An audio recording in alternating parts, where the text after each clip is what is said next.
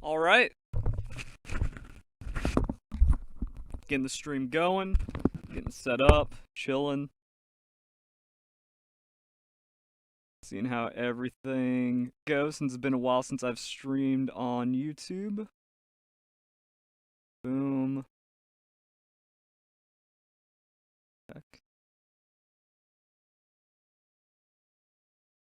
Palworld.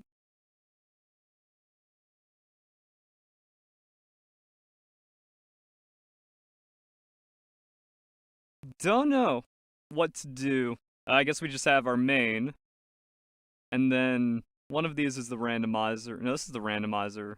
This is the main, and then this is the super duper account. I haven't done anything with Ultrakill or the home update, so we can explore that.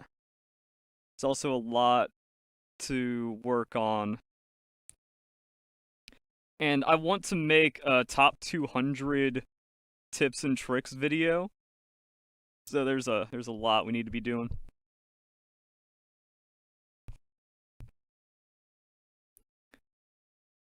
Not 200 tips and tricks, but like 200 things for returning players for the Palworld release. Technology. I know that they changed the build. Oh, look at that. Look how incredible that is. You're here to support like a real fan. Thanks.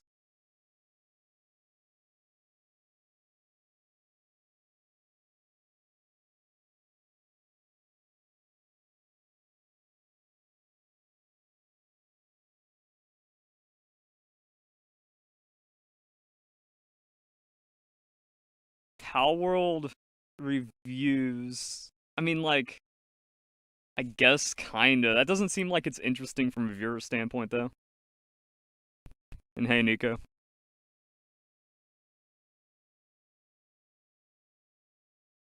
Uh, Terra Prisma OP. The Vortex Beater is OP.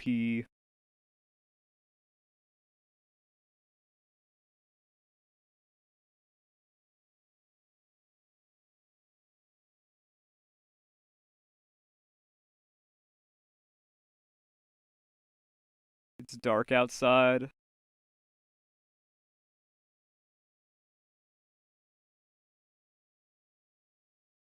Where's my bed? I was also trying to work on the ultimate base loadout. Like, this seems like the perfectly compact base. Everyone's happy and doing their thing.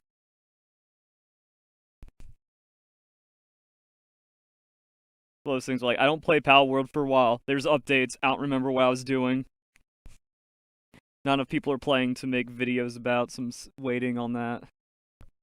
But I think I tried to make like the best mining farming base, and then we need food. You can sleep in the pal beds. Yeah, you can. I covered that in an update. Which also,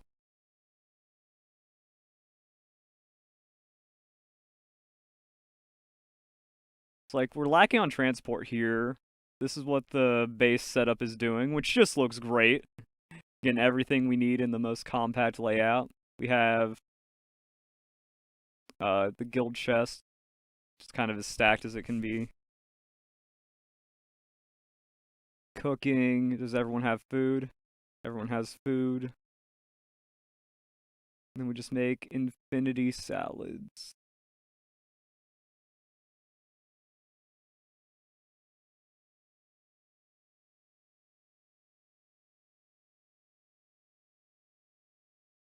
There's 1,000 lettuce and tomato there, so I guess it's working. We have tomato, lettuce, potatoes, carrots, and onions. What are potatoes, carrots, and onions for? Why did I make that? Also, this food. 25% attack. Was this Ultrakill? Where they added... No, I remember the mushroom quiche. Now we have, like, slightly better food. Onion carrot for stir-fried veggies. Work speed. Or do I just have the potato, carrot, and onion just cuz? Like, if you're gonna have a farm, you might as well have everything going.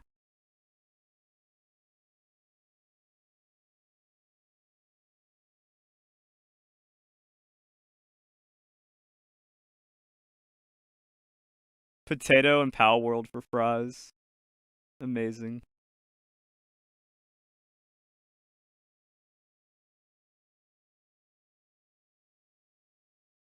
Dig Toys is struggling with their tasks. Then do something about it!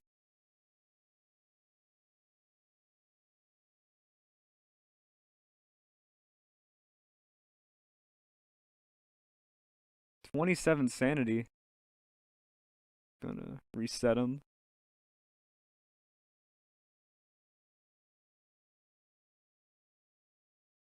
Did they change the default amount of pals in a base? Because I also try to like play for the default, especially like go onto a server or something. I have nothing in my party. What's my presets? Oh boy. Try and do some organization. No idea what we're doing. Absolutely clueless.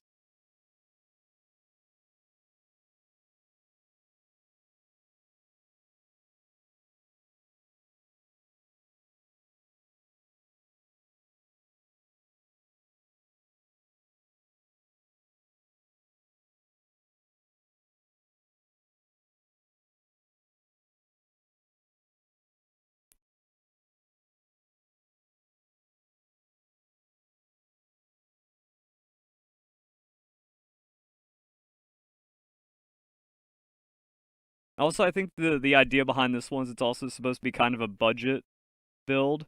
Like we have a Phalaris Aqua that's like double dipping. Default's still 15. Yeah. We have like one space or something, and it needs to be like a runner pal for transporting. New to the channel. Enjoy watching Palworld while playing Palworld. Awesome. Great to hear. Thanks for coming in to hang out. These are the optimal Yakumo. Kind of.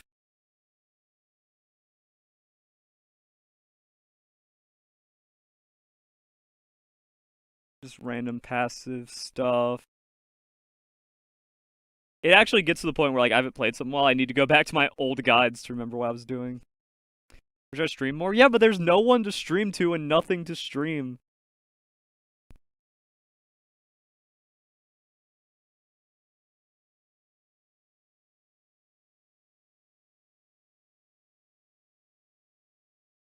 Where's my main jet dragon?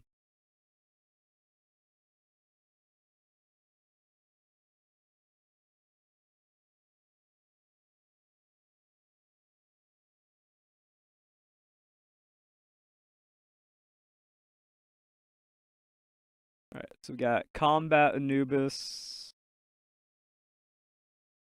Combat Celine. There's my jet dragon. Then whatever. We matter. It's only you! Yeah. Feel better.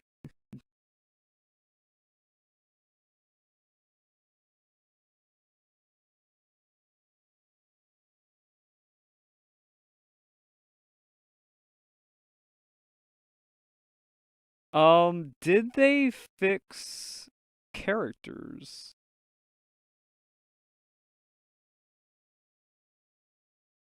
Because my stats were bricked and I wasn't allowed to reset my stats.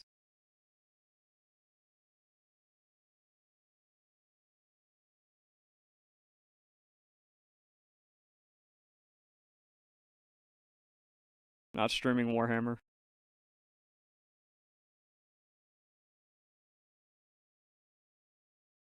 I cleaned up that. Oh, it might be in my global pal box. Oh, wait, is it just in my inventory? I'm stupid. No. Where winds meet. I never cared for that.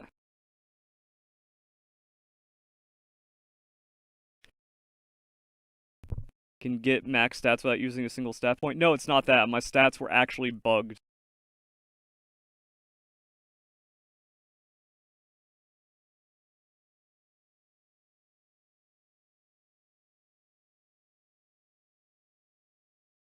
I just need to use the item system. Not be stupid.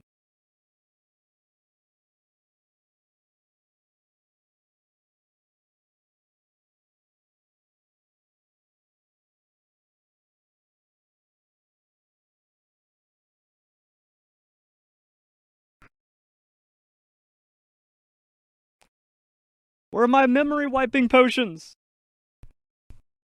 Bro, you have just been soaking in that for years.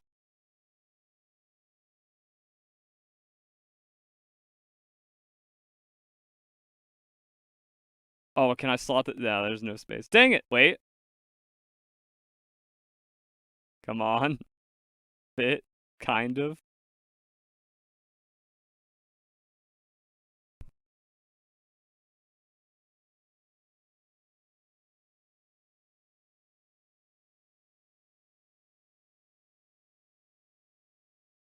Yeah, so if I take... What is... Memory wiping potion? And I enhance my stats. I guess they fixed it. It made it to where I couldn't enhance my attack or something else. Like, my stats would not work with the memory wiping potion, because, like, my stats were just completely bricked. Now I can actually max my stats correctly. Health is already max. Because I did heart spam. I heard that they made it to where the heart crystals in Terraria don't work anymore. We technically don't need stamina. And then, like, weight is always good. Yeah, I couldn't just have max attack. My goodness, that weight maxing is crazy. Since this is like my test thing.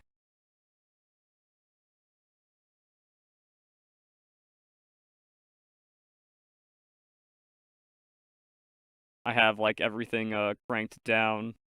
No, actually I have no weight. I have no stamina drain. We just want max work speed. Yeah, in my Terraria guide, I'm like, yo, you just farm these health crystals and then you can use them like health potions, and people say that doesn't work. I don't know what to believe.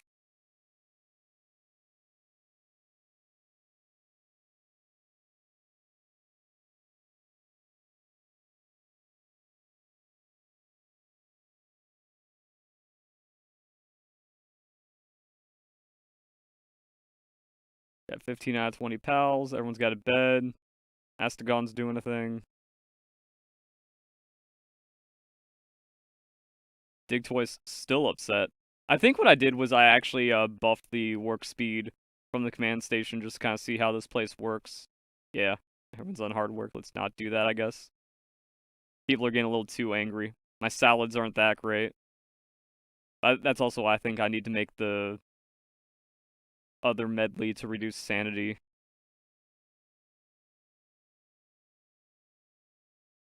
Not meat.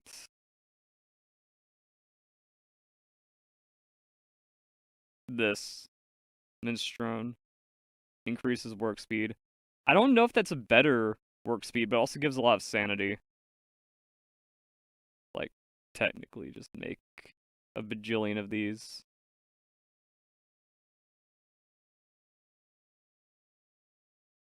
Alright. Good luck, whoever's working on that. Oh no. That's going to tie them up for a while, which means no watering. Because Phalaris Aqua is sad.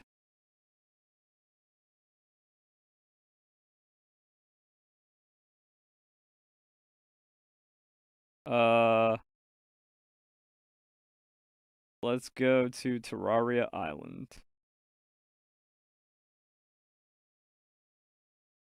Why can't I travel there?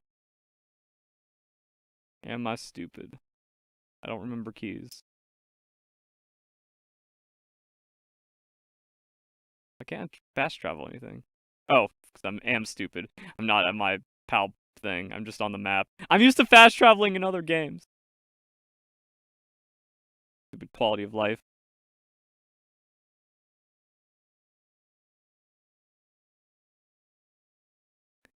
This is why you gotta come back to Palworld every couple of months.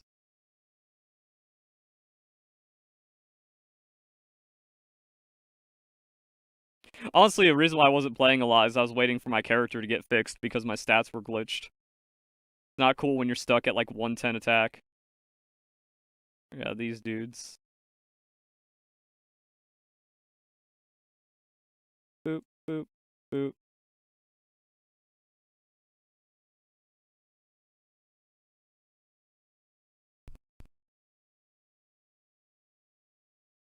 What the hell? What's happening? I can't play this game anymore. I just suck now.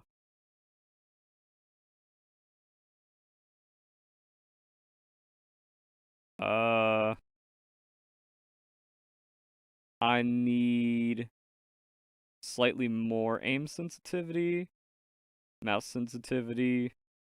I got like a new mouse and keyboard since I last played. John's.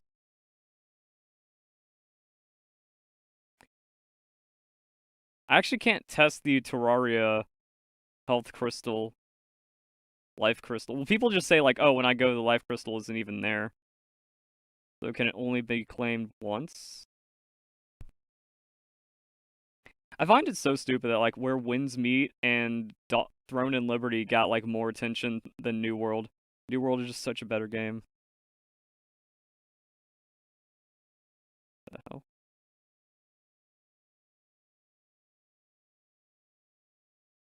Why doesn't Jet Dragon show in my top left?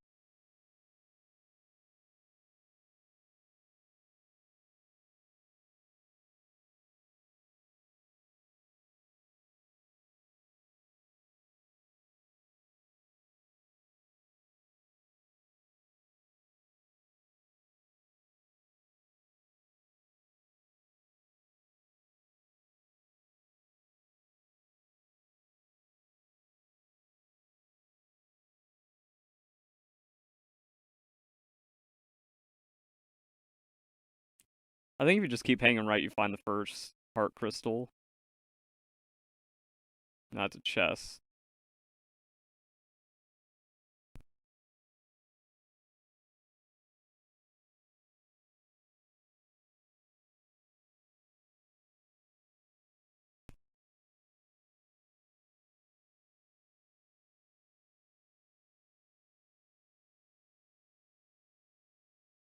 Oh, I don't have music playing.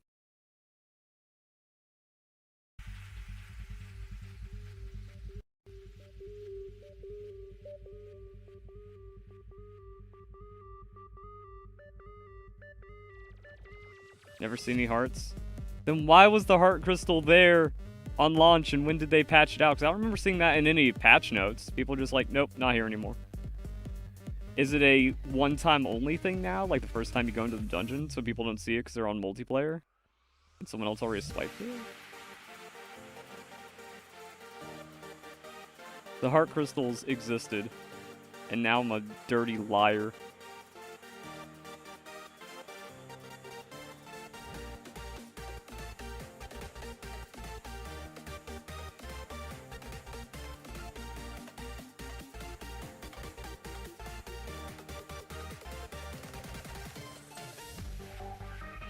This isn't a heart crystal, this is just the side chest.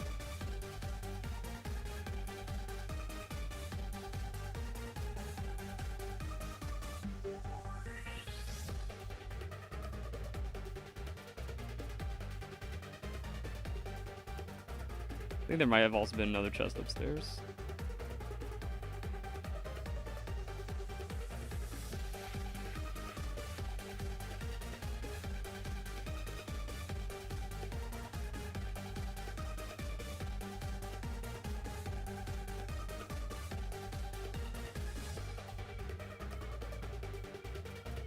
I'm not even doing anything. I'm just vibing out some Palworld. Just getting some slight familiarity. figuring out like what all the Ultrakill stuff is. Am I going backwards?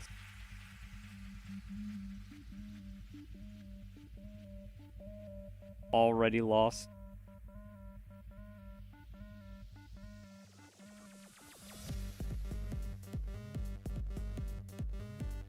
There's the cave. I also just need like a mount, pal.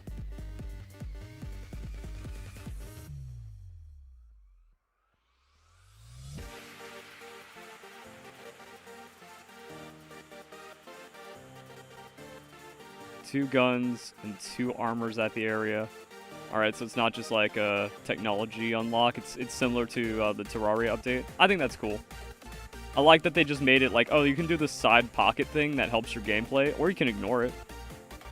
You just want to play vanilla Palworld. They nerfed the Terra Prisma because this thing's absolutely shattered.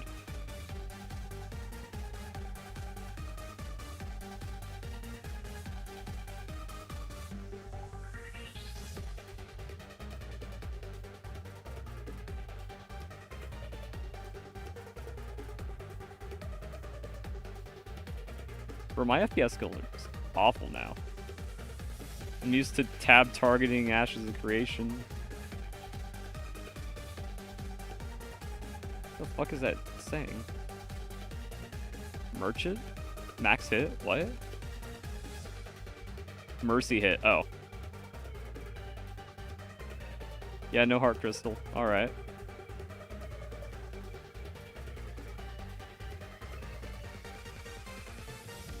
You just don't die in V1 Ultrakill. Is there anything balanced about it?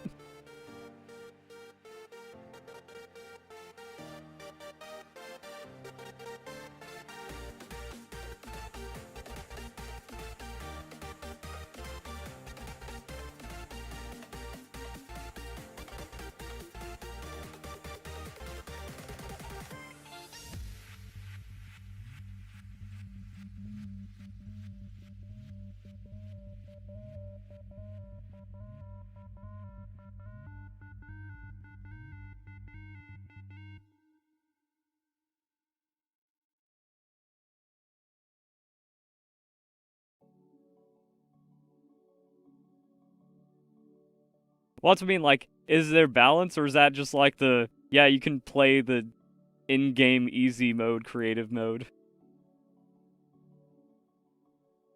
Like, it's now here as an option, which is fine. It is weird because, like, when Palworld first came out, it was too difficult for everyone, then they lied. Like, oh, the game has no post-game, there's no point playing. It's like, or there's no, like, end game. It's like, what do you mean? Only, like, 8% of people beat Victor and Shadowbeak, so y'all are lying. And only 1 in 3 people beat Lylene. Like, Lylene has a 30% clear, and that's also because you can, like, change the settings however you want. So all you have to do is just catch pals until level 40, get the Terra Prisma, and then whatever the Ultrakill level scaling is, and then you can automatically beat the game, no problems.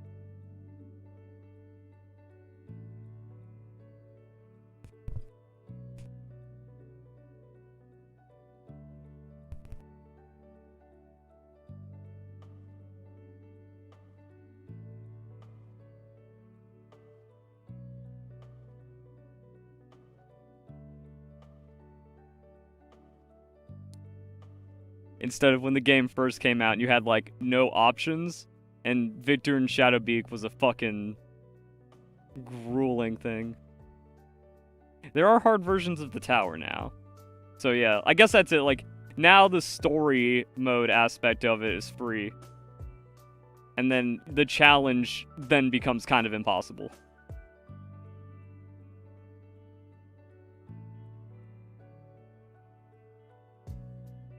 Yeah, Mercy hit. I guess I'll just have Jet Dragon finish it off. Struggled a bit against the last 2 towers. Yeah, the hard mode is actually insane. And then the hard mode raids are also insane. now instead of just vanilla Victor and Shadowbeak on the first patch feeling impossible.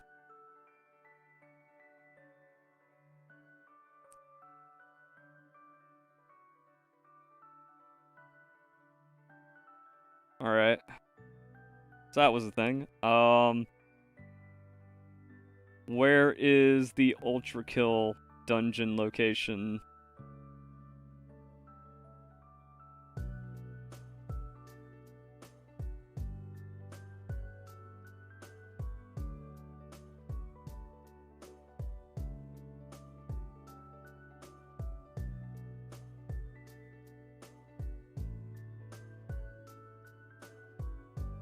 Just added weapons and armor. Oh, okay.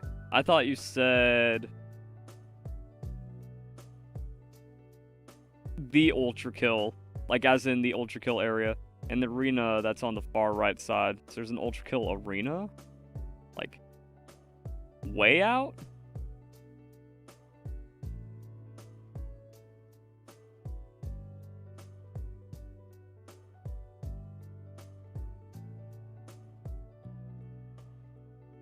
So we have just the PvP arena thing. That was always there.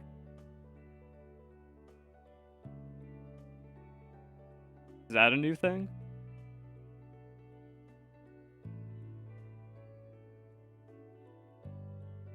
No, that's similar to this island. I don't remember what's on that.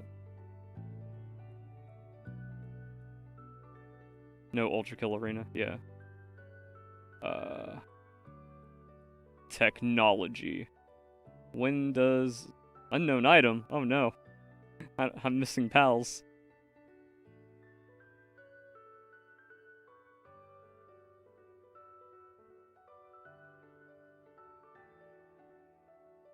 How do I get the Ultrakill schematics or crafting, or is it just unlocked? Oh wait, no, ancient technology. I'm just looking at like main technology. Oh, Ultrakill collab set. Triple jump boots. Grappling gun. You said V1 makes you unkillable. What about V2?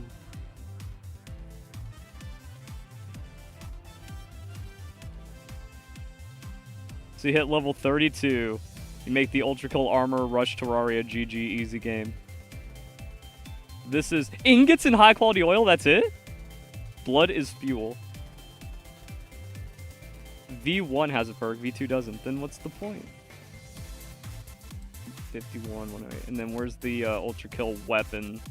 Or no, that's just the collab set. You just unlock everything, right? Back to the base.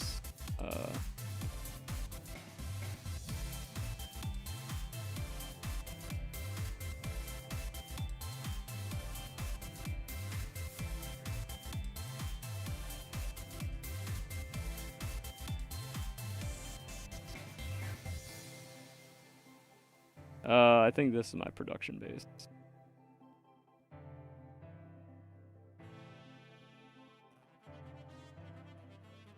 Are the melee weapons, like, well upgraded now? I'm gonna sleep with my dig toys. Who's still in a bad mood, by the way. And then we have to hit C sleep.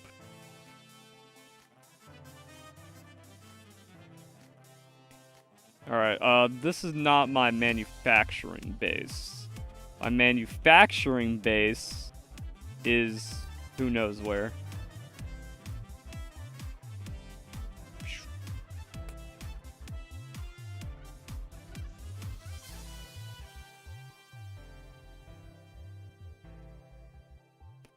Do I now have to make all the melee weapons into a melee weapon tier list? Yeah, so Sakurajima. I have basic resources. I have battery backups. Don't remember why that's... Oh, I think I destroyed a fishing platform, so I don't care. Guess I destroyed multiple fishing platforms. I just leave that like that because it's funny. What do we have here? I haven't done those hard modes. Oh. And then...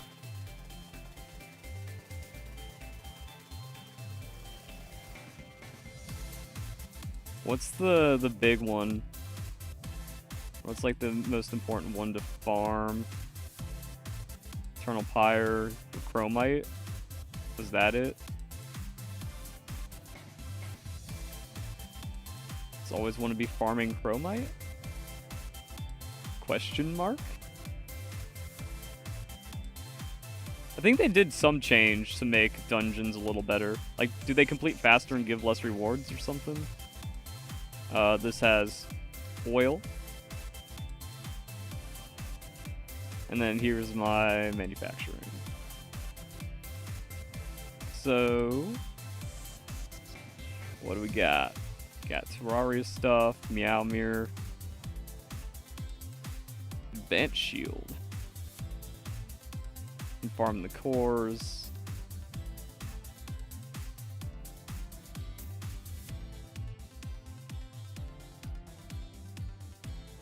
This is the workshop. Oh wait, no, I see it. I'm just trying to get used to what it looks like, because it's like this fucking butterfly-looking stuff. So that's 600 defense, 215 health. Self-repair system was removed and... Oh, so it's like self-repair when dealing damage. So is it lifesteal? And that's what makes you unkillable? And it gives a ton of health compared to less defense. Weird. And it just costs nothing. One Anubis comes over. Done. Lifesteal is cool. Does it just make you so invincible that you don't even want to like combo it up with one of the other lifesteal pals? I always thought that could be fun. The legendary is better, but you have to go to Dogecoin. Ah.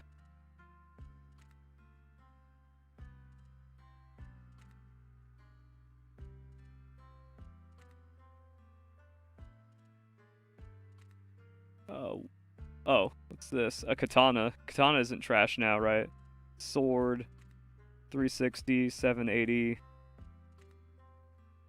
Lily spear. Beam sword. I don't have the Night Star Sand. Maybe you have a beam sword around. And then you also have the other weapons.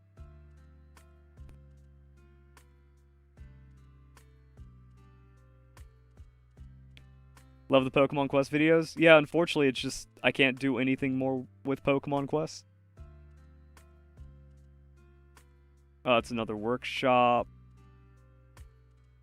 This is counterfeiting.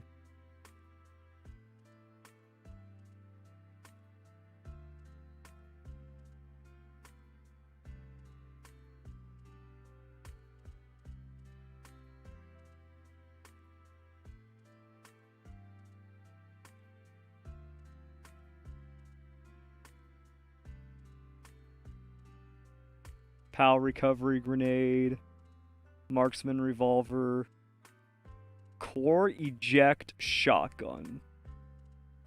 Neat.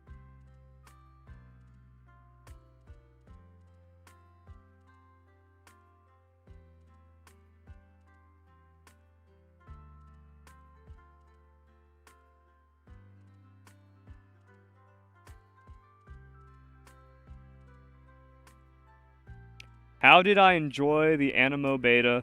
I loved it. I got, like, something came up and I had to be busy, so I couldn't play it as much as I wanted to. Which was really unfortunate, but, I want more.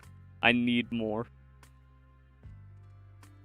And now, like, now there's going to be too much, because we have Pokopia, Animo's full releasing at some point, Palworld's full releasing at some point, Pokemon Champions coming out, then Gen 10 happens. And if any of those overlap, I'm in trouble.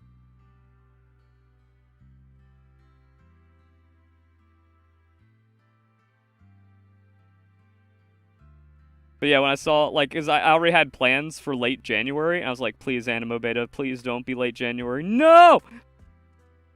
My plans! But, I need full release Palworld as soon as possible. Yeah, like I had to miss like the middle week of it. I was able to kind of get back and have like the last couple days. But by then, you can't really hard commit. Like you need to full grind Animo like every day as everything's unlocking. I can't wait to see how it does for the full release too. Because when everything is live, it's going to be really weird. Like when again you have to like wait real life days to be able to progress, and then like the entire server is halted, which I think is fair and balanced. I really like that for the progression. But then that means like you extra can't fall behind and you need to be on top of your dailies. And then when people can actually play it, that's more incentive to stream and make videos, because I can do guides, locations, stuff like that.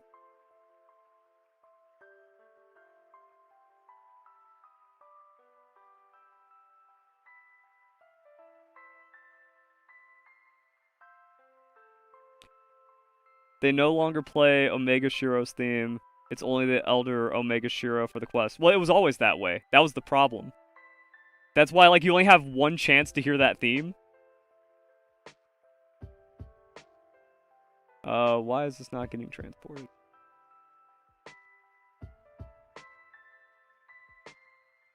And then that needs to go into global storage.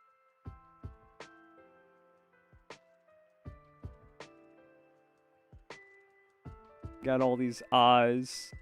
I got all this garbage clogging up my inventory.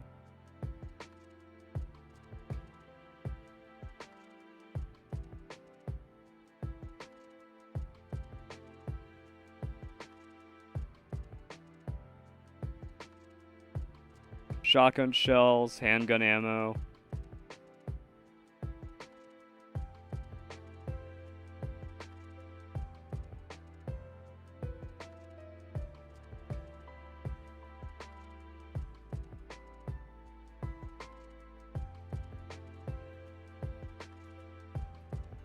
In Beta 1, it always played for you? It didn't, and that's why I was upset. 'Cause I'm like, oh, I got one chance to listen to this banger.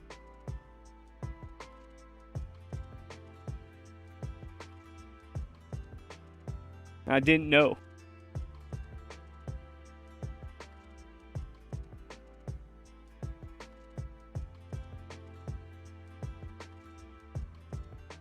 Yeah, and then we just have, like, the schematic upgrading now.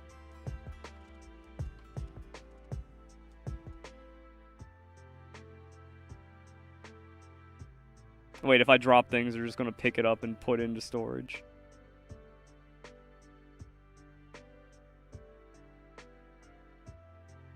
Probably should just consume that.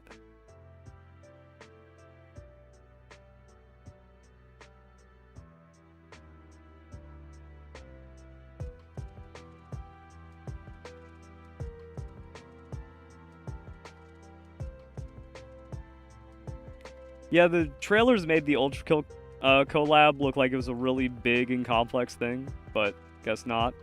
Which is fine. Yeah, I need to set these things to go to storage when they're made.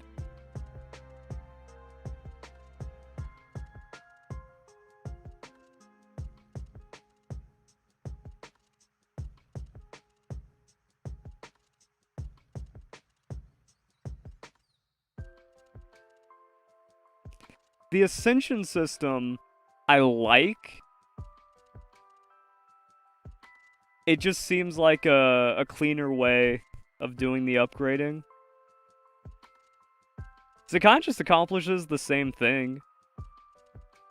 Is it more expensive, but you also get more power out of it?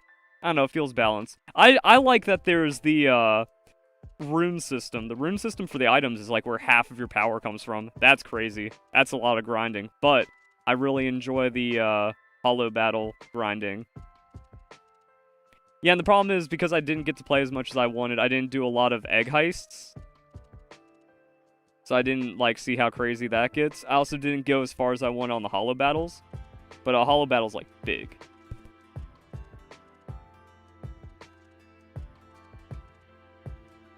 And then the new home food system, I think, again, is, like, good and balanced, but it gives me too much anxiety.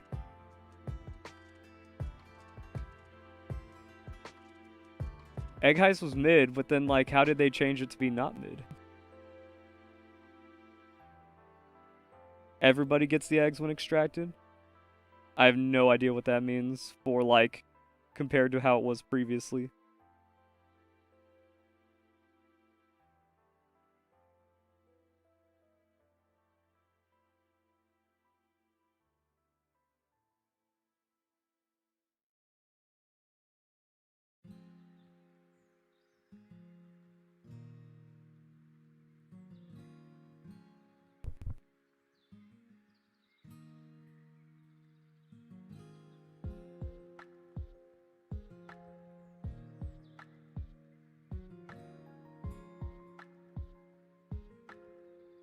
I mean, that makes sense, though.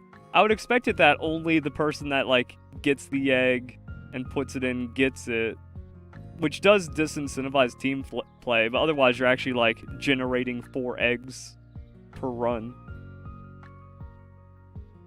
But yeah, then, like, there's no reason to run with a team when you can just solo and get the egg for yourself. Is there only 1 egg? Was that also the problem? Because, like, it would be neat if there was an egg that spawned for every person, so you have to work together for everyone to get their egg. I do like that extra bit of grinding, where, like, it seems to be more earned, whereas you can just fuck around, just have, like, one person rush the egg, drop in their boat, and then everyone gets it for free.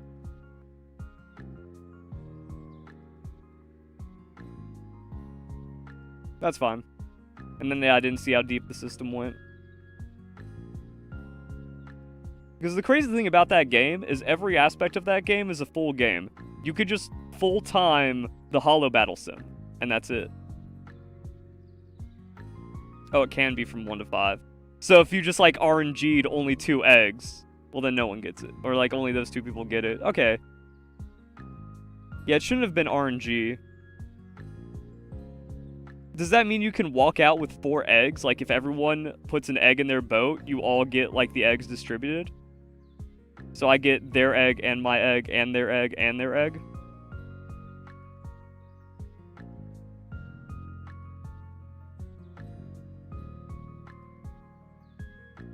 Everybody gets 5 eggs. See, that seems a little too strong. Well, I guess there's no other way of doing it. Like, it's either too suck and not what we're doing, or OP, everyone does this for eggs. And then that makes the home side a lot better. Because then you need to have, like, 10 egg hatchers in your home. You're running egg heists. And it's just small eggs? Oh. I thought like those spawns would be like guaranteed good eggs. And then only one of them are better. Okay, that makes more sense. I thought like the goal of egg heist was you get the one big egg that spawns. Not just, it's random, good luck, have fun.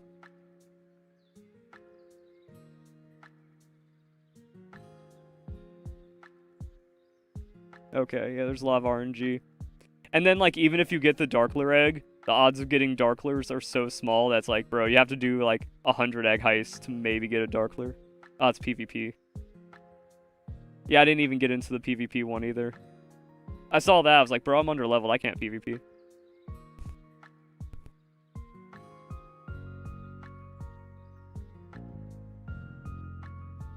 I was going to make ammo.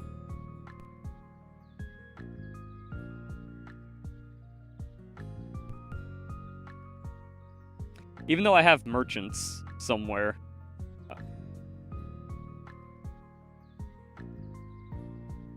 Also, I think I just have infinity ammo in here anyways.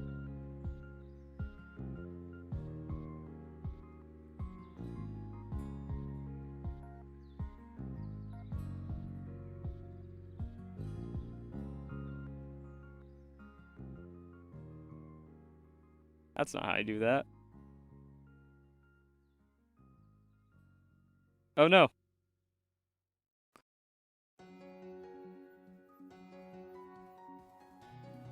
We'll just buy...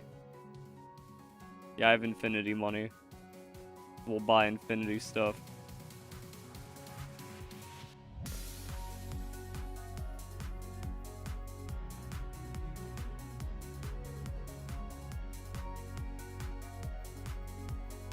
I wasn't paying attention to, like, legendary Iricelis and people in the outpost. I'm just like, I got the shiny Inferlupa. I'm cool.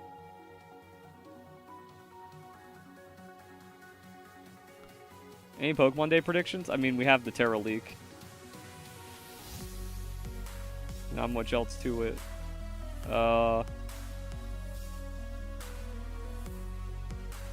Do that. Oh yeah, just one piece of armor.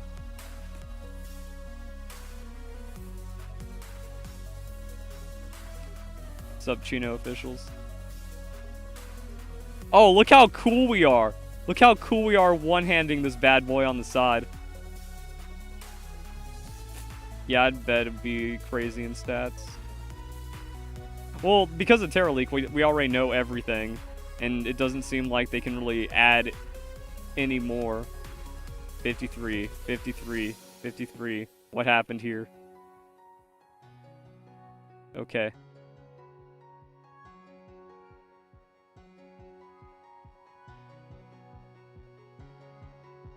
Do I have player damage down? I probably have player damage down in the settings. Boom. 185. It's just... Is it just a better handgun? Oh, is it lifesteal? No, that's my armor that's lifestealing me.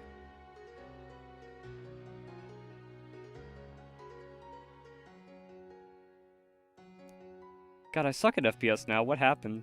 I'm an old man. I'm washed.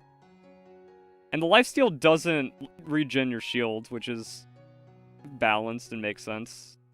Yeah, let's take a hit here and see what happens. Boom. Boom. Boom.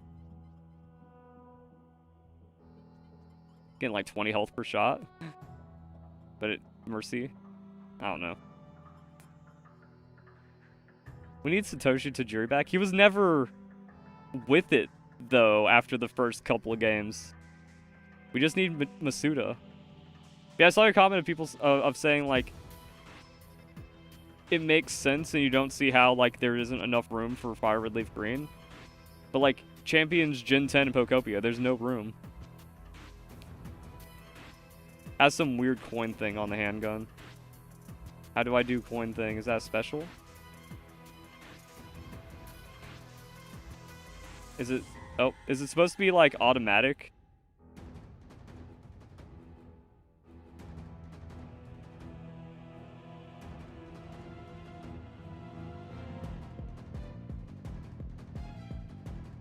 Oh, coin toss Q.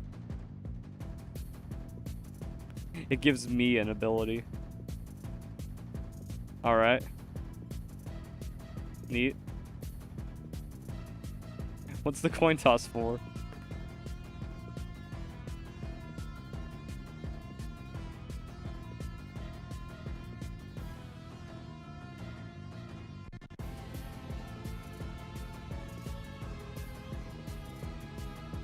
But yeah, back to Animo. Again, what I'm saying is, like, every aspect of that game is its own full game. The farming simulator and home builder is like 100% its own standalone game. The roguelike running through all that is also its own game. So, like, man, you can play that game. You can play so much Animo. And then you also have to, like, divvy up your dailies. Do you open alpha chests with your Primogy, or do you roll for runes and stuff? No idea, you never used the gun? Yeah. Well, we have the core eject shotgun. Oh, wow, that seems busted. I guess it's like the slow reload. It's not like the auto shotgun. 30 hours for full recharge is diabolical. Yeah, but you, like, need that. And then also, that's why you need to go farm Glimmer. Nah, I like gating for Animo. I want the game to last longer than a week, and I want everyone to be on a more balanced playing field so they don't feel, like, as compulsed to do everything all the time, and they don't burn themselves out just trying to keep up. Oh, that's a core eject. What the fuck?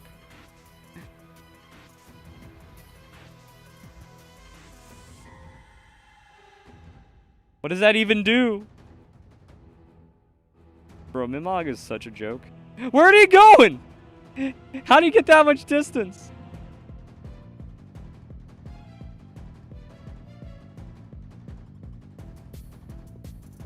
Bro, how are you supposed to catch that thing?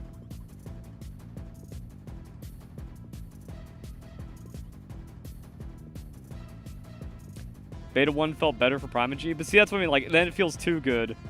And then you are, like, forced to do, like, max Primogy dailies.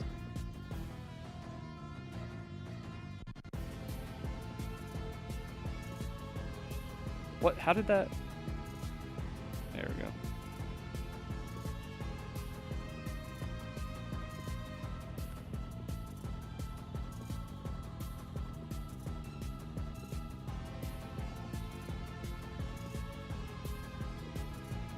I just have random meteor stuff over here.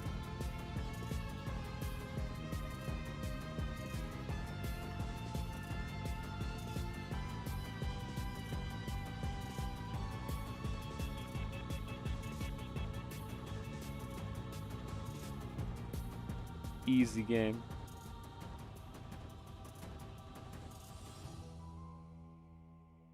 Yeah, I don't understand what the core eject does. Or the coin toss. What are we doing? And then you have to swap for the Pal Sphere.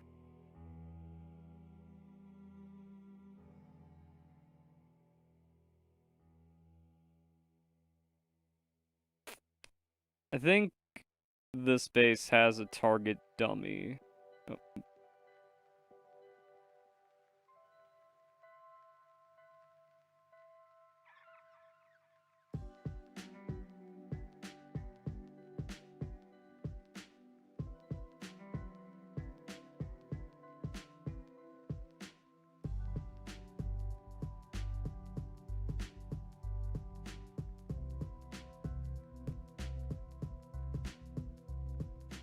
If I hold it, it goes further? Okay. Yeah, that's what I mean. Like, it looks like an explosive, but I don't see a point in doing it because it did no damage. What does the coin do? And was doing great otherwise. Yep.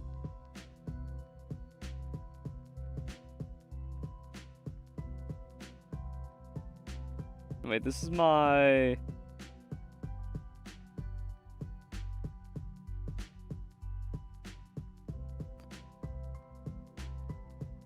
other base.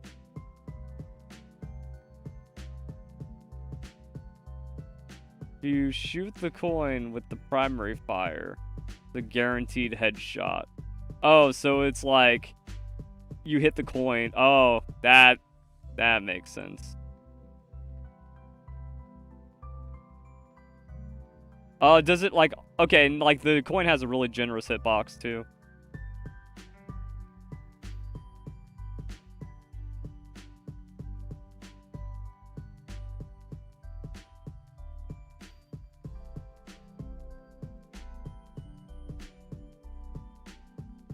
The base did not like that. The base doesn't like that the coin tries to find an enemy.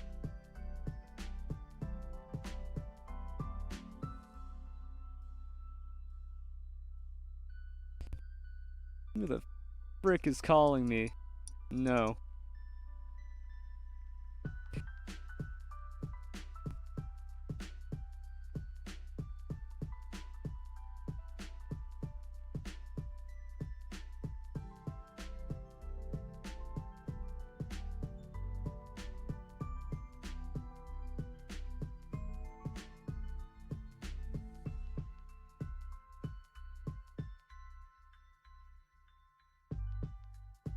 Which base is this?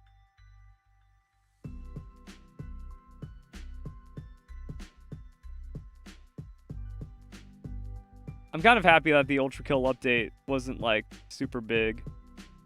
This is like a blank slate testing base, I guess. Yeah, I was gonna build something here. I don't know what I'm building here. Because we have mining and food. We have production, so then what goes here? And then I had another base out somewhere. That was my raid base, but you don't need that anymore.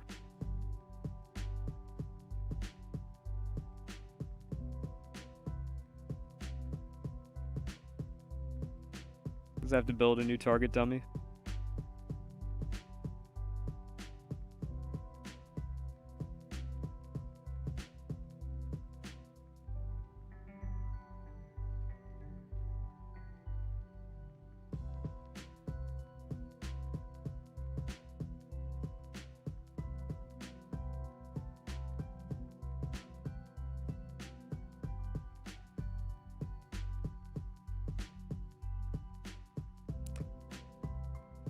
That empty base wasn't even a raid base. I had a separate raid base, for sure. Yeah, there's something up with my damage numbers. Again, I have like human versus PAL damage set to nothing, so I think I could farm arenas better.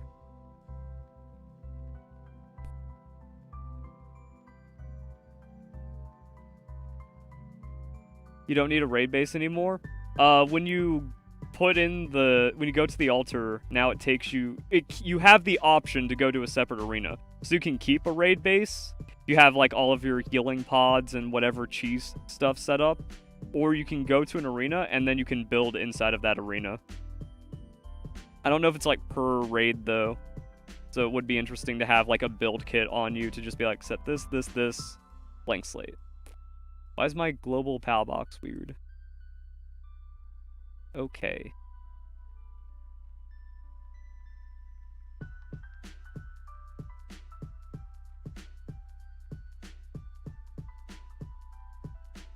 No, I need world settings.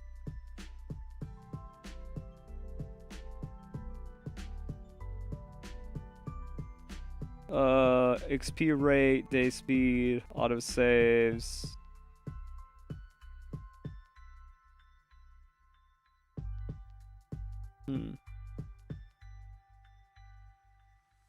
My damage numbers are normal. Damage to pals, damage from pals. Huh.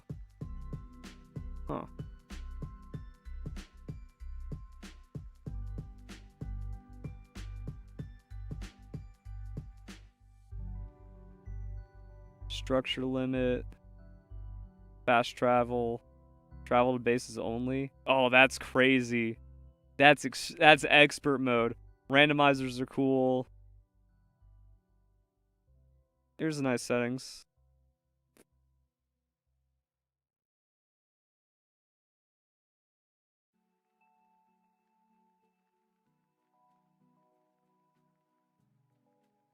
Yeah, all my PAL damage looks correct. Weird.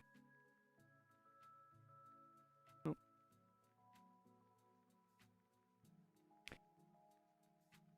Yeah, I'm more excited for the next Animo playthrough. Like, if it's an open beta, then I can make guides, then everyone can get a taste of the game. Then we can do some really hard prep for the full release. Also, another problem is I totally forgot where all, like, the rare spawns were, and I couldn't find any maps or locations. Yeah, why is that doing 81,000 damage when I do 50 to a PAL? Oh, and it doesn't even, like, coin into it. Do I have to, like, hit it from behind? Nope.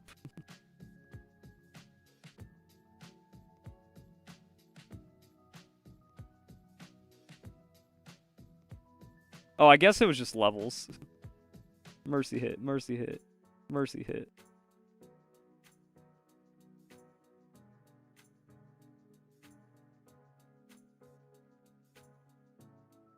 And then all my pals get mad.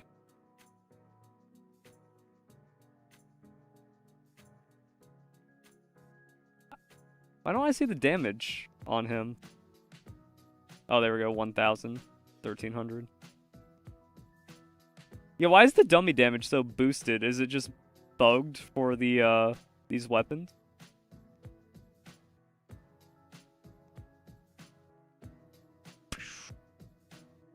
I don't know what things do. Doing that much damage. Where's my weapons?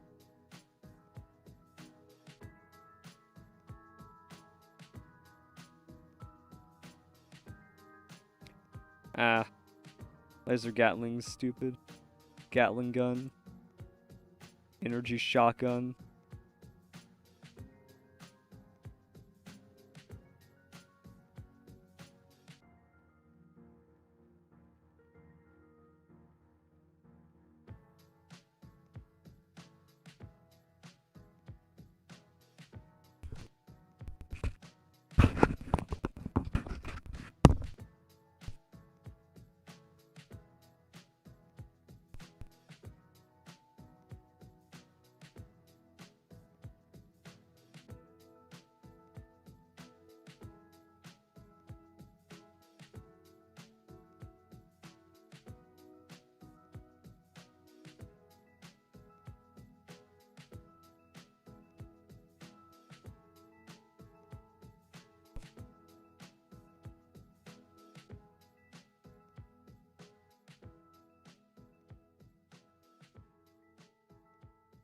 So Gatling gun's 375. Assault rifle is that.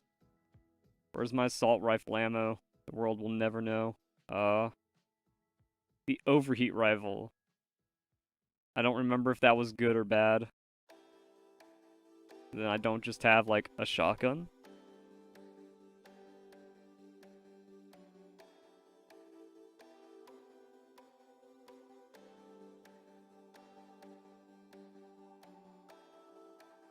Weird.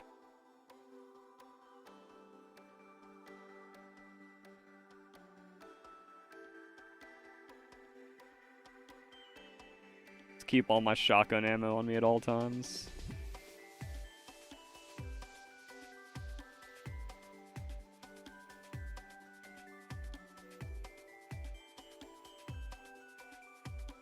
Bro, where's all my stuff?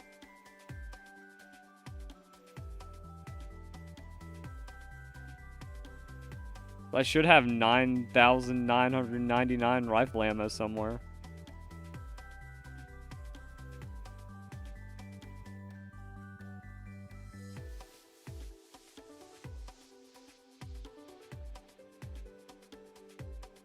Then April Pokopia? But what do you mean? Pokopia is already confirmed for March 5th. That's why it can't work.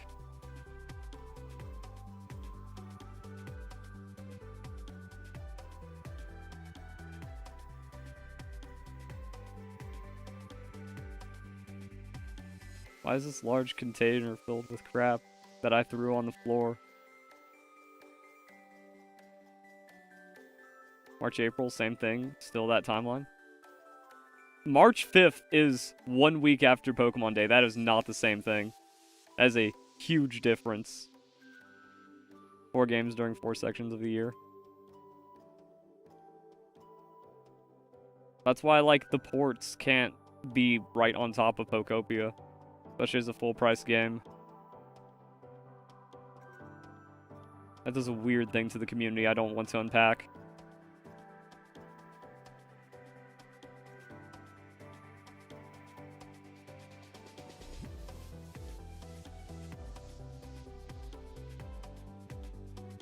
I have schematics somewhere as well.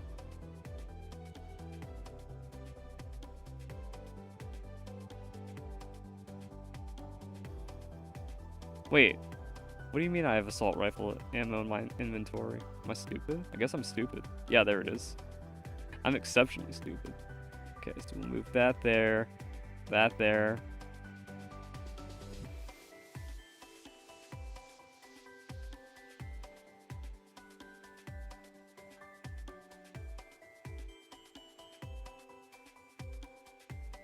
Gatling gun ammo, all that fun stuff.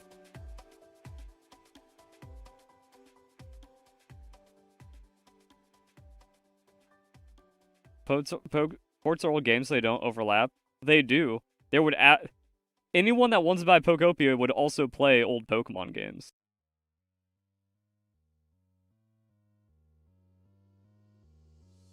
It'd be upsetting that a large amount of the Pokemon community has to make a choice on what relevant game they want to play.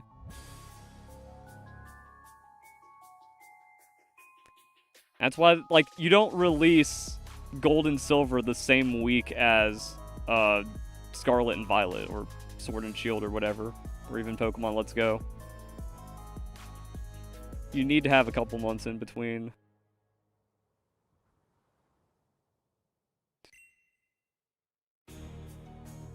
Yeah, how do we compare this damage? Okay, that does 102,000. Why is this so jacked up? 15,000, 16,000, 12,000. The shotgun's absolutely ridiculous DPS. I wish it gave a DPS meter.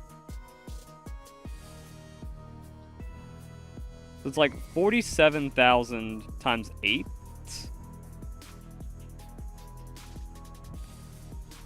I needed to make the other shotgun.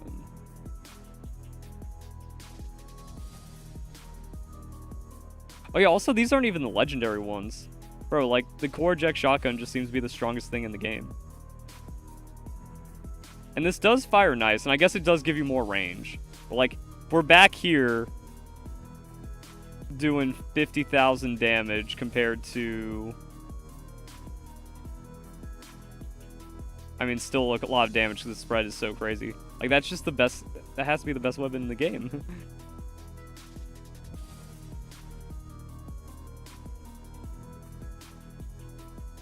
Like, one... So, if we go for 8, so we'll go, like, 1, 2, 3, 4, 5, 7, 8. So, like, that amount of time is pretty similar to the core eject shotgun.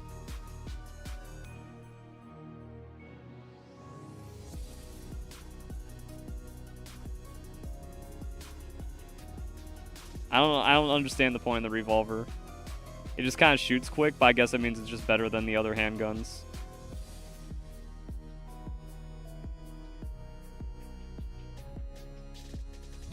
Gun. The makeshift shotgun, 215.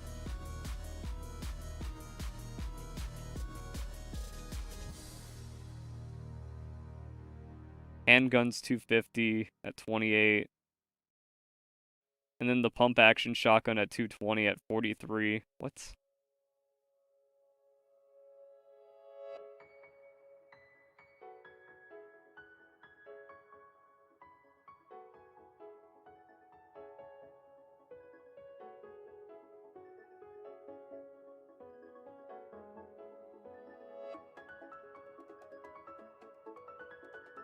Oh, I guess you're supposed to combo by going shotgun eject into the marksman rifle.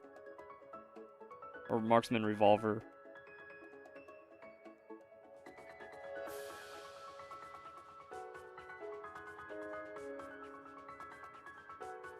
Oh yeah, also, like, it would split the community where people would be like, oh, I was going to watch Pokopia because I'm not buying it, but now that's stupid, so I'm just going to play Fire Red Leaf Green instead. Like, no attention can be siphoned from Pokopia, or Pokemon will be more dead. Yeah, I don't know how any of these damage numbers work, so... Like, yeah, we do that, and then we do that. For no damage.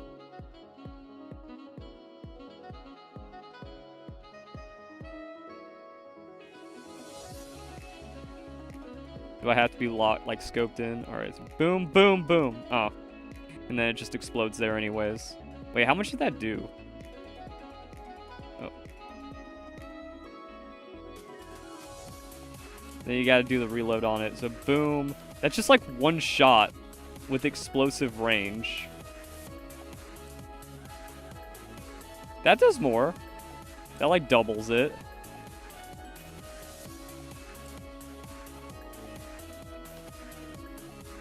It's hard to do this hold down, though, because, like, you do this, and then you reload. If you're already pressing Q, you kind of have to go into that for the charge, and then quick swap. Oh, I guess that's the point. Like, you don't need to be scoped in to do the coin flip. You just have to be roughly on it.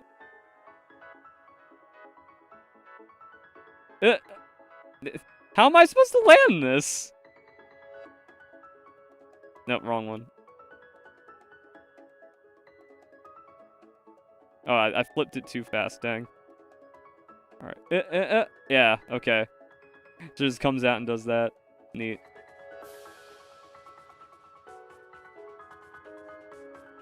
People have had time and played Fire Red Leaf Green for 22 years. Well, then what's the point of releasing it on the Virtual Console? Everyone that's wanted to play it has emulated it by now. And then you'd have to reintroduce Poke Transporter and set that up into Pokemon Home. That's its own, like, big thing that people will invest into. Because even if you've played Pokemon Fire Red Leaf Green last week, well, now you got to do it for Pokemon Home. And Pokemon games are bigger than 4 days. Like, if you really want to go in, catch all of your Pokemon, do the proper transporter, it's not like, oh yeah, everyone beats Fire Red Leaf Green in 5 days, therefore you can immediately release Pokopia after. No, that's an over a week. That's a couple weeks of just chilling and enjoying some retro Pokemon for sure. I got a lot out of Pokemon Red and Blue.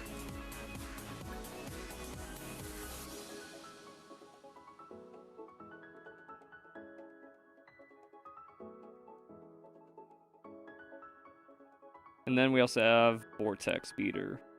Can Vortex Beater be beat? Bro, like, you can't beat that. That's just still better than the shotgun. And it doesn't consume ammo. Like, 2910. It's only when you have, like, the big ones. 1, 2, 3, 4.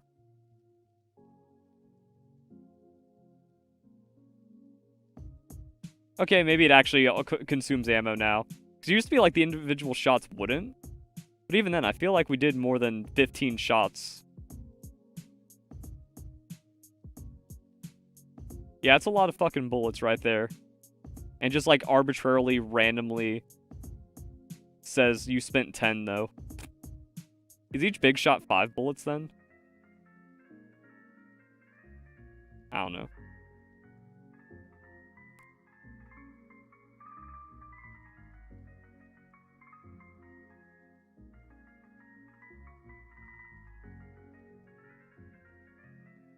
Which brings us to... What was I going to... I was going to go to... Dogecoin guy.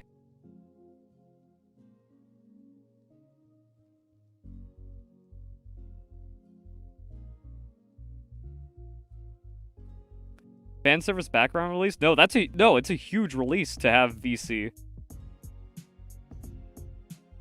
Hi. For constant DPS, no. The charge rifle and overheat are the only things, but not by much. That ammo is so expensive, I do not recognize charge rifle and overheat. That's schematic 4. Only 780 coins? Bro, that's busted.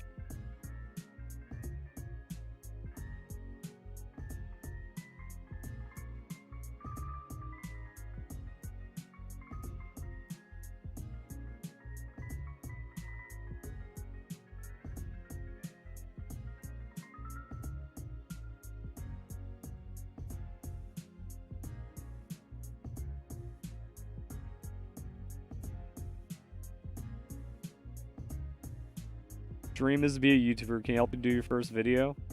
Well, if you need help to even make a video, that dream ain't gonna go so well. I didn't get any help.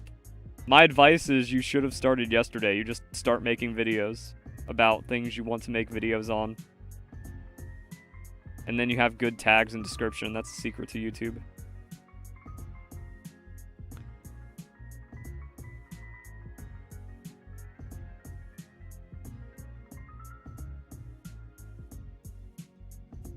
That's another interesting thing about Palworld. It kind of has that animo feel now, because you can do so many different things.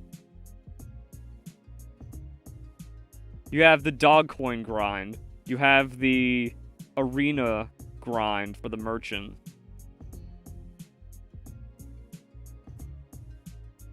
And while this stuff is expensive, it's pretty good. But also the Terraria grind. Just get a legendary, or even an epic. Epic Vortex Beater, epic Terra Prisma, win the game.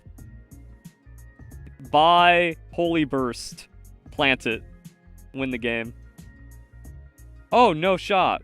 Oh, that's fucking crazy. Okay.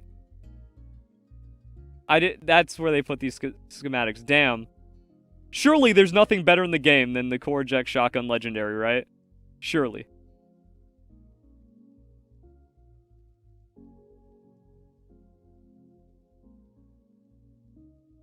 I don't think it can take away from a new Pokemon game. But then, like, what's the point? If it's not taking away from a new Pokemon game and getting people so invested that, like, they have to just play that, then why even release it if it does nothing? Best first video? That's up to you. You make videos of what you want to make.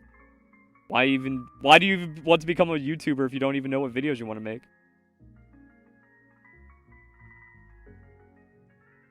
Yeah, being able to, like, officially play games is the best part.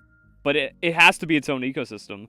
Because, again, like, if it doesn't compete with anything, or if it doesn't have a lot of hype, then what's the point? You want it to be like, oh, every PokeTuber is playing Fire Red, Leaf Green, and it's a main series game. That's the thing, like, Pokemon Fire Red and Leaf Green is a main series game. There was a time in the 2000s where that was your Pokemon game for a year, maybe 2, and you just had to make it last that long. And there's kind of enough content to make it last for a long time. It's a full Pokemon game. It's meant to last. It's meant to be a large community event to have another main series Pokemon game to play. That's kind of how I see it. Where if Pokemon Fire Red Leaf Green is lasting less than a week, then Pokemon's fucking cooked. That community is never coming back no matter what happens if we can't appreciate Fire Red Leaf Green for more than a week. If we can't have fun playing Pokemon and enjoy things anymore.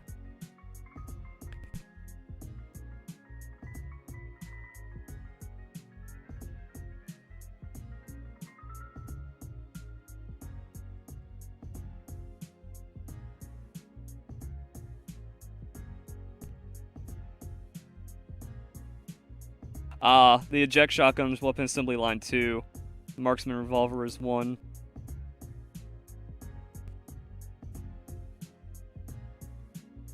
What's Terra Prisma crafted on?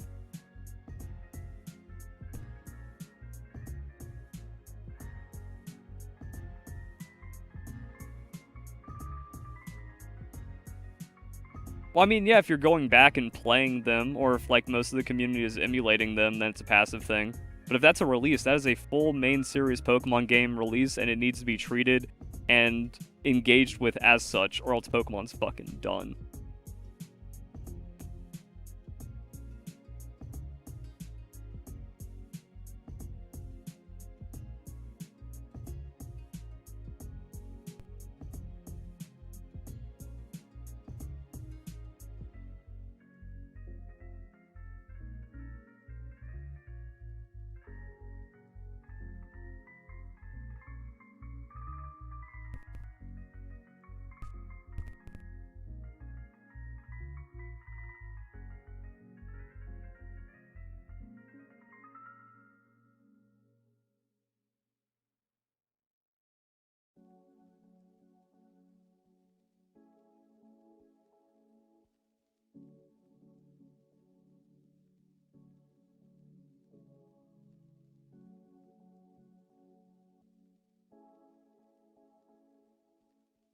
See, I think that's everything from the Ultrakill, and I don't think there was any new furniture added in, just updates to how building works.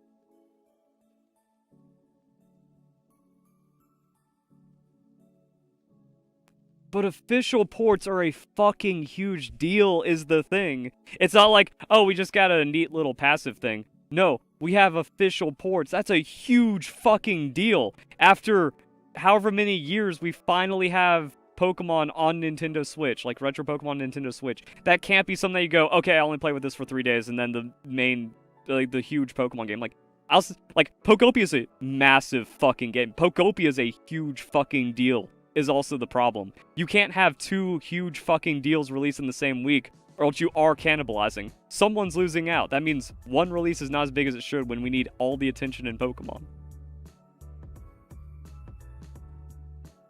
Would it be cool if they did both? Yes. Is it bad? Objectively.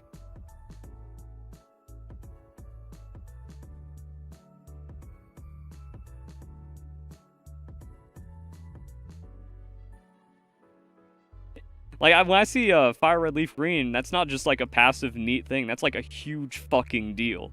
And it needs to be played and engaged with as a huge fucking deal. Because then anything's possible. Then we finally get Emerald version or something. And we need, like, those releases need to happen when nothing is going on with Pokemon. Not right as stuff is finally happening after 3 years. Fire Red Leaf Green for Pokemon Day 2025. Perfect. But no, Game Freak is just awful.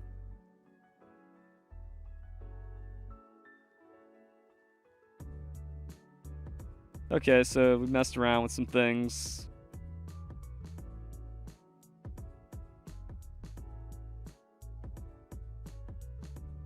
I need to make a gun or weapons tier list for Palworld at some point.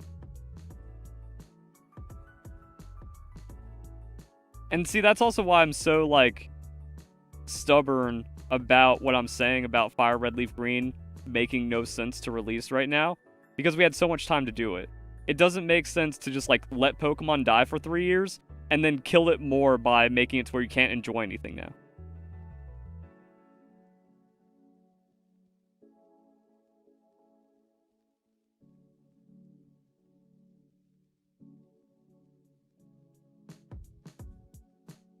IV bug with the legendary beast? I mean, they don't fix bugs when they do these things, though. I need to open up my Palworld's guides playlist. Okay, minimizing that screen just minimizes Palworld. Okay. What is this? Okay. Chris Chan kicked out of furry convention. Unfortunate. Palworld guides video. Holy shit. Palworld guide notepad. Why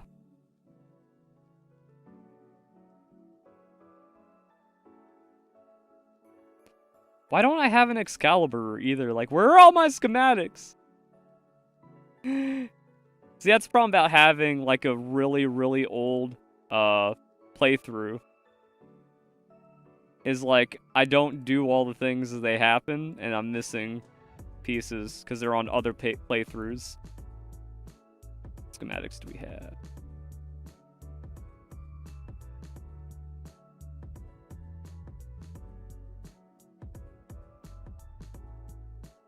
Okay, Terrorblade and Excalibur, good.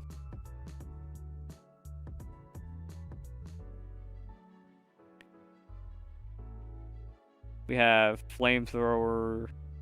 They buffed the Flamethrower, but I never, like, paid attention to that. 15 laser rifle schematics. Free Pal Alliance banner. Helmets.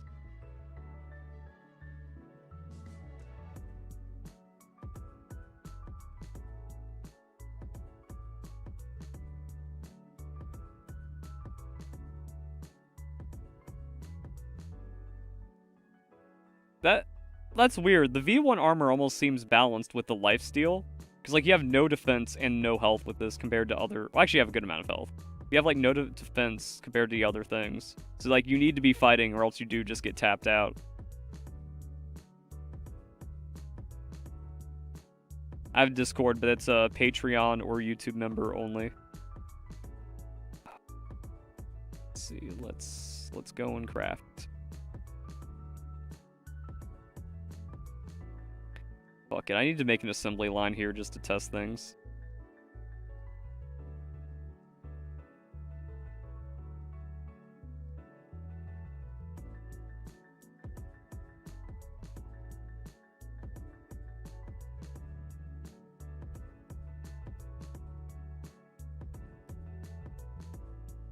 My beautiful base.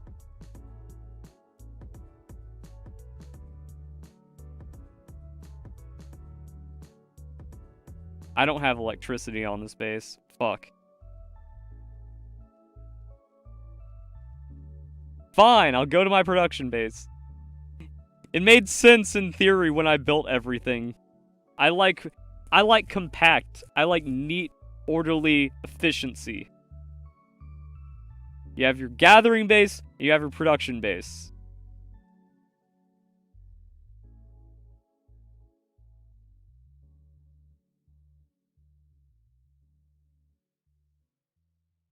I need Predator cores.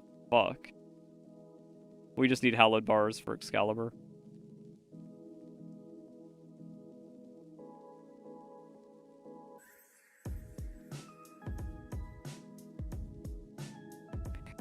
I guess I can make a katana. And then we need Night Star Sand for the beam sword. Thought I might have had a beam sword.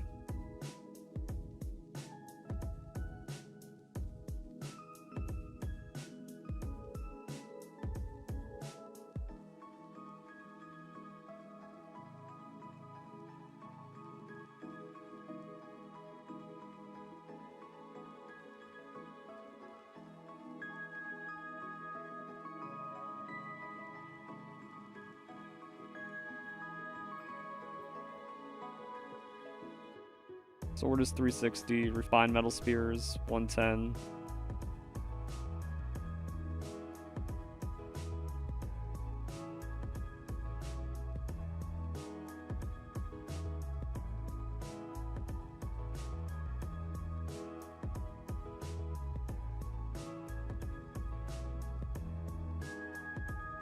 But then there's no point releasing everything, because, like, okay, what do we do for March 2027?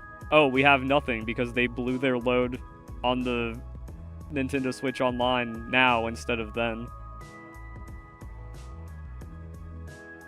I mean, Game Freak is stupid and incompetent, so, like, maybe they will just stack all that stuff, but it is objectively the worst thing they can do. To keep... Or it's the best thing they can do since they want to keep Pokemon dead, I guess.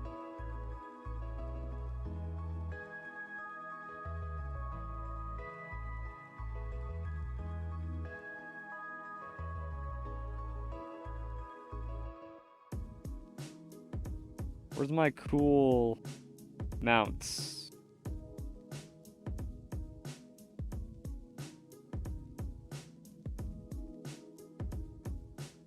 Yeah, I don't even remember who I was riding around on.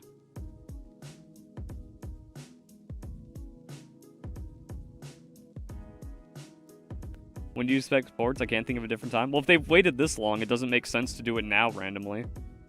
Then boards can be March next year.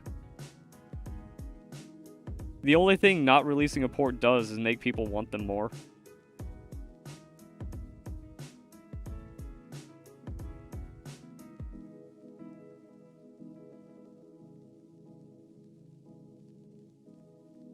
Swift, Runner, Dire Howl.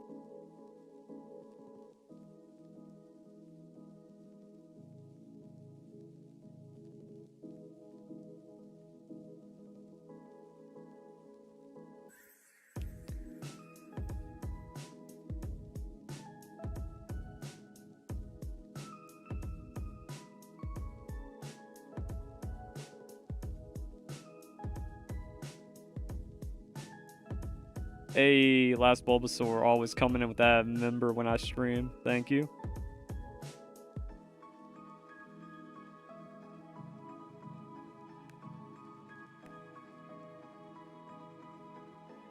That's unfortunate. I don't just have Predator cores lying around. I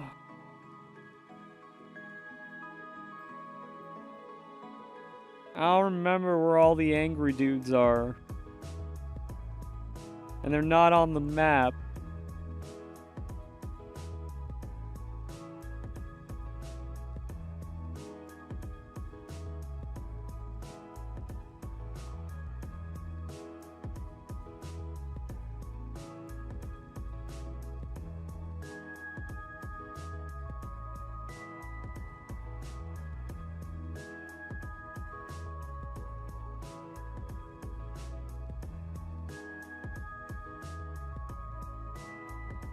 Does my 200 things you need to know video have Predator pals in them? Yes. Okay.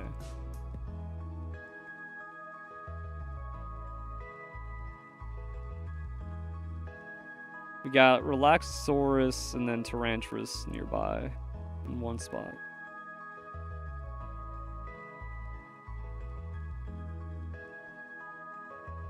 Like right here.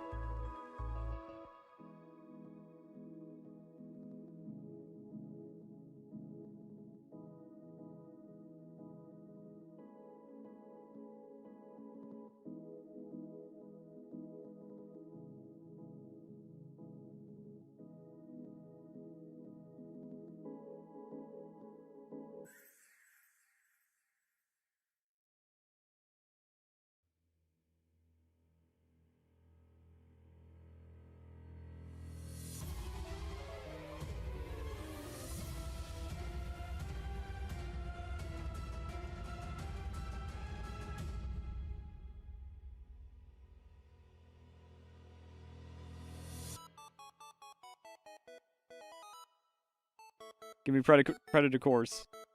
3. Okay. Tarantulas down in the water. It's in like a kind of weird spot, but not really.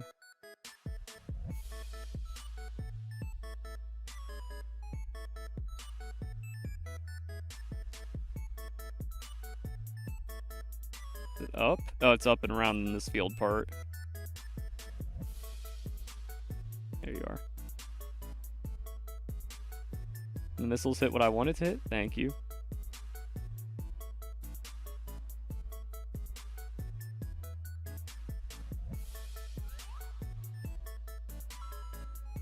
What are your thoughts on Ray Rizzo? Why is that a question? Have you not seen the dozen videos on Ray Rizzo being a scumbag?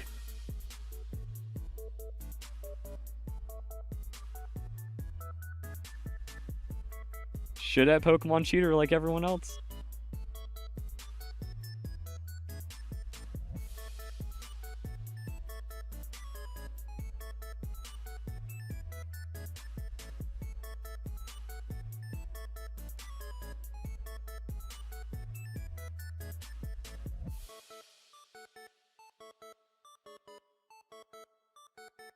I already made a Terrorblade, so it was kind of just a waste of time. And then we need the sand. I have to have a beam sword somewhere, surely.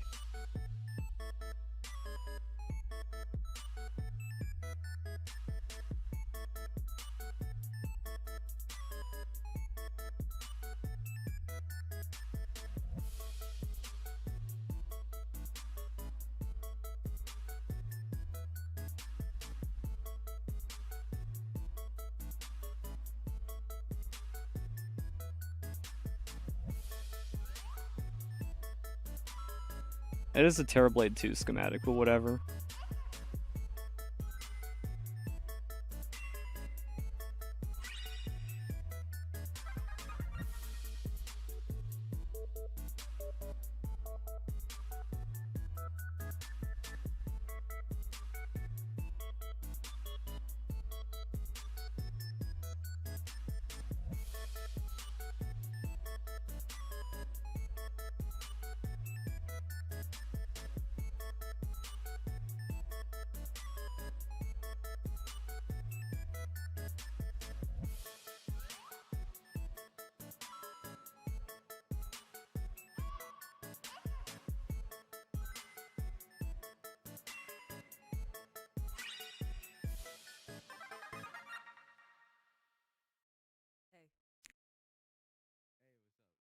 Man, it's gonna be exhausting to like remake all my Palworld guides and then remake every guide of every new thing that's dropped about the game for the full release. Gonna be crazy.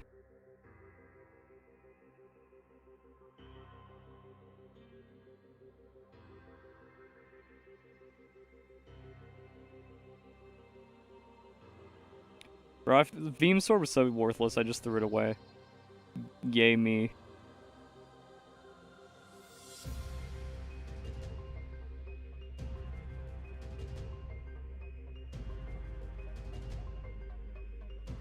Excalibur has like the explosions. Wow, that's fucking fast. Holy shit. Viable. It's all the Dream Ball Age slash video. Well, it's still the same as everything. Oh, okay, interesting. So if you want to do the combo, you have to keep clicking.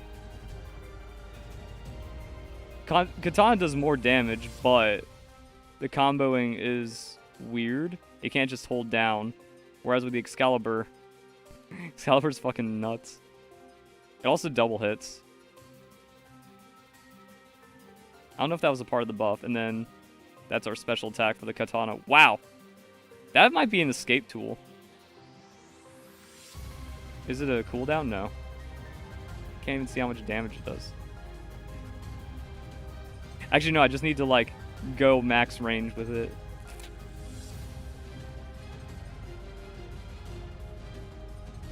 Is that 38,000? Or is it 300,000?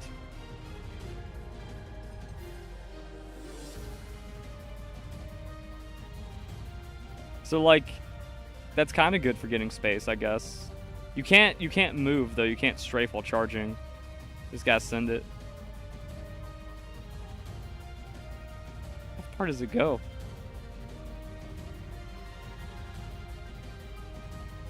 Is that 300,000 damage? Oh, but this is also doing 100,000 damage. Why do the numbers just keep getting bigger? So yeah, it's like almost 2 hits in one. How much was the fucking Excalibur doing? 98,000.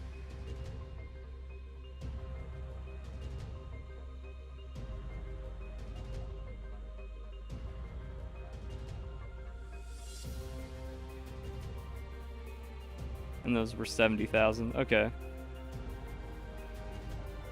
These numbers are wacky.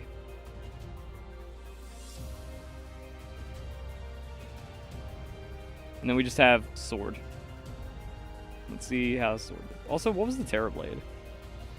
Oh yeah, the Terrorblade was also really good. It just sends, and you can double hit by getting an energy hit with the slash itself. And there's no combo. Does that have a special attack? No. Okay, so that's just the other weapons. And then you have to 1, 2, 3. Oh, that finishing hit is pretty big, though. And then, does this have a special? No.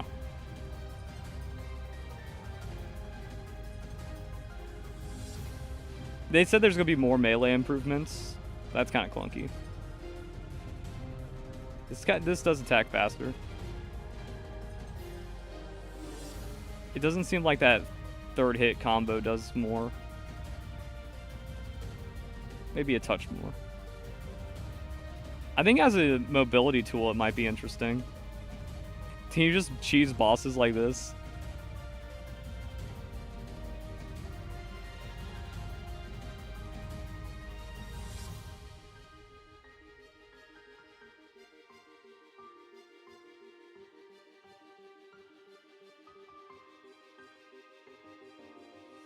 I'm so spoiled by target lock on Animo.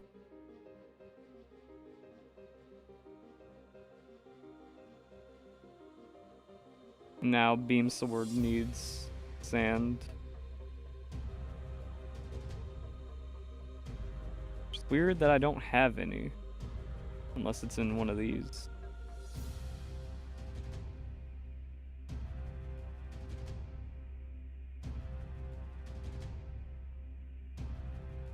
Can do multiple Palworld builds, which also might be interesting.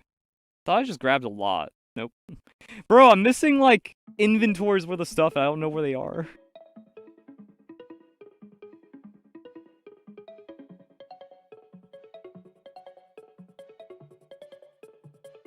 Oh. There's that other base. I knew I had another base. This is where all my good stuff's gonna be, I hope.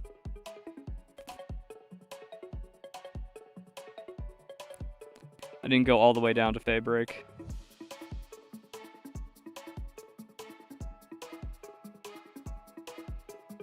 Oh, this is my breeding base.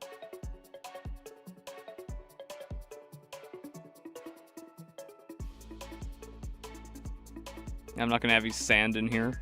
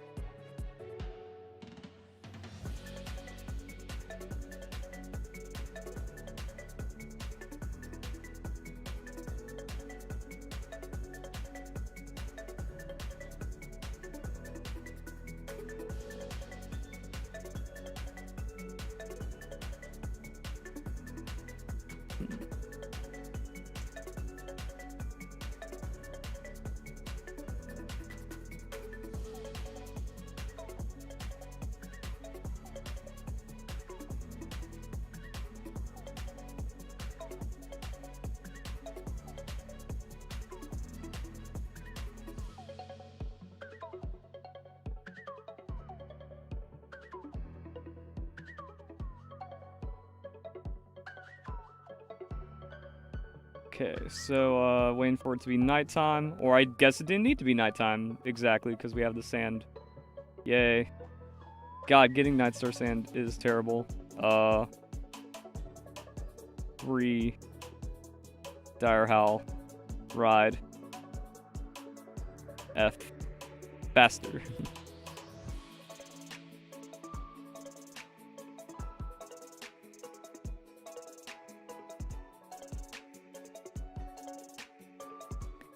I like can't be upset about it though because like that's just being lazy.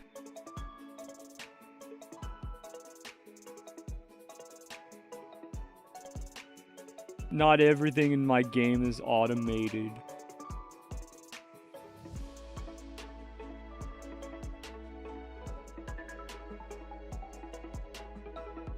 However, like, you don't get more pickups. It's only one at a time. That's lame.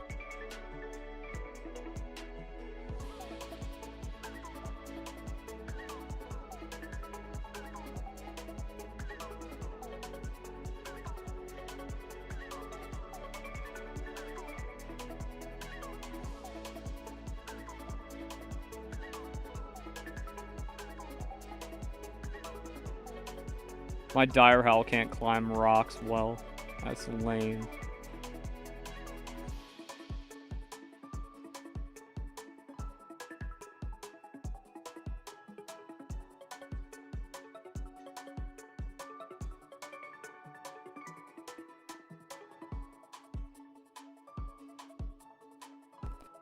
Only played Pokemon Blue with Venusaur. That is pretty crazy. Okay, so we got that, we got that. My spine posture check failed. Ugh. Okay.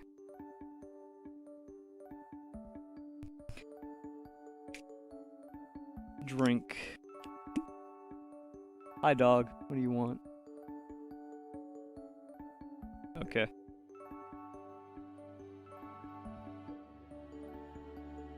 Oh yeah, G Fuel's doing a BOGO. Where's my BOGO link?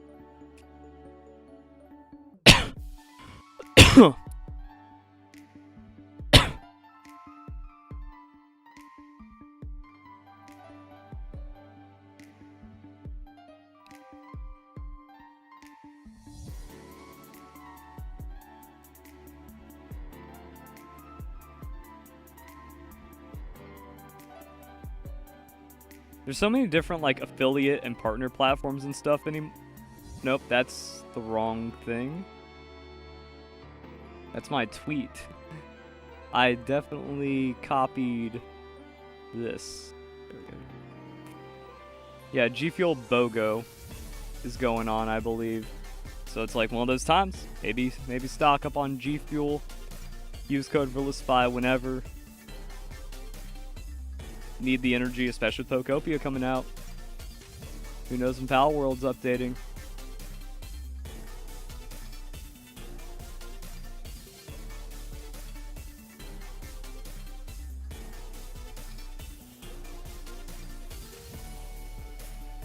Beam Sword.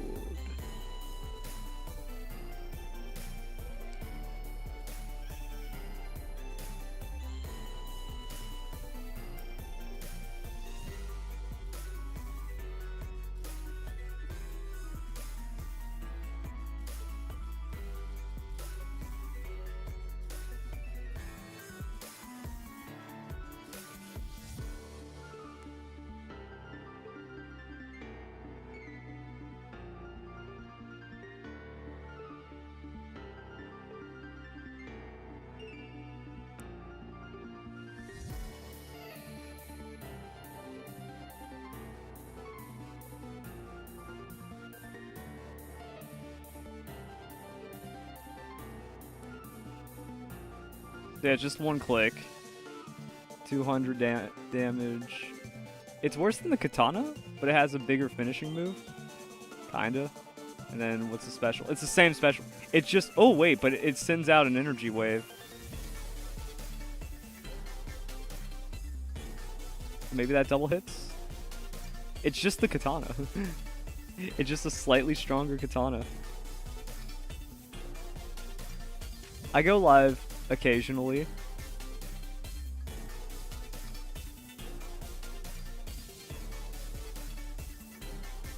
Yeah, Katana 780, Beam Sword is 930.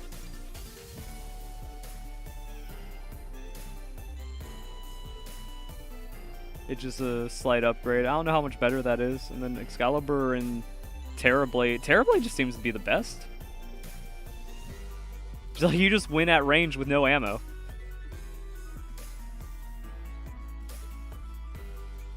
Or you do double damage on melee. That's just always better.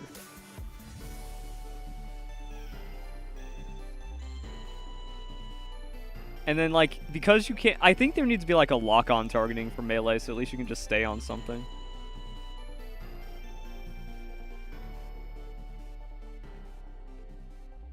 Excalibur does more damage and has, like, an explosion double hit.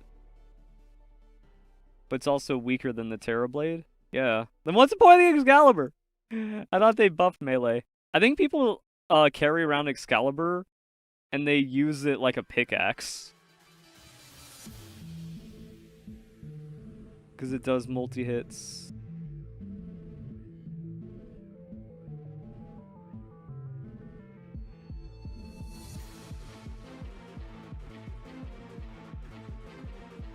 Nah.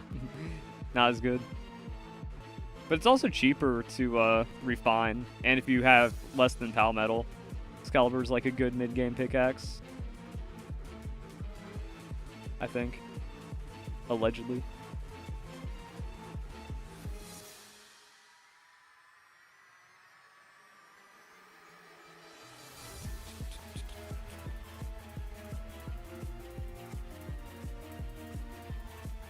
Friend sent me a link to a furry con that's happening in Detroit. Saturday, so it'd be 1 day left. That's even like, you're a furry, here's the furry thing that's going on. It's like, yep, that's how we do it.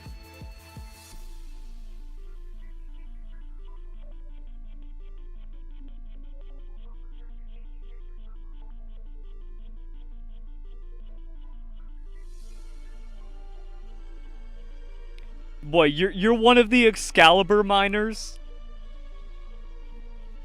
Freak.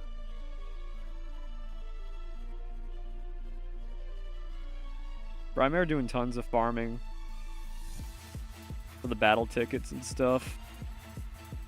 You need to get more battle ticket rewards.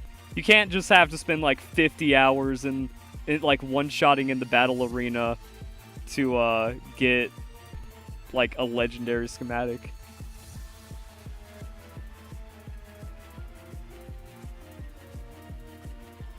It's gonna be really interesting, like, what all this means for PvP.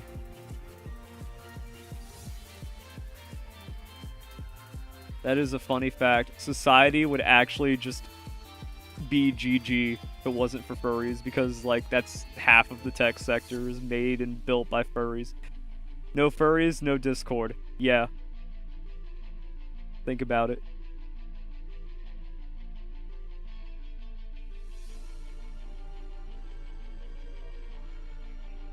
But that also brings its own host of questionable problems. You know about the drama of the content that was allowed from the founders of Discord. Feeling judged. Good! We need to bring back shame and bullying.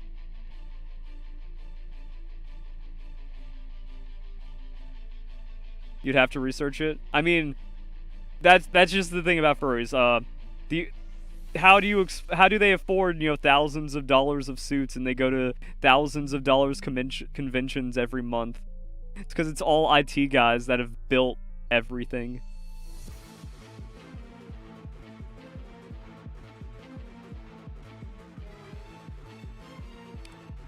Okay, so we did all that. Kind of caught up on everything after a couple hours, which is nice. I want to go to the blank base and then just start building shit.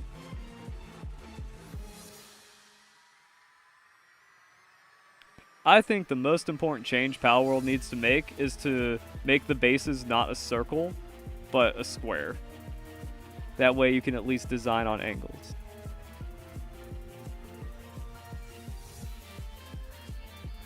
And then I guess all that stuff is mostly just foundations, where we have like triangle foundations and stuff. I don't know how that janks together into the circle. Ooh, clean stairs. And then painting. I guess I have to craft the paintbrush.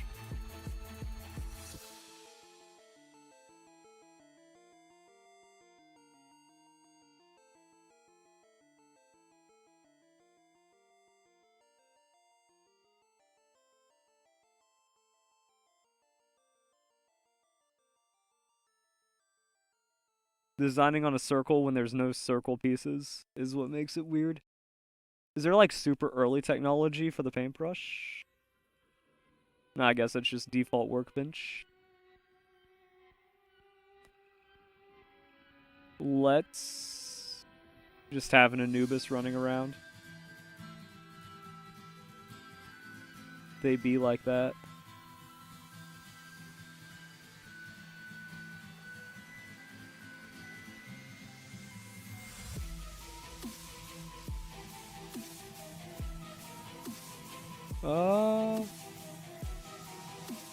It'd be interesting if there was like a home crafting workbench just to kind of like make things nicer. We'll put down a high quality workbench, see what that's got.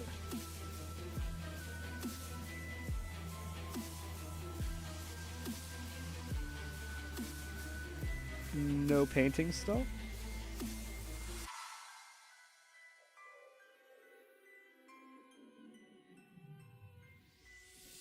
I mean, that wasn't even furry costume. That's just cosplay on the Lugia costume. And I technically put work into it, but I also kinda didn't. I built that thing in like a week on $100, maybe $150 because of the foam.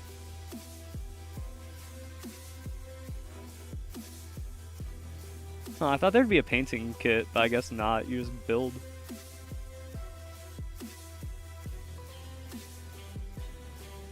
Alright. Axis alignment mode, left control. Yeah, and then like, how am I supposed to do this? Oh, whoa. Whoa, oh, you can overlap it a little bit? Something like that. That kind of helps. And then do you need like right click to the build menu? That's clean. I like that. Yeah, and then like, how am I supposed to triangle this? Structures outside the base. Alignment. Oh, what? That's... Left control is my dodge, but it's also supposed to be alignment, but this doesn't have alignment. Yeah, the triangle doesn't do much here. Just helps with other builds. What about the triangle here now? Snap? Yeah. That's how you build on a circle. I don't have rocks.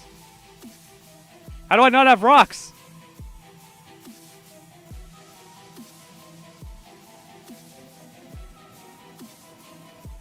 I really enjoyed sign spinning. I did put a lot of expression into that.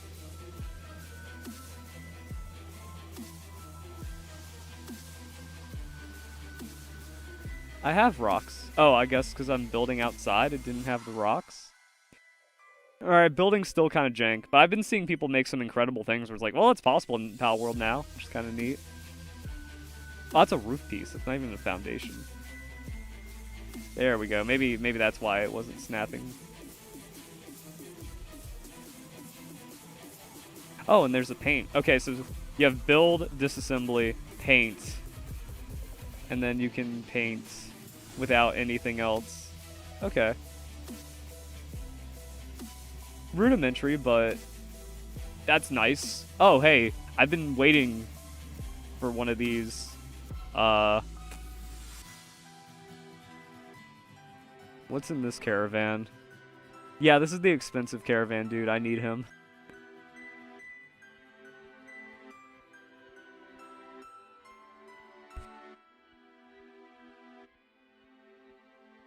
He's got a rather interesting security detail. Here's my cell line, but he'll die in the crossfire. Yeah, Ring of Mercy. I think I just got a tank. Oh god, I only have my... Well, time to test out how good the swords are. Okay, 37%. Oh my lord. We got him.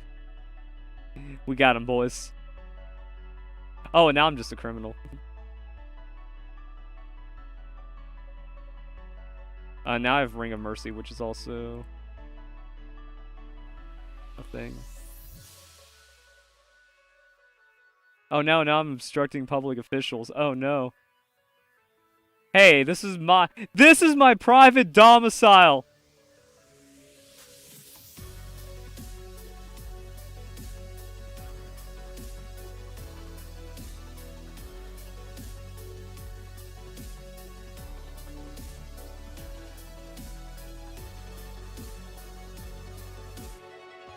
That's a level 50. How much do they do? Not a lot. Ah, they'll kind of melt you. Like, they can kind of wreck. Like, how am I supposed to not be a criminal?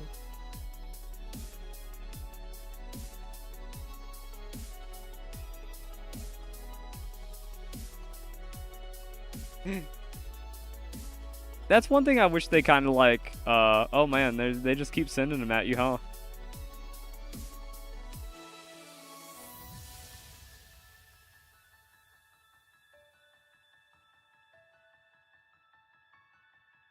Like, there needs to be a way of having the crime system toned down a bit, like, being able to get rid of crime. Like, it's either just time-based or you log out and it magically goes away, so crime didn't matter.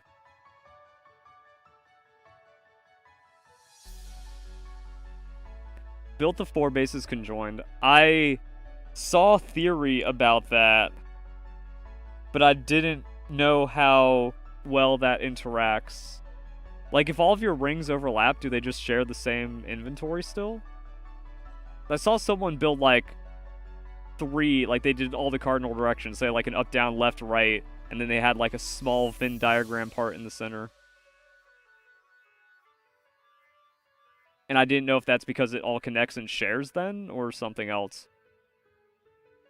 Or if it's just easier to just make a giant fucking platform for all that.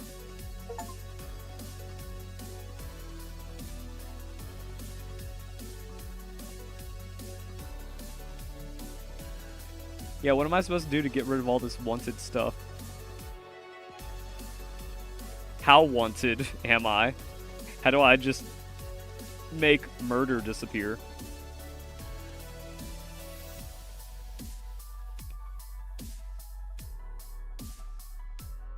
Some raves and music festivals. Always a guy in a pink bunny suit. That's weird.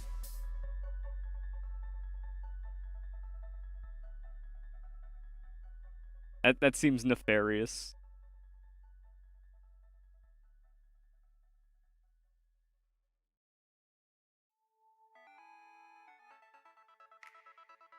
Yeah, now there's just a billion dudes around, and when you're wanted, you just can't get less wanted.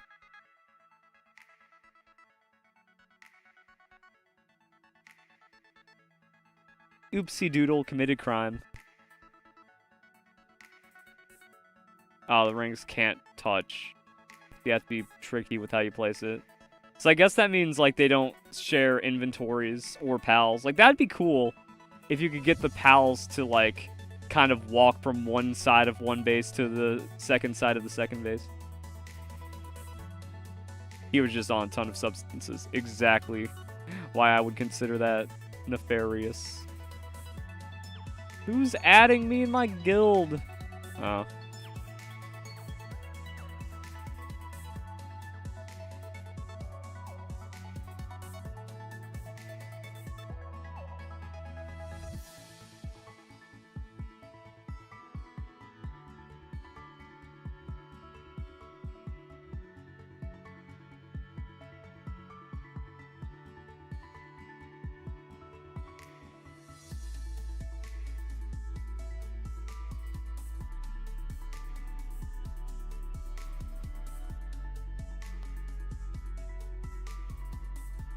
Why make a video to explore and explain the furry community?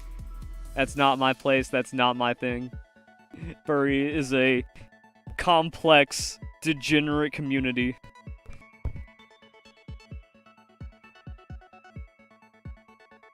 My feelings and beliefs about being a furry are not representative of 90-something% of the furry community and their fucking outrageousness.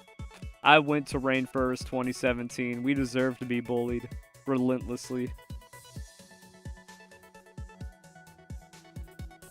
Was it 2016? Was it 2014? I want to say it's 2016. It's not hard to find out about furries, because there's always a lot of furries running PR. I don't have the lockpicking stuff.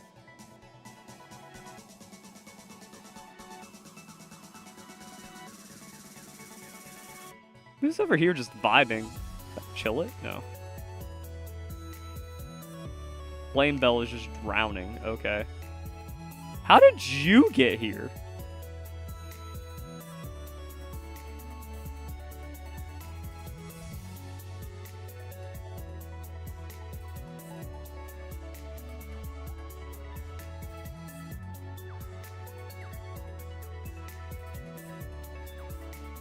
Yeah, there's just Flame Bells drowning out here.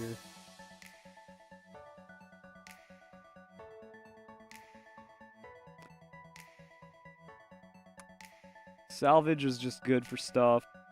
Inventory.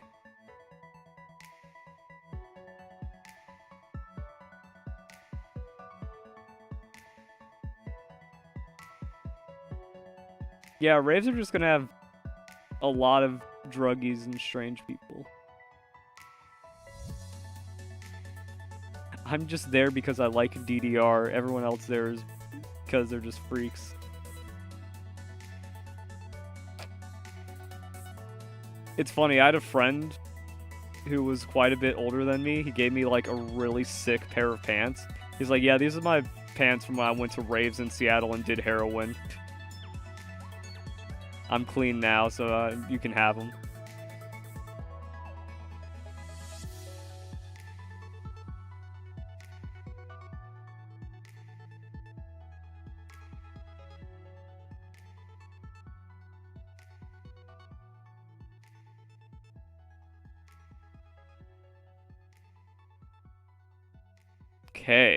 Okay. That's all that. The building is mostly just colors and a little bit of extra stuff.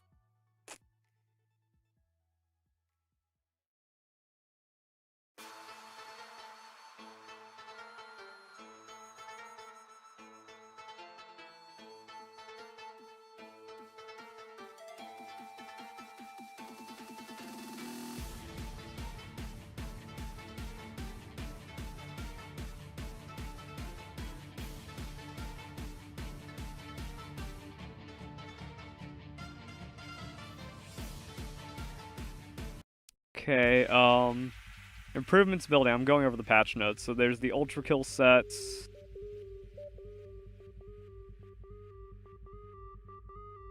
Triangle building pieces. UI redesign. Raid battlefields.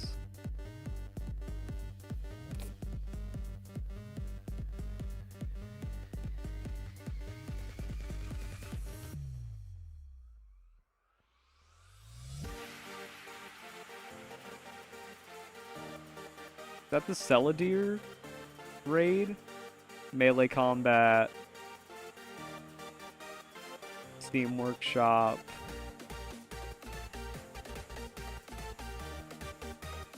So my idea behind a video was 200 changes you need to know about since, like, with all the Palworld updates. So like someone that played at the very beginning of Palworld and now they're just getting back into it for the full release. I want to like get them all caught up.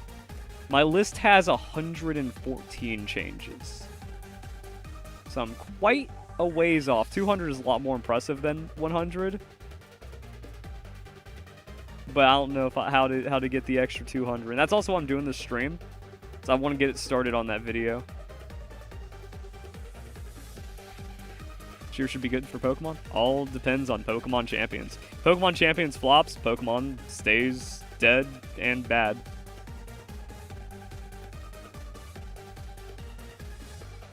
Will Pokopia pull a Pokemon Quest and magically be like one of the biggest hit games ever? Or because it's full price in Nintendo Switch 2, everyone hates it, and that's like Kirby Air Riders. Peak 10 out of 10 game, but no one plays it, so it's dead.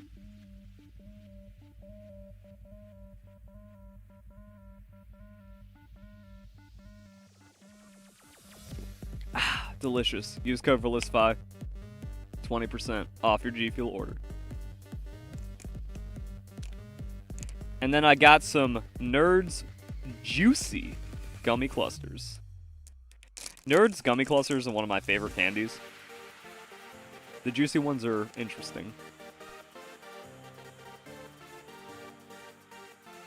Hello? Walk? Why can't I walk? What? Oh.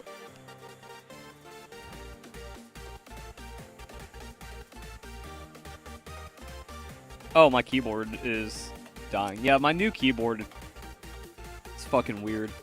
I got a wireless keyboard because I want to make my Couchmaster setup even better. This thing's a piece of crap. Okay, you're charging now. I charged it all night. It shouldn't die after 2 hours, 3 hours of use. It shouldn't have connection issues like this. Maybe I just do put it into a new port on my computer and everything's fine. My mouse is fine. It's the same combo.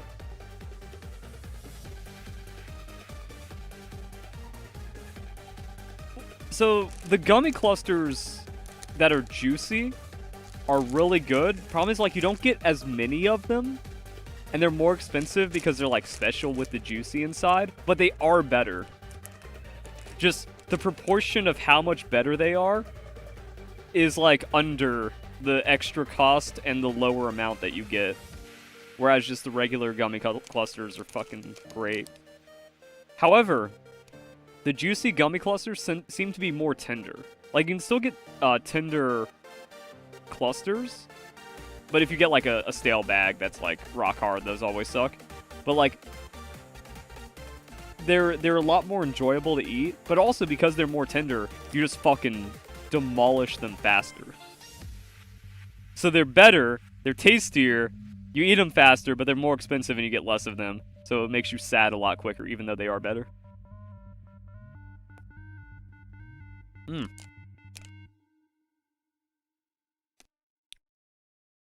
And it is a weird experience. You'd think they'd be closer to Gushers, but they aren't. It's a really liquidy juicy. Alright, keyboard, are you done having a fit?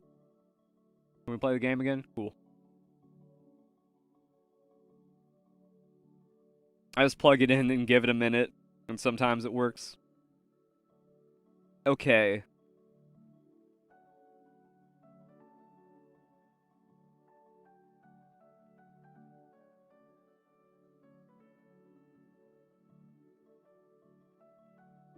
Clusters are like Nerd's Rope with more gummy. It's perfect.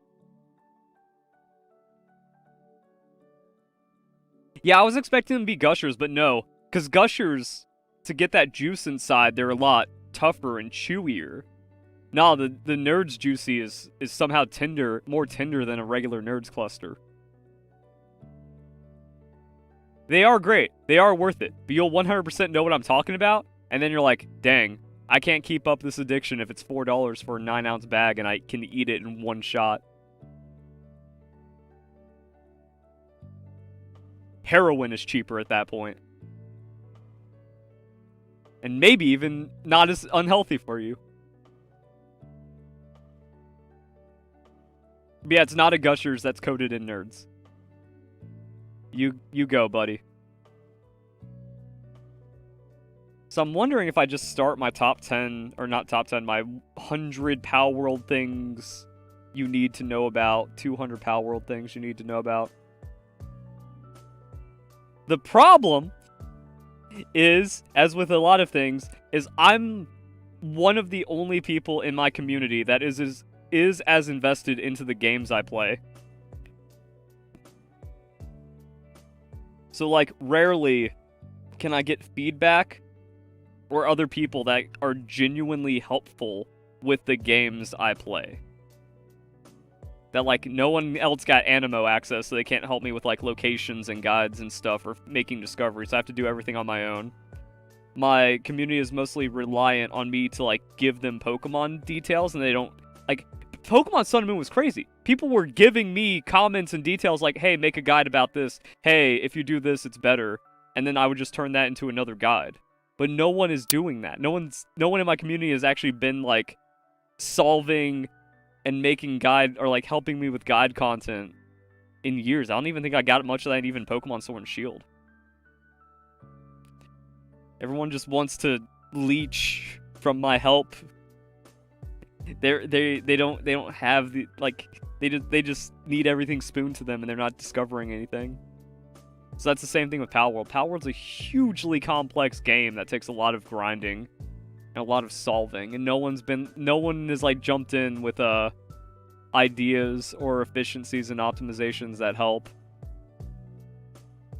No one can link me to a good weapon tier list and brainstorm that. So I don't know if there's anyone in my community that can actually help with a 200 things you need to know before Palworld launch. That's the video. So we have, like, base changes, mining bases, or mining sites, all those things.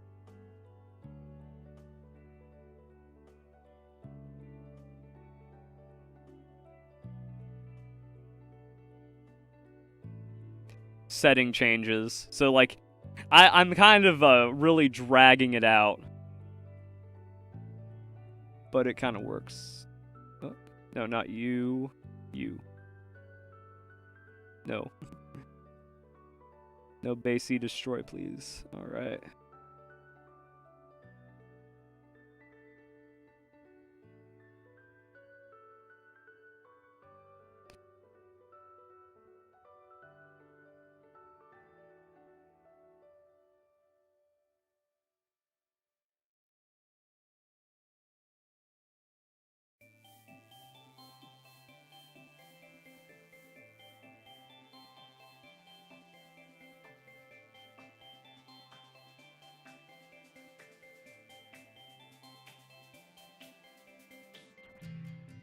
I also want to have a sick intro. Like, I set up all my swords, and then I've got a fucking Gatling gun with some crazy new looking pal.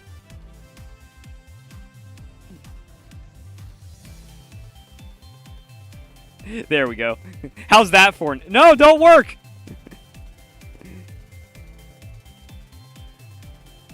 You get them out all the way out here. Hey, look at me. Getting your pals to a thing where it's just like, yeah, this intro, where, like, I've got shotgun, swords, and whatever the hell that is. You guys are missing out.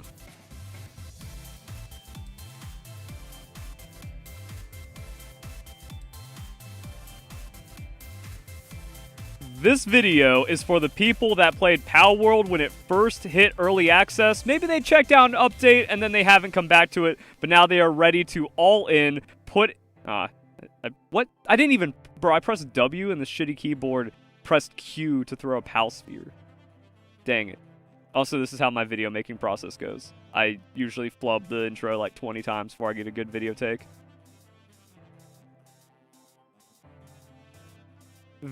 Oh, nope. See, and then, like, also, I have internal beats. I don't know, like, how many other people have that. If that's, like, actually just a standard universal thing. Where, like, if you want to say something, or if you start on, like, the wrong beat or skip, then, like, it's just fucked, however, regardless. And I really think that's cool when someone says, like, when you miss a beat, or in, like, one beat, my life changed or something. And I really feel that when recording, that, like, I have to take my breath, I kind of have to prep, and then I have to hit exactly when I start the recording, or else it's just like that first second is already a fumble. I don't want to have background music like this, though, so I can put in my own when I make it.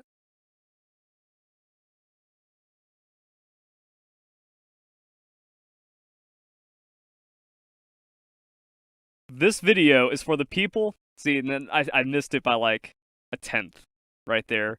Because now that I'm streaming, my timing is off. Because XSplit, it waits like a half second before it starts the recording, and that's also just my shitty old computer. So now I'm streaming, now it's like three quarters of a second, so my beat is already off. This video is for the people that start. Nah, it just takes some time. This video is for the people that played Palworld when it first came out, and now they're coming. This video is for the people that. This video is for the people that started playing Palworld when it first came out. Now you're coming back. Maybe you did an update or two. This video is for the people that. This video is for the people that. See? And then you gotta kind of find the right intro to make it work. You shouldn't replay Palworld yet, which is a weird thing, because I'm in the Palworld creator program. No, don't play the game.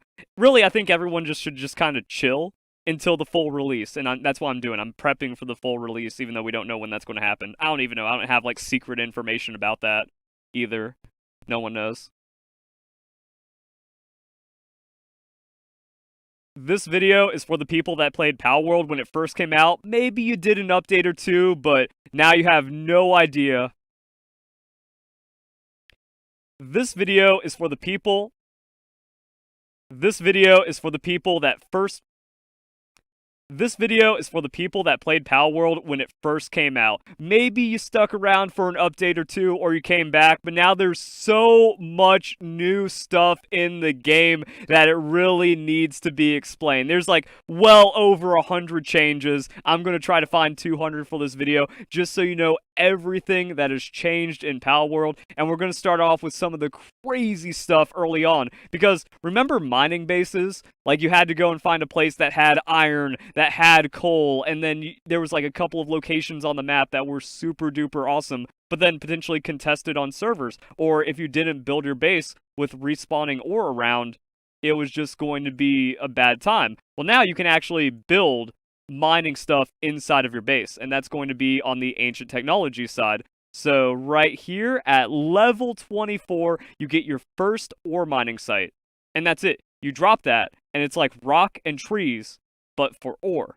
That's how crazy the game is, and we can kind of see what's going on over here with my base. So things look same but different, but it's also everything. Okay, so we have iron, but there's also coal. There's also sulfur. There's also quartz and new materials to go into the higher tier of stuff. There's oil now. There's plasteel. There's just tons of more resources, and the level cap is 65 before the update. Who knows how much further they push the level cap after the update.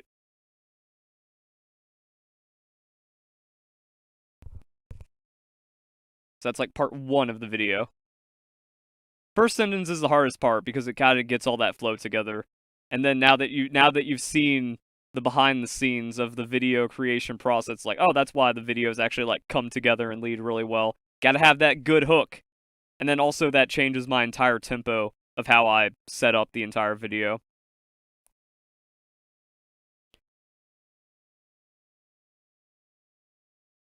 Now, this doesn't mean that you have to get an ore mining site to make iron ingots now. You can still go out and find wild ore, but it means you can build your base wherever you want, and then you can just do it that way. Also, there's a better enhanced ore mining site. So once you hit level 39, once you take out specific tower bosses, then you can start really building out your base and getting all the cool stuff. And now the automatic production...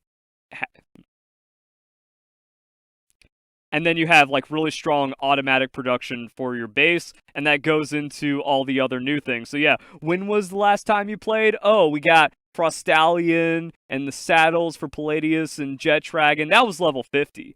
But now, once you go to level 50 and beyond, we have plasteel. So it was Pal ingots? Where's that? Yeah, Pal metal.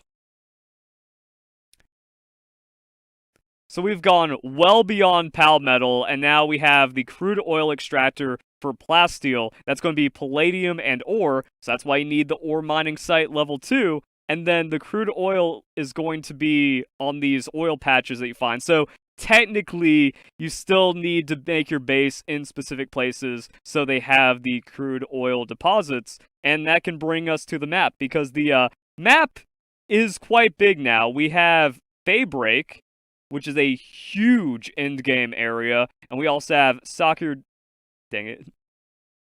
And we also have Sakurajima, and then a lot of like small islands around on the side. And these are places where you can build your base. There's some like multiple oil setups. Fortunately, the oil isn't as bad now that there's a lot of areas that have like multiple oil spots. So if you're just kind of flying around, see a patch for like 2 to 3 oil, you can build your base there. Or you can like, comment, subscribe, check out my playlist. I'll show the best base locations and other guides. Everything's going to be covered for Palworld, especially now that the full release has just made this one of the biggest games you will ever play.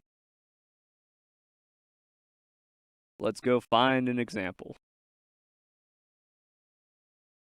Hello.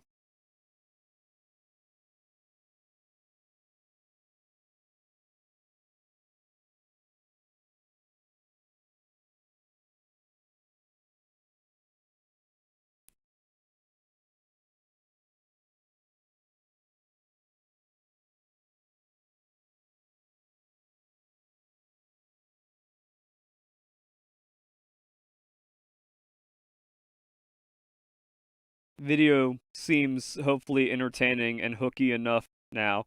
This video's gonna be like an hour long, and I need fucking crazy audience retention on a video like this, so that way it actually can maybe hit algorithm, maybe rank in search. Like, if I'm doing 200 changes for Palworld and Palworld hits 1 million concurrent players, this video needs to get like 300,000 plus views.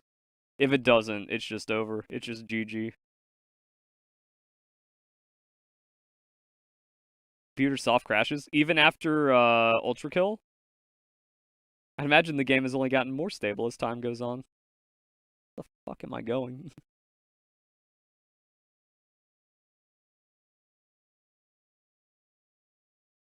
I should have just teleported to one of those islands.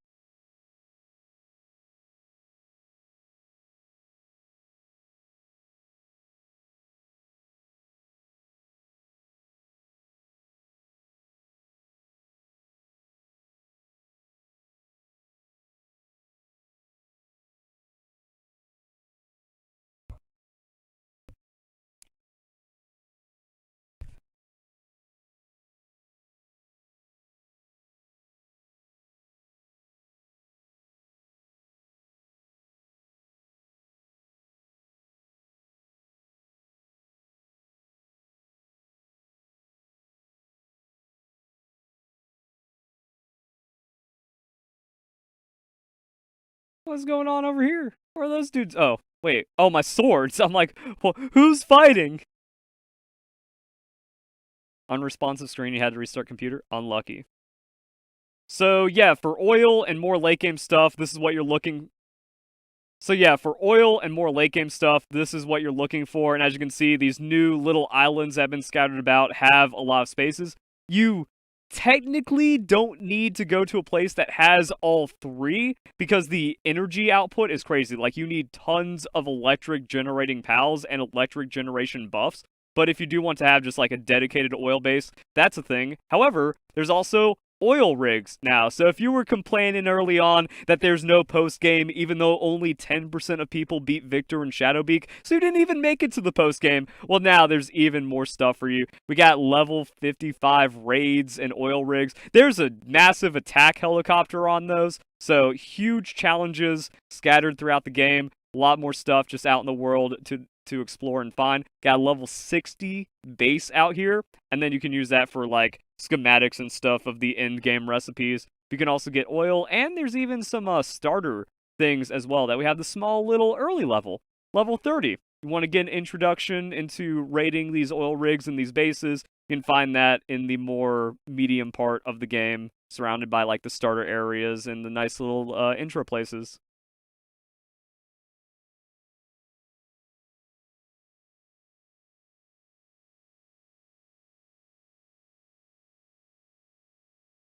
What do we talk about next? I need to consult my top 200 list. Yeah, there's just a million things to talk about.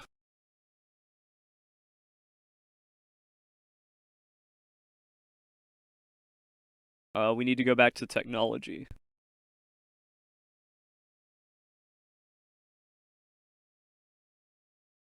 Oh, don't worry. The arena is on the list. It's just a million things to do and talk about.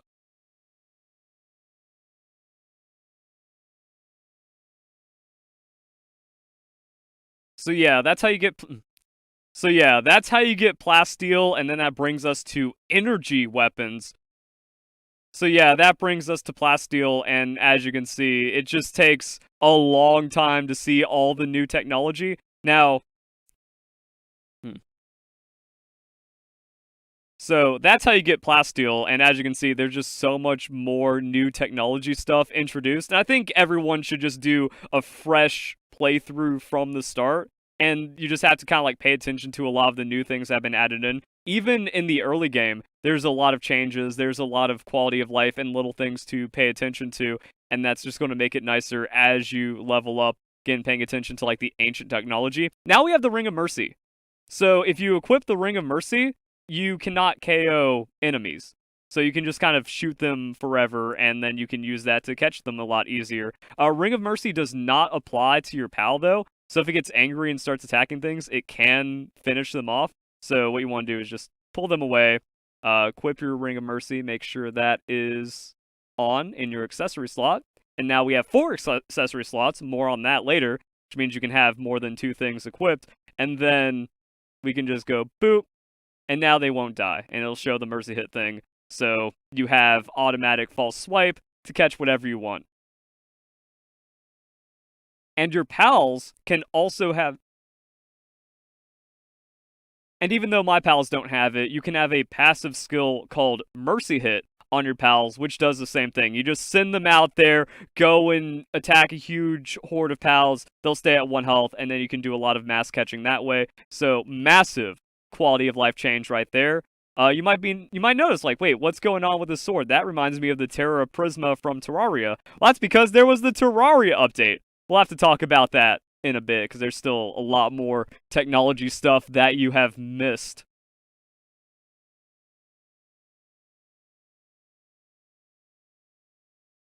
Because as we go past level 50 into level 55 plus, that brings us to. Because as we go past level 50 into level 56 plus, that brings us to Hexalite, which is the end game until. Actually, no. It's like Corallium also. Yeah. And then after. And then after Plasteel, just a couple levels later, we go into Hexalite. So that's kind of an interesting thing and a tip where you can, for the most part, like kind of skip the huge plasteel grind that there used to be, where if you wanted to get like an upgraded Gatling gun, it would be hundreds of plasteel, and then it just consumes not ammo. I also have to like remember everything that we had. So that's Pal Metal. And the laser cartridge was also Pal Metal. Okay. For some reason I was like Pal or plasteel for ammo. Either way. And then after Plasteel, the next tier is going to be Hexalite. So this is Sakurajima. And then. Oh, not Sakura, damn it. And then after Plasteel, at level 56, we have Hexalite. That's going to be Chromite and Hexalite Quartz. So Chromite cannot be mined in your base, like with one of the mining stations. You have to go and find that in the world. And that's its own special thing that you're going to have to do. Yeah, there's actually a lot that you need to break down with all this stuff. Jeez.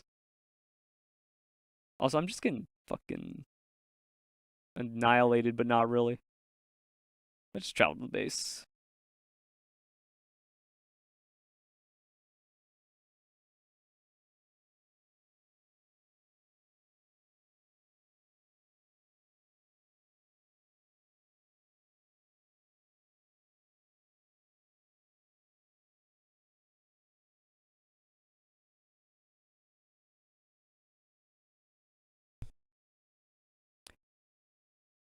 After Plasteel, we go.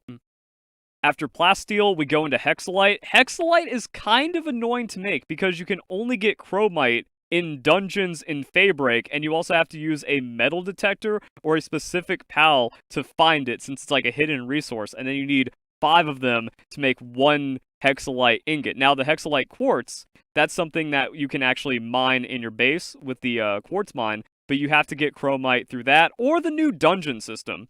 So, or not dungeon, but it's an expedition system. So I was talking about even the early game having a lot of quality of life and stuff added in. That's one of the first things you want to add into your base when you unlock it.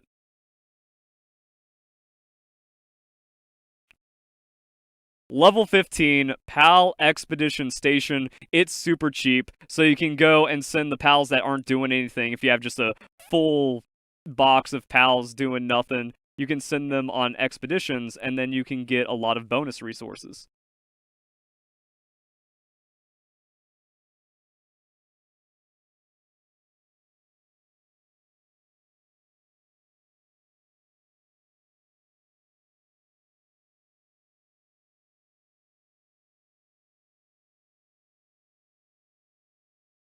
Oh, I wasn't recording any of that.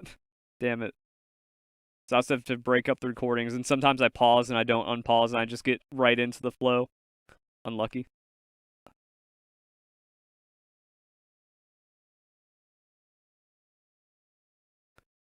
So that was kind of, again, the point of the point of this stream was to kind of like double dip, stream some Palworld, catch up on all the new stuff, use that new stuff to set up guides, and then make some guide content while we just hang out for a bit.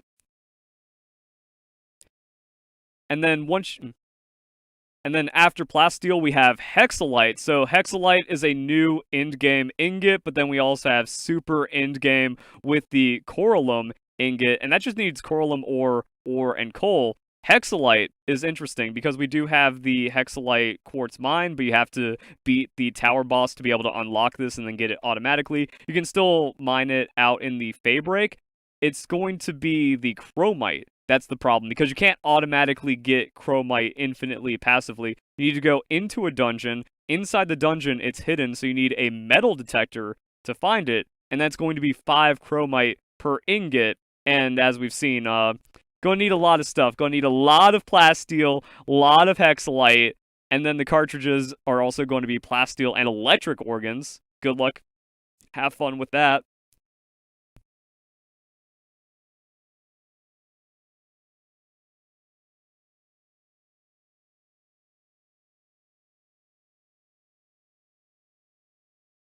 And it's not like, oh, I should just skip plasteel and I should skip hexalite and then go straight into coralum. Coralum doesn't have armor. It's the new end-game weapon types, which get even more expensive. And honestly, to me, like, these don't seem worth it, even for, like, the higher damage and stuff, because everything about it is so very expensive. But there's also some, like, neat things. You can just shoot your PAL and get a boost for them. So this will give them, I think, whatever the ammo says. I don't remember.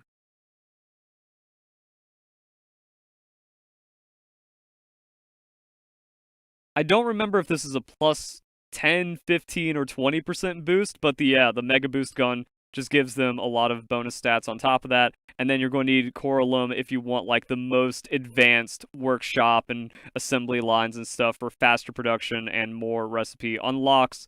And also you can't really skip plasteel because, as you can see, you need hexalite plus plasteel for either the ammo or making the actual thing.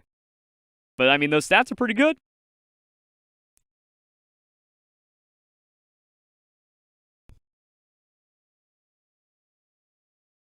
And then Smokey is going to be the PAL that you can also use instead of the metal detector to find chromite. That's going to need its own resources and stuff like that. Is that actually recording? Yes.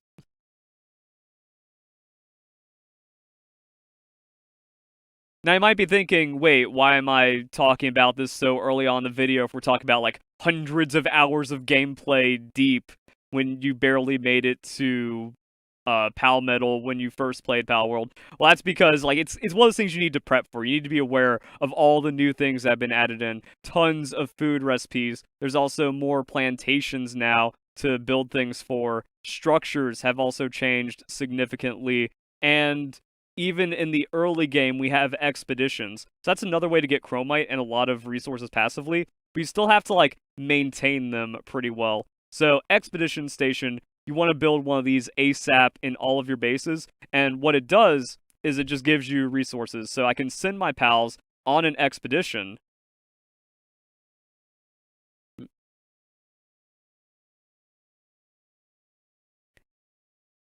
And there's lists of items that can be obtained. Oop, dang it. I hate clicking on that and then having to go back. And as you can see, there's different items that you can get from them, but you also have unlock conditions. They have to beat the boss, but once you've beaten specific bosses, then you can go for the...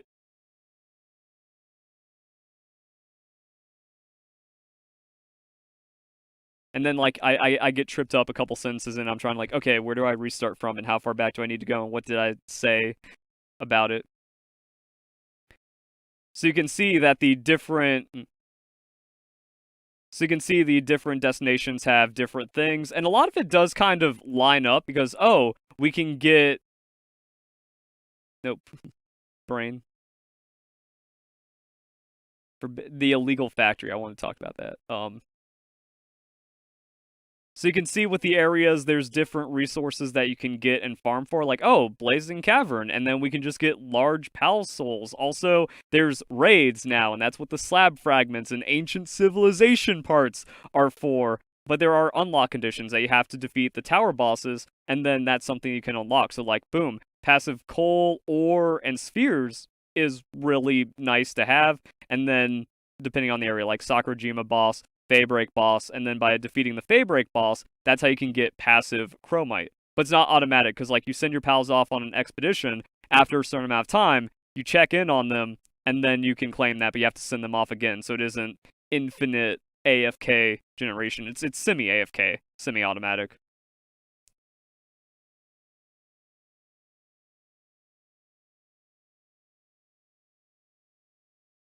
And then the way that this works is that pals in your... And the way that this works is that pals that you have in your box that aren't doing anything, you can actually have... And the way that this works is pals that aren't doing anything in your box or in your bases, you can actually send them out on the expedition. So you don't want to immediately condense or release or butcher all the pals that you get. You want to see how strong they can... Cancel. Okay. And the way that this works is the pals that you...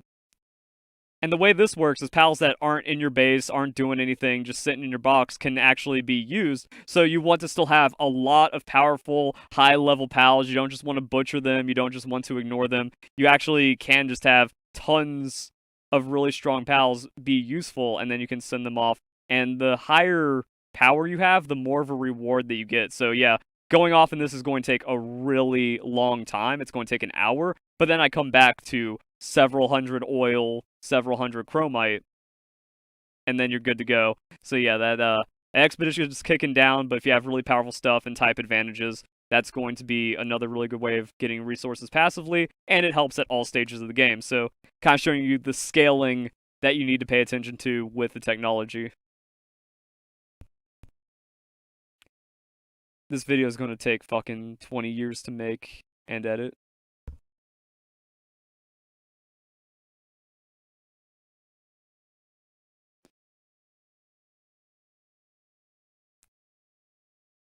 I'm tired, boss. I was gonna have to do this anyway, so I guess like kind of streaming it helps. And if anyone's playing Palworld and can kind of chip in as they're watching this, be like, "Oh, you mentioned this. Oh, that's incorrect information now. Something something."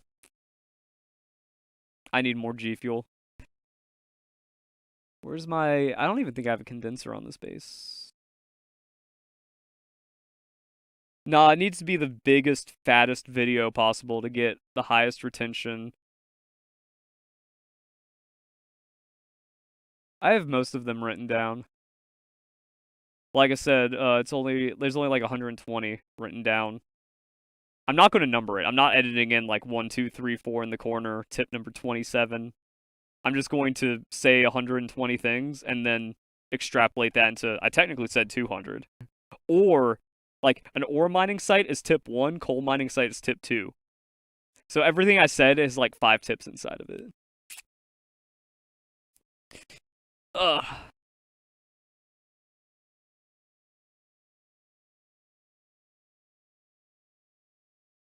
There's also been countless quality of life changes inside of Palworld, so things that might have been frustrating or didn't make sense or barely worked when the game came out are now just like really good systems, and there's probably 200 of those on their own. So we have condensing, and PAL condensing is how you get their ranks up to give them more stats and stuff. It's a really crucial part of like competitive and getting the strongest PALs possible. Well, it actually has. I don't like going through the empty boxes. Well, it's actually been changed now to where any PAL that you have previously condensed gives you points for the next condensing. Oh. And all the PALs I could condense are...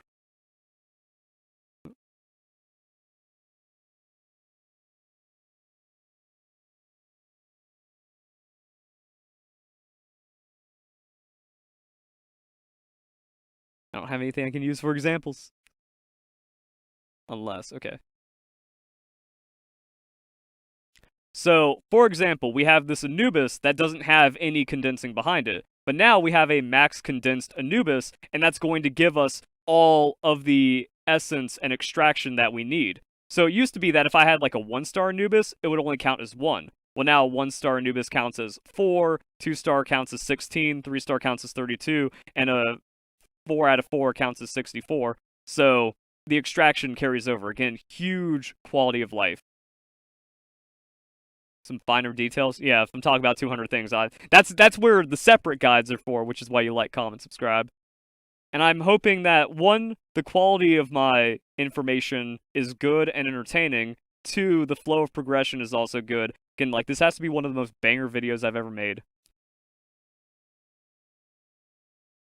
And then we can also see how much the condensing affects the stats, as well as the handiwork of the PAL. So all of that's super important, but the condensing is a big quality of life thing, which also brings us to PAL management, that we now just have dimensional PAL storage. So this lets you hold way more PALs, and you can just move them out from your boxes and stuff. So if you need to have a bajillion PALs to condense,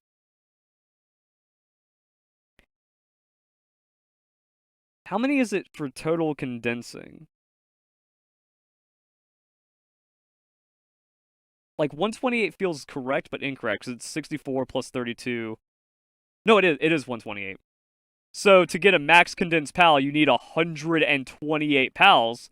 Well, here's where you can store them while you're going for the condensing. So, we have an outrageous amount of storage over here.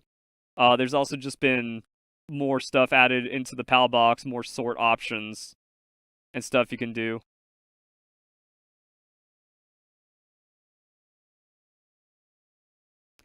The PAL box itself has 32 slots, and you can just kind of manage that however you want. The base upgrades, there's also just more base upgrades. Now we have base level 30, and then the settings are still something however you want to set that for how many PALs can be at the base or how many bases can be established.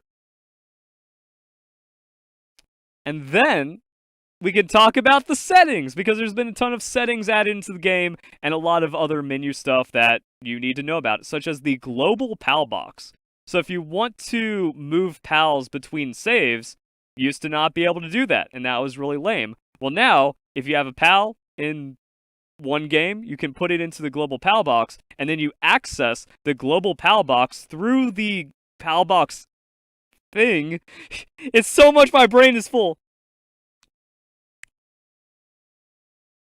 And then you build the global PAL box in the game through technology. You place that in your base, and then you can access the global PAL box from the menu inside of whatever save file, and then that's how you can move the PALs around.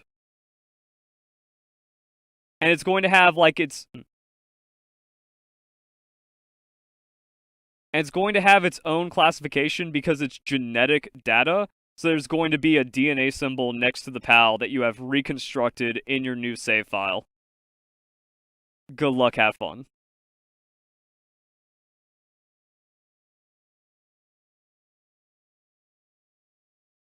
Oh yeah, there's also some game settings that you really want to know about that are like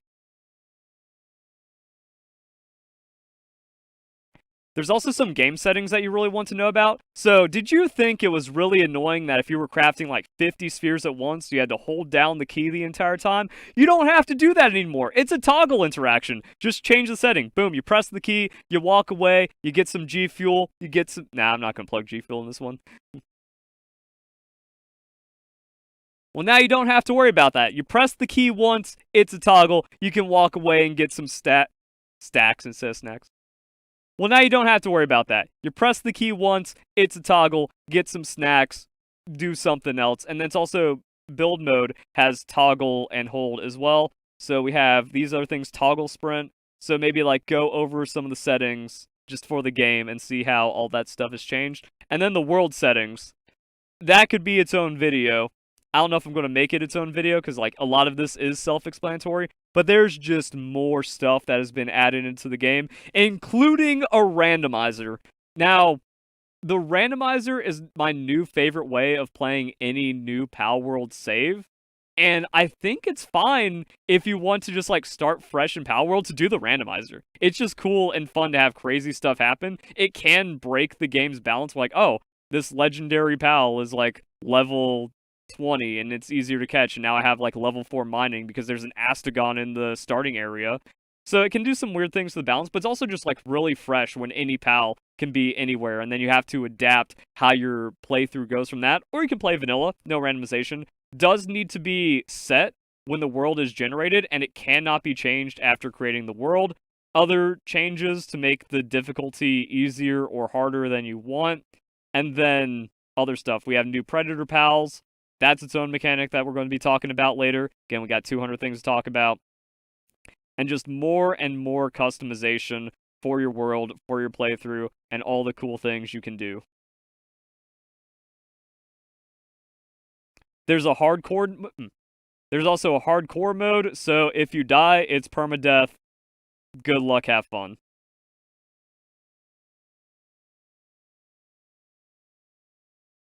I just know how commentary works.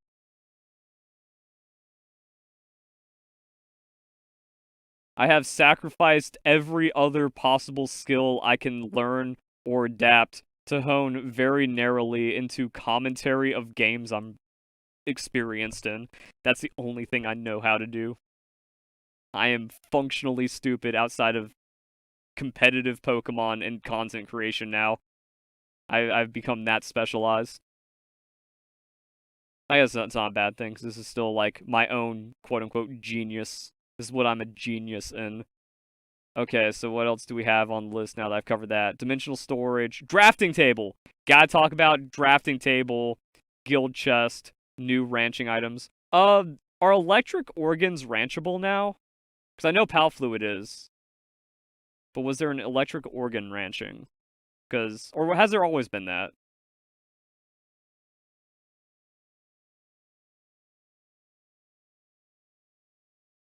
Because you need that for a lot of the ammo now.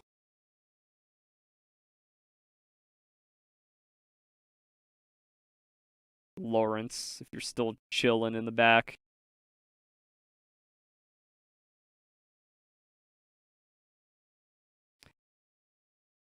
Where's my drafting table?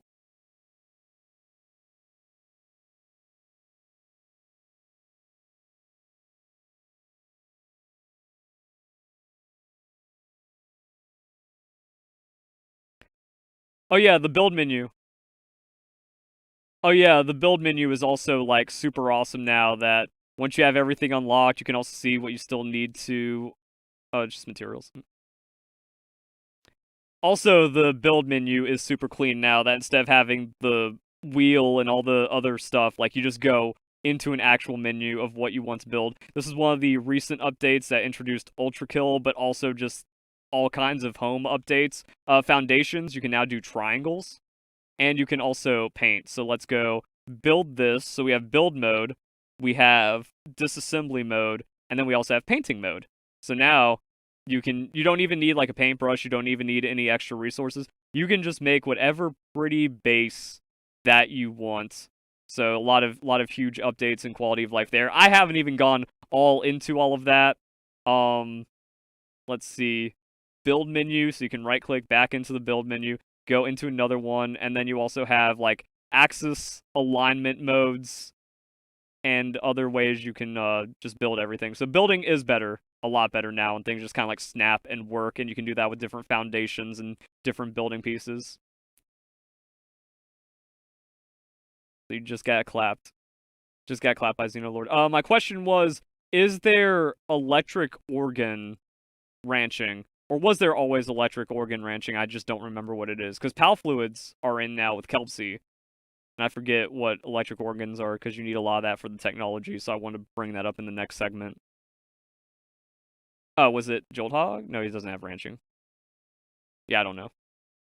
I don't know if there's auto electric organs. Or do you just buy those? You just buy those from a merchant, I don't remember.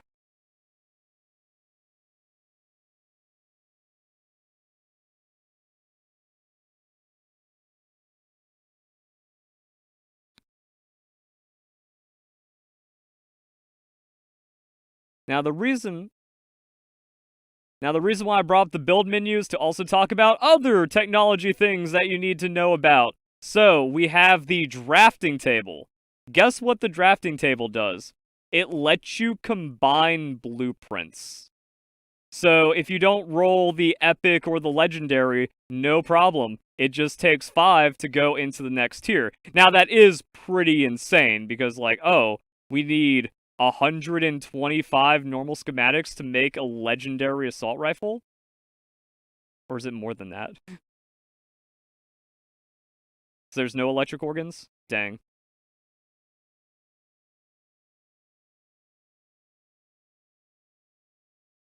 I think that's 5 cubed. Yeah. Yeah, it's 5 cubes. But also that means if you get an epic or two, boom, you're just going to be like really close to the next schematic. So your farming is actually going to be a lot more rewarded, and it just feels really good. So dungeons are super duper OP. You want to be farming dungeon chests, you want to be getting all the rewards from those, and then the extra schematics are really going to add up. So it's a lot easier to just kind of get upgraded weapons and armor that you can use throughout your playthrough, instead of farming Jet Dragon a million times and then praying for the legendary at some point.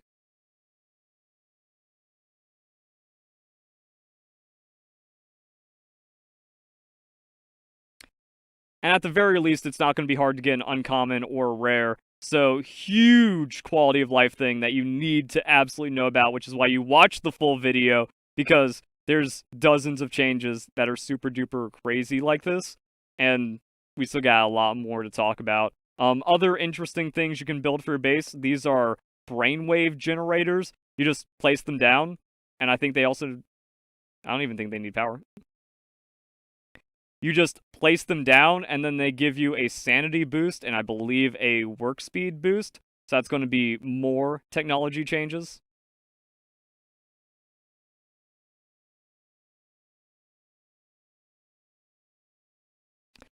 Yeah, alpha wave generator, device that emits alpha waves for sanity, and then there's also the beta wave generator somewhere.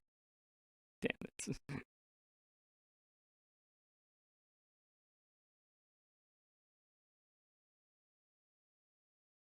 This is beta one, just better? Ah. Yeah, so the beta wave generator at level 46, I don't expect you to remember that, but it just increases work speed. So level 46, build this immediately, work speed, and then same thing for the sanity at level 41.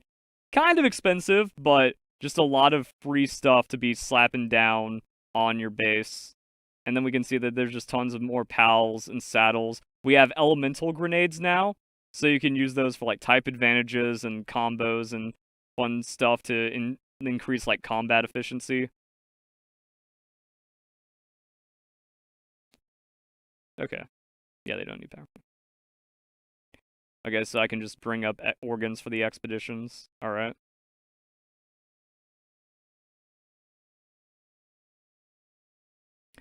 Also, another thing you want to build immediately is the PAL Research Laboratory. So the game isn't super free anymore on certain things. So we go to infrastructure.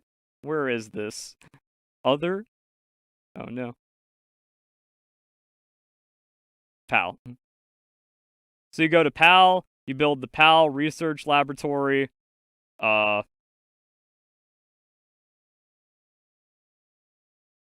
you get level 20, you go to PAL. Oops. So you get level 20, you go to PAL, you build the research laboratory. Again, this one's super cheap because it's a core part of the game. And now you have tech trees for all of the work skills in the game. And this is just more fun and more grinding, and you need like resources and stuff for that. So wood, mushrooms, and then the ancient PAL manuscripts. Well, you can get those from the dungeon expedition, so you always want to be running the dungeon expeditions, and then that's going to work on the research, where, oh, just 10% lumbering speed for everyone, for free. Really awesome. Lower expedition times, research speed up, and then, yeah, it's like a tech tree that you can build out for all the fun stuff that you want to do. And then this is going to unlock some of the other stuff. So as you can see here at level 2, we have the technology unlock stump and axe. So you don't just get to unlock the... Where is that?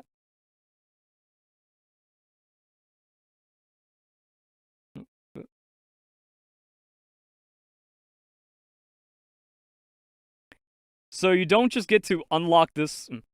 So you don't just get to So you don't get to automatically unlock this and place this in your base. You actually have to do the research for it now, then you unlock it, then you build it, and then you get bonus logging speed, and then the placing more than one. So if you were using these in your bases already, now there's an extra step to unlocking it, but I think it's a natural and fair part of this like really cool tech tree system. So you can progress this how you want. You farm up the resources, and then you have all of these like crazy buffs overall, where it's like, oh, 10% plantation harvest yield, just passively forever once you unlock it, and then that can increase everything, which is also like really good for stuff like mining right here.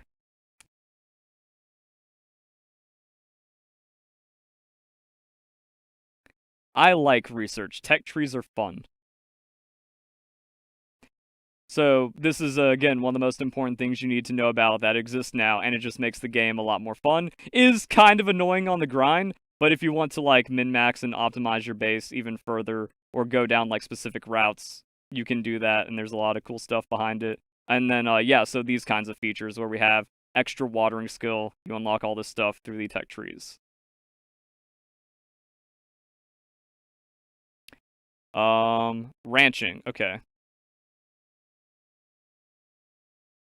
Also, new ranching items have been added into the game, so if you were struggling to get cement because of PAL fluids... Where the fuck is Kelpsy? Is either one of those pals that's like weirdly high? Yeah, there it is. Also, new ranching items have been added into the game, so if you were struggling for PAL fluids to make cement, to make super duper sphere farming and stuff, can actually put Kelpsy into a ranch now to get automatic PAL fluids. Now you can also go into the expeditions, and that's going to be for like organs and stuff like that if you need electric organs for all the ammo and stuff that we talked about. But knowing that there's more items to get through ranching, also super duper important.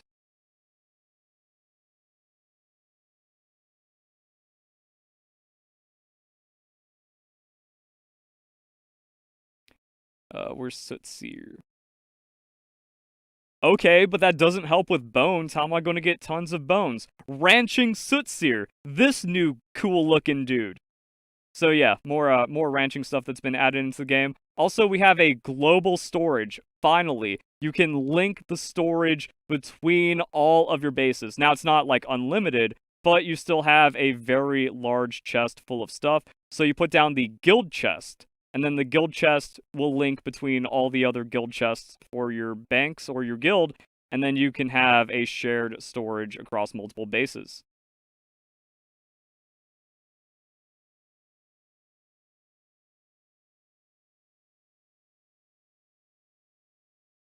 I don't need to say the difference between Ignis. If you think you're getting water from fire kelpsy, you're stupid. And weren't flame organs already farmable? They'll figure it out. I thought something also... yeah. You ranched these guys, and you already got flame organs. It's fine.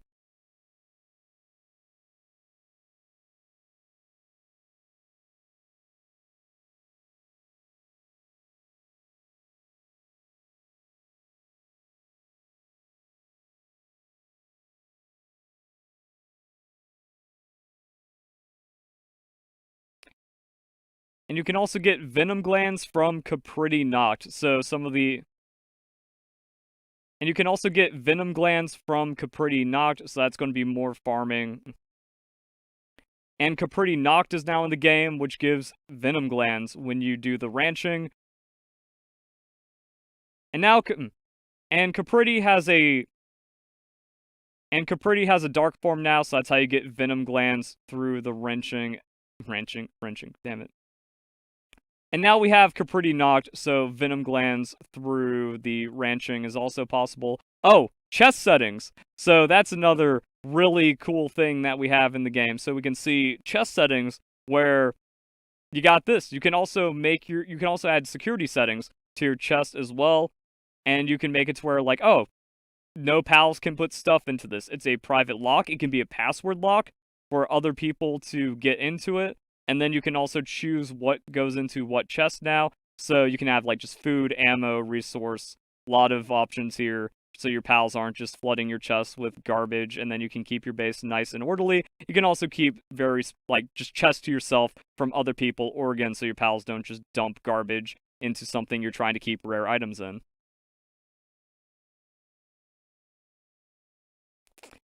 The command station is also super duper huge because now you can assign pals to very specific stuff. So, like, I only want certain pals on these certain ore mining sites or these certain areas, or...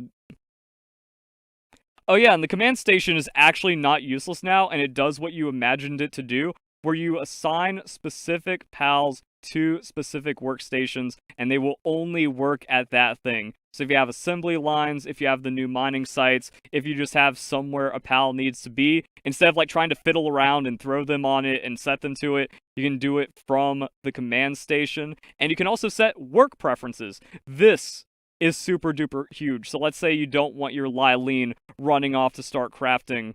Boom, now it's only going to be doing farming. Now you can have it to where pals are only going to be doing mining, only going to be doing one thing. And the benefit here is that instead of, like, assigning them to a workstation and they only stay at it, they will rotate around between the tasks that they need to fulfill.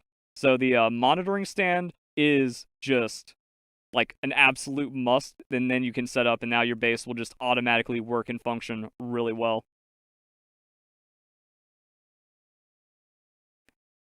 That's a huge tip. I think I'm out of G Fuel. Damn it. I don't want to get up from my computer. I'm on a roll. Oh god, I hope I was recording. Good. Yeah, I'm just doing, like, 15-minute recording blocks. And then that makes it easier to edit. Then my mouth is dry, my energy, my caffeine is running out. Okay, now what?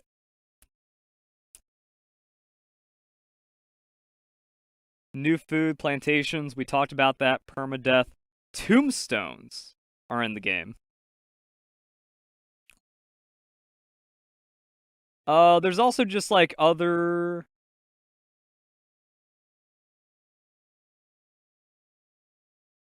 Where would a tombstone be? Is that under PAL? That'd be tragic and sick. Other? Tombstone? Ah. Oh yeah, also tombstones are in the game, so with the permadeath settings, you can make it to where, like, your character doesn't have permadeath, but your pals do. So, like, if you're doing a Nuzlocke or something, if a pal dies, it dies, and then you can build a tombstone to remember them by. Just one of the little changes. We also have pal pods, so if you need to have your pals get healed up, where would that be? Food? No. Storage? Infrastructure? Yeah. We also have pal pods, so these are...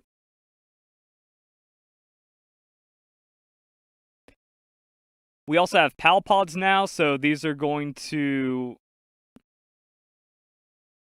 We also have pal pods now, so these are like super duper beds. Yeah.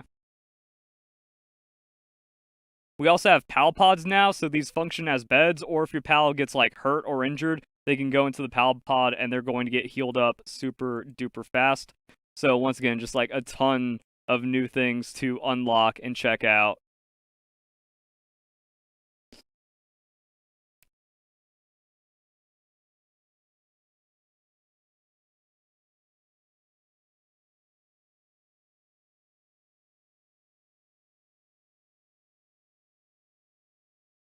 Did I start recording? I don't think I started recording. Good, I did. Never mind. We're good. We're good!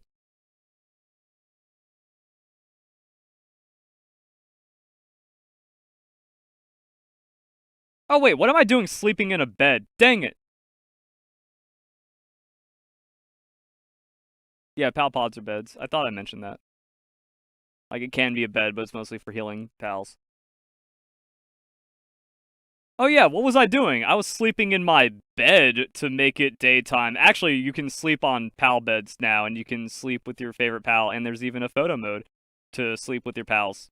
So there you go. You can also sleep through, if you want to, on the regular pal bed.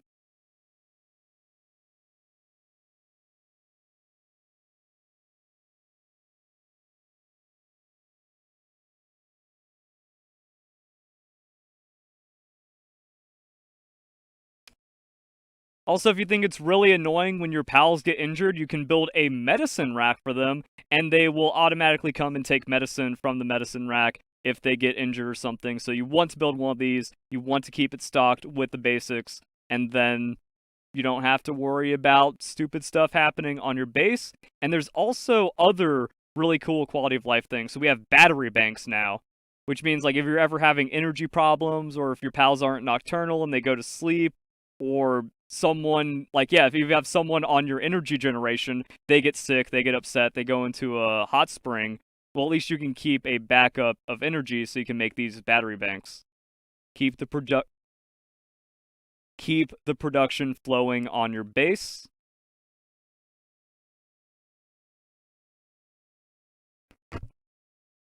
You can keep the production flowing on your base. This is something I don't really have an example for because in my world settings I've turned off the weight limit.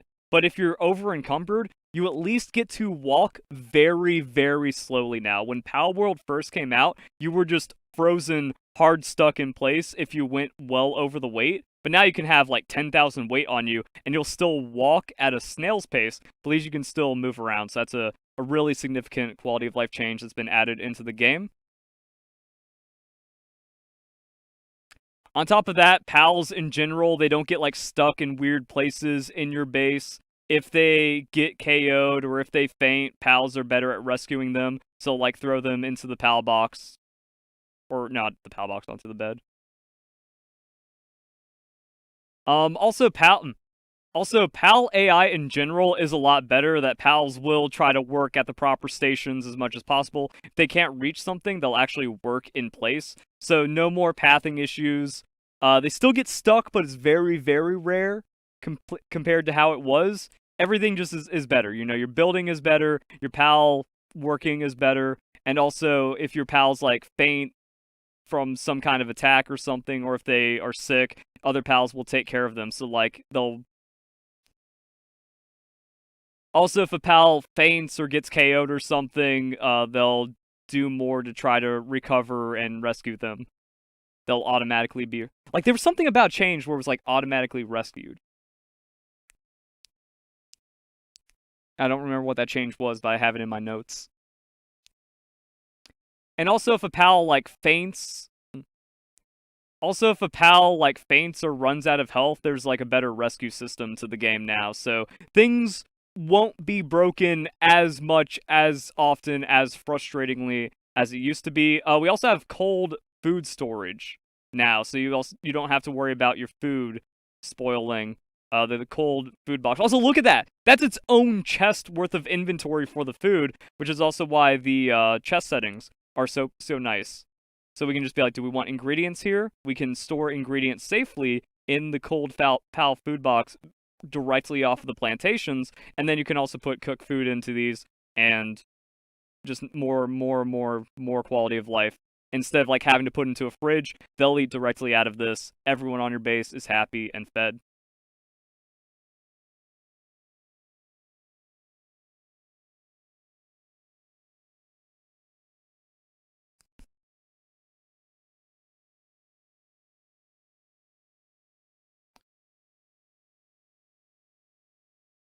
Can I trade with this guy if I just send him out? No, he needs to be dropped onto the base.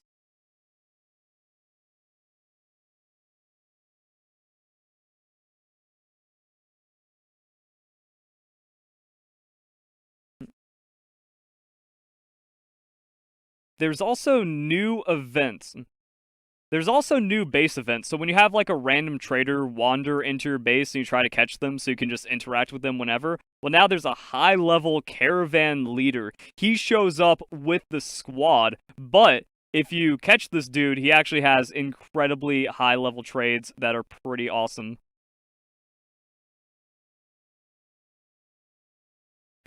Have you ever just wanted to buy rocket ammo and those annoying to make energy cartridges or flamethrower fuel or grenades? Yeah, you can do that. They even have guided missiles.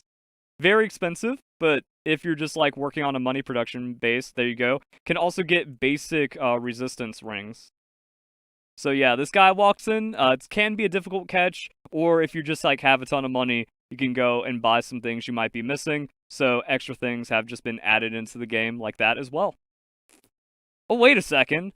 What's she doing in my base? You can't catch her without glitches. Verlicify is just a filthy exploiter. Nope. There's actually missions now to befriend tower bosses. So I did a guide on how to get... Zoe and Grisbolt, but yeah, that's like officially how you get Zoe and Grisbolt. After defeating her at the base, you head on over to the church, and then she does a quest line. So the Desolate Church, you go in there, she's chilling, talk to her, don't fight her, and then just do what she says, and eventually she'll team up with you, and then you get Zoe and Grisbolt legitimately.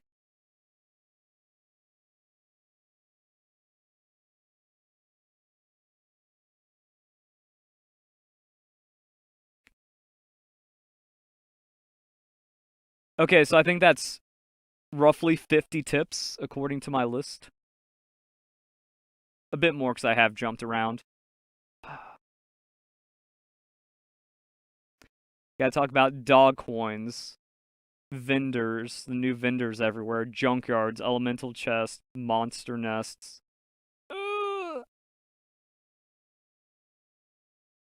I'm very tired. I think it's going to be a long break time. Also, I think the dog needs to poop, but she's been annoying, and she has to walk like a fucking mile before she goes to the spot where she wants to poop. If you gotta go, just go, dog. I see you.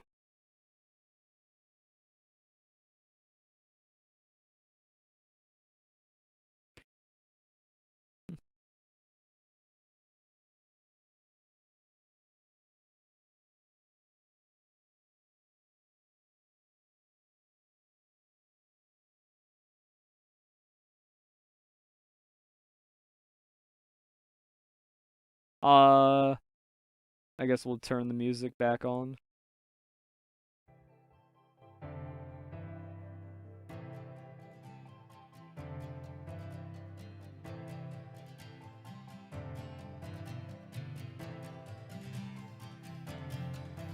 I think everything else is looking good on the stream to just take off for a bit.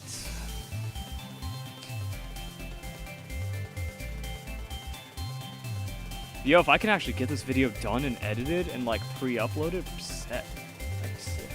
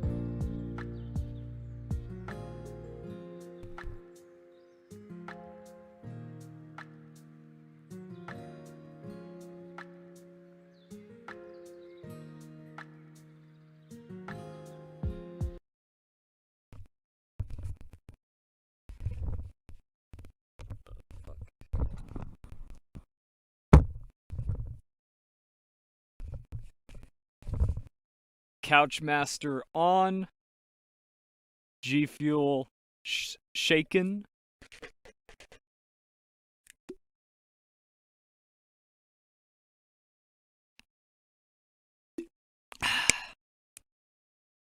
Yeah, the only way I can describe it with my dog is poop chicken.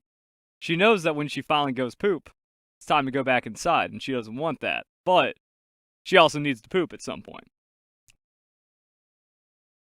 Alright, so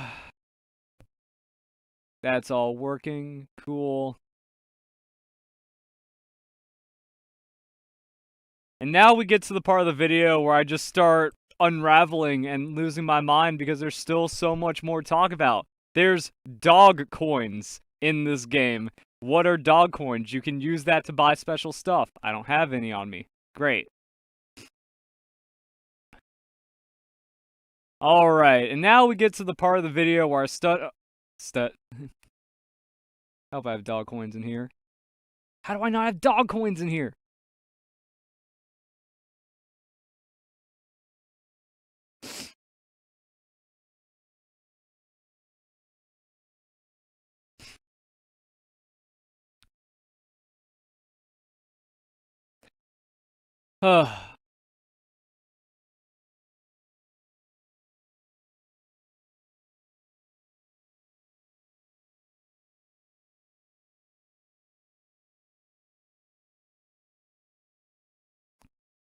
And now we get to the part of the video where I'm And now we get to the part of the video where I just start unraveling because there's so much left to talk about in this game because we have dog coins. What are dog coins? Well, this is a new material you can get from catching Mimog or also interacting with many other things in the game. There's scrapyards out in the world, so going to show those. There's also new types of chests. And when you get dog coins, you can go to a dog coin vendor and get all kinds of crazy items. And all of these crazy items are going to show you the new things that are inside the game for quality of life. So if you go inside of one of the churches, that's where you can find a dog coin vendor. So let's get out there.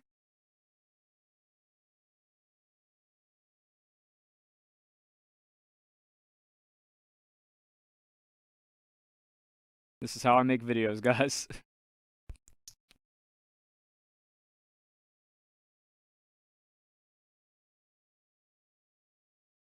Oh yeah, and there's Zoe. So we have this dude, the metal merchant.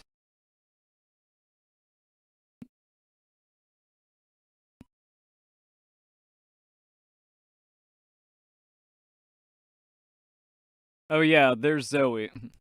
Oh yeah, and there's Zoe. But we also have this dude, the metal merchant. So like a yellow black market vendor. And this is where we can get all kinds of really good stuff with dog coins. So we have a box of accessories. This increases your accessory slot. Your first 100 dog coins. Get that third accessory slot, and then once you get 1,000, now we can also have this. And there's also other hats and cool things. Guess what? We got transmog, so it's worth unlocking a different kind of outfit or so it's worth unlocking different kinds of outfits that So it's worth unlocking different kinds of outfits. That's why I'm wearing the Catrus headdress, because it looks pretty awesome. No.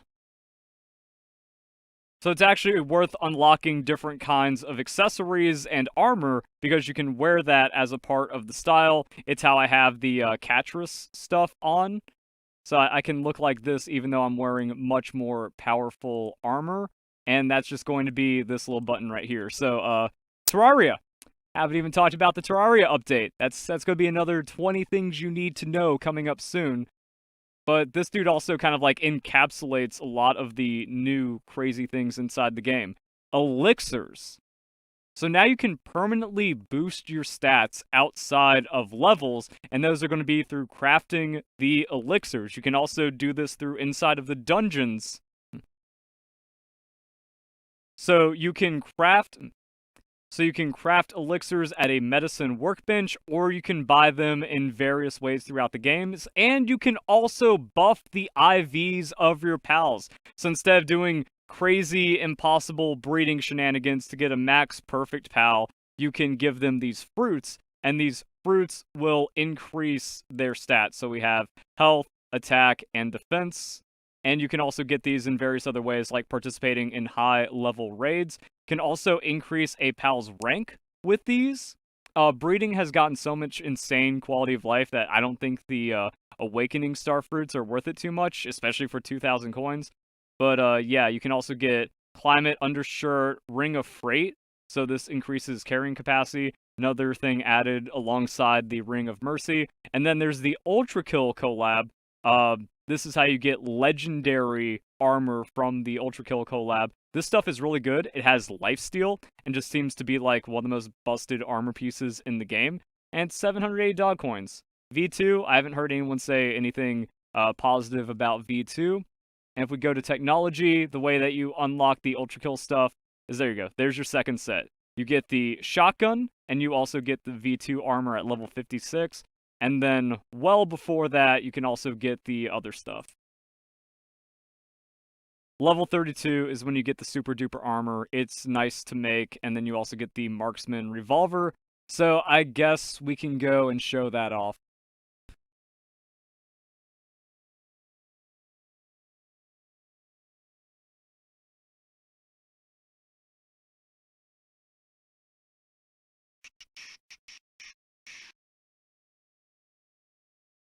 About to be daytime, so at least things will be visible.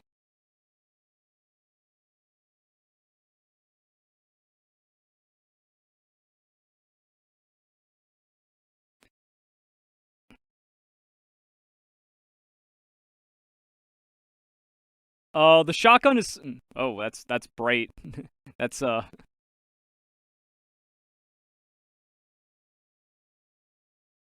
that's epilepsy warning.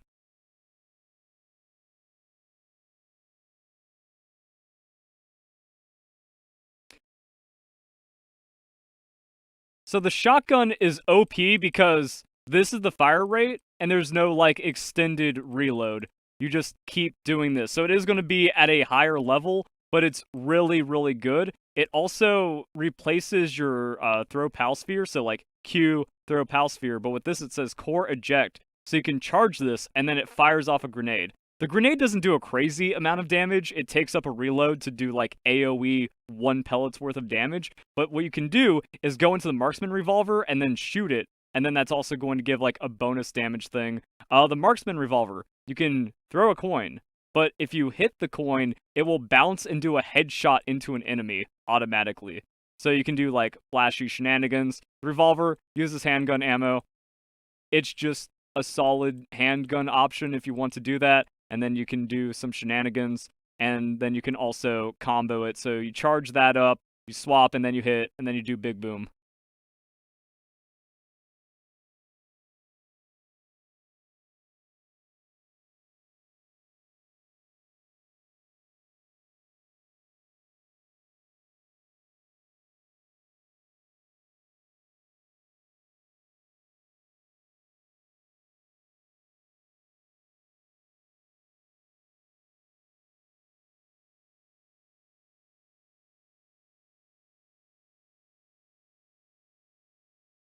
Thought this was a guaranteed headshot. How come it won't like bounce off and hit anything? Or does that have to be a straight line? Oh, now it's hitting him. I guess you have to like, it's a weird kind of range thing. Either way. Yeah, okay, that looks sick. Fast travel. Actually, no, we just need Jet Dragon.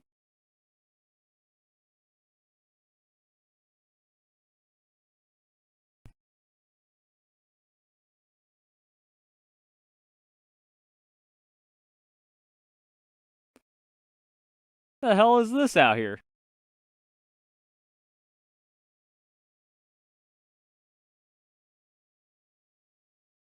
Oh no. Well, that's unfortunate. You weren't supposed to kill them. I need to talk about the overworld quests.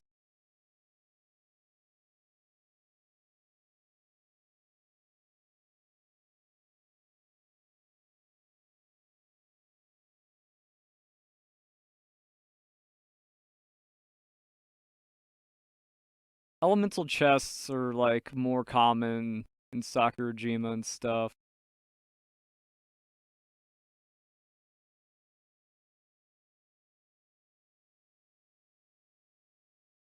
What is that? That's fishing. Haven't even gotten to fishing yet.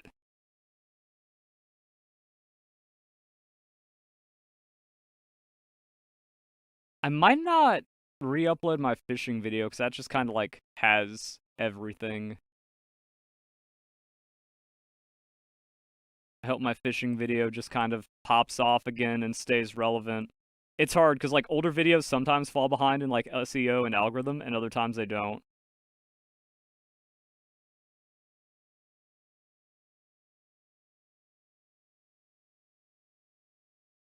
Welp? What do you mean welp? What happened? Did my stream die?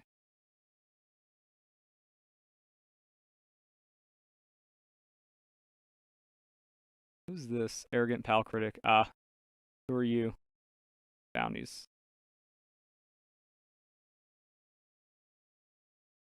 Still got more to talk about.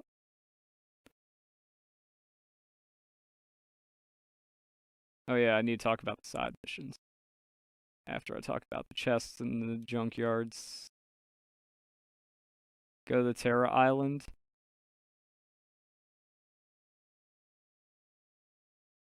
So much stuff.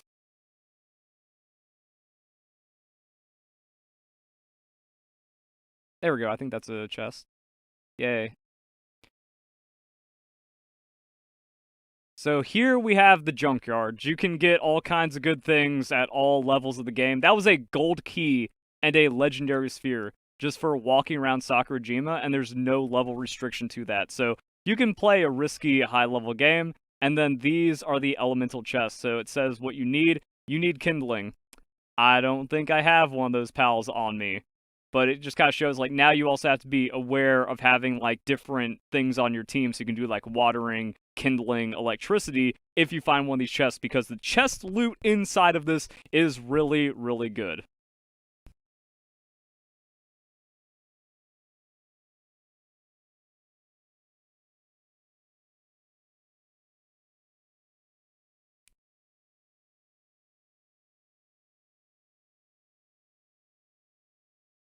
Now, you might have seen this on the map. Why are there meteors on the map? Well, that's because we have supply drops and we also have meteorites. And I hate accidentally pressing buttons.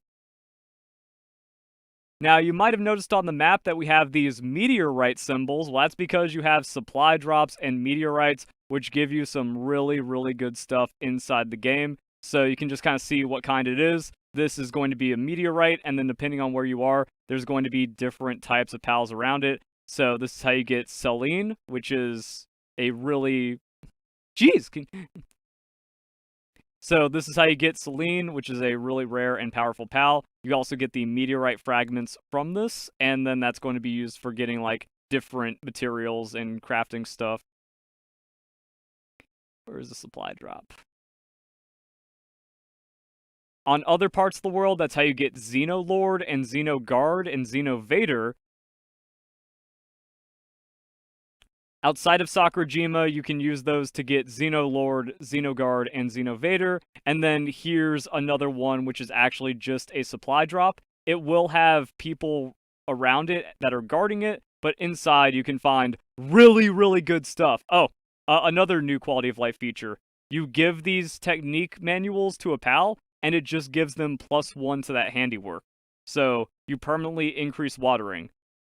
Which means, like, if you have, like, a maxed out pal or something crazy, or if you don't want to, like, go through condensing or crazy breeding chain and you like how your base is set up, +1, just like that. And then this is also another way of getting the elixirs, nice little way of getting some crude oil. So whenever you see meteorite or supply drop incoming, go to it. It's going to give you stuff, can also give you very high level schematics.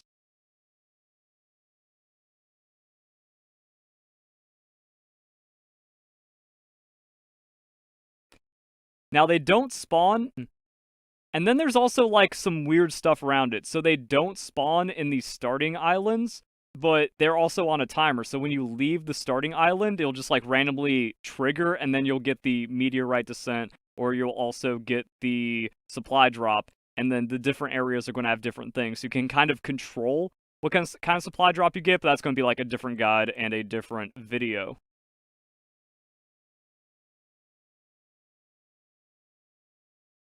That's Alien Pals, Helicopter Boss, Legendary Schematics, Raids. I guess we go into the raids now after that, and then bounty tokens and Alpha Pals. Fuck.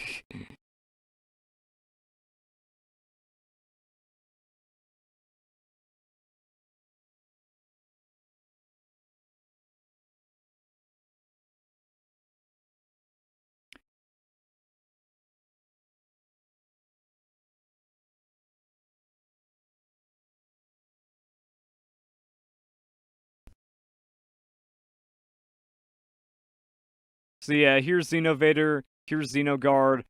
This save is cursed, and I can just never catch a Xenolord on it. Really rare, but also if you just defeat it, and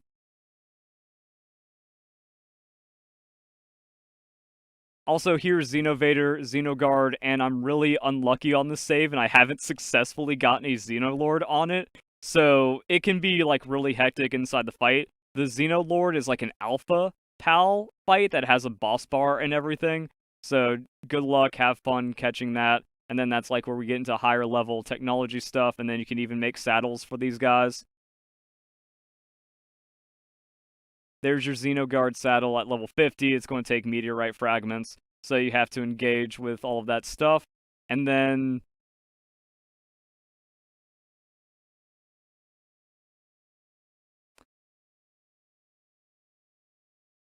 I guess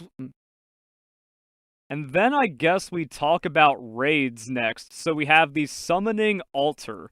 The Summoning Altar is what you place down inside of your base to do raids. You can do the base, or you can do the raid either inside of your base, so you can kind of like build it in a very specific way to where like not everything gets destroyed and you have like utility to help out with your pals or stuff, or you can go into an actual arena to fight the raid boss in. That is definitely super deep and complex for its own guide. This is how you're going to get very specific pals as well, such as Bella Noir.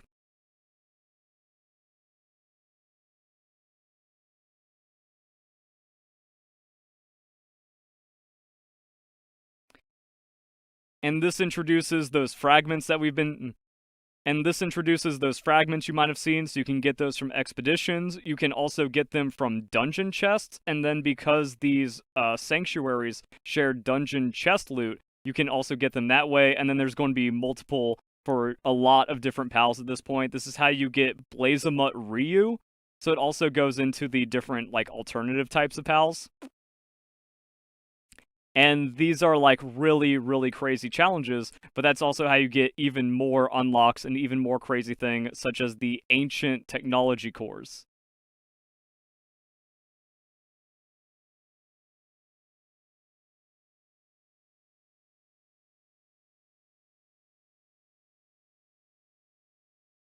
With the... Okay, they're actually called ancient civilization cores. But with these cores, you can make things like the ability glasses. So the ability glasses allow you to see a pal's IVs. So you have an IV checker, you just put it in your accessory slot, and then you can use that for the min-max and the fun, and you can also use that to catch pals that will be good for breeding and stuff like that. And just the ancient technology has gotten really crazy. We got extra jump boots, that's how you unlock the guild chest. So you do have to go kind of late in the game to get the guild chest.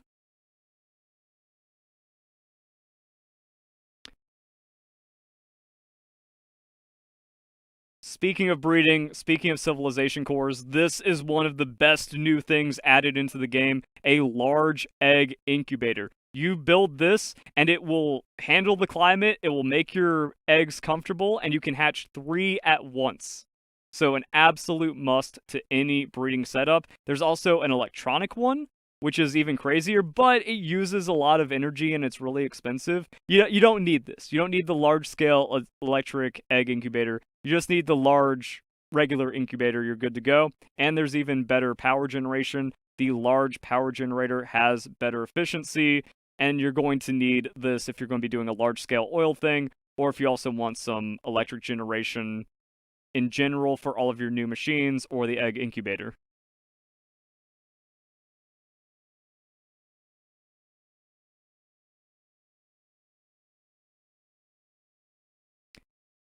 You can also increase your inventory, so you might have noticed that, oh, I'll have extra inventory, gotta scroll down a bit more. Well, that's going to be from predator cores, because now there's very angry predator pals around. They don't show on the map like the alpha pal, so that's like its own location guide video, or just look up a map or something.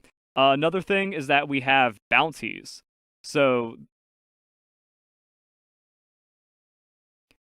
And then another thing is that we have bounties. So these guys marked on the map are bounties. They're human players, not human. Another thing we have are bounties. So these bounties are marked on the map. If you defeat these guys... Another thing we have are bounties. So if you take out these NPCs on the map, you get bounty tokens, and then you can use that to also buy extra stuff inside the game. No, that's not how you say those words. There's also bounties. So if you take out these NPCs, you get bounty tokens, and then you can use those to get even more rewards. And the alpha system has changed. So instead of being like, okay, why would I waste my time defeating an alpha Elizabeth? Well, now it actually makes you permanently stronger. Once again, gotta watch the entire video so you know every little thing about what's going on in the game. Key items. So you get these bounty tokens. So possessing it permanently increases the stats of pals on your team. And those stats are going to be related to the kind of pal that you have defeated. So it says right there, neutral damage enhancement small, dragon damage enhancement small, and then we can also get medium ones by taking out stronger, more legendary pals. And it just keeps on stacking. So if you're falling behind on damage, or if you just want to kind of like clear out the map of all the alpha pals, get a super duper buff, use that to take out tower bosses and the hard mode challenges and have an edge in raids, you need to do as many alpha fights as possible. And even early on, it's going to be pretty nice. So you just gotta collect all the coins and get your buffs. I am tired.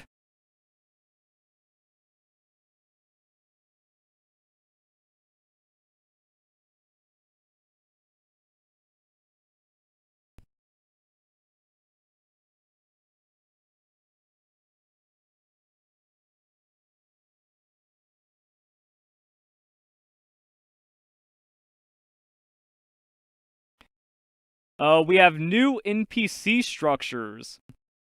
We also have new NPC structures you can raid. So this is going to be the, There's also new NPC structures you can raid for rewards. So this is going to be based off of like the various groups, but hey, look at that. We just get a big chest that has schematics and all kinds of fun stuff inside of it. Blazamut, Ryu, Slab Fragment, and then you can take out the people, get the rewards, find the pals inside. So a little bit of extra like overworld stuff to raid and farm out.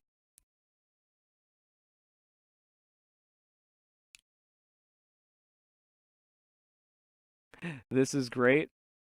Don't know how people can enjoy the stumbly creation process of a video, but I'm happy someone is enjoying it.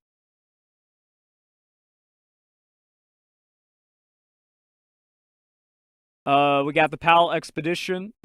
So coming back from a PAL expedition, manuscripts, civilization cores, so you don't have to do the actual raids, different kind of slab fragments, all kinds of fun stuff. So yeah, expeditions are huge. We also have like more PAL soul shenanigans, and I got a kinship peach inside of that chest.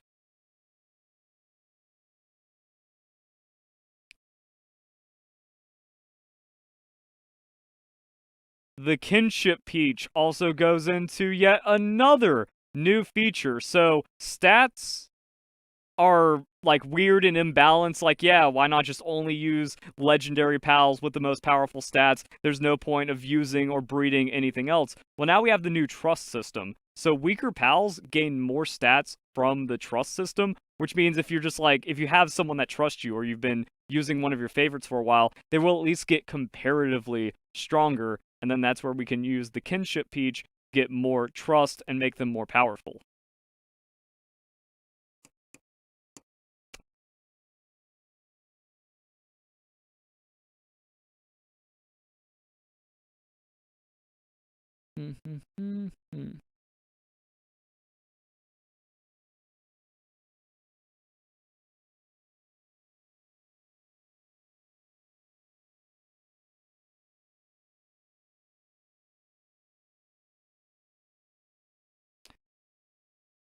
And because we have the giant Pal souls, that means Pal enhancement goes further. And because we have the giant Pal souls, that means Pal enhancement goes further now. So you can get up to 60% more stats. You're going to need like crazy amounts of stuff for this.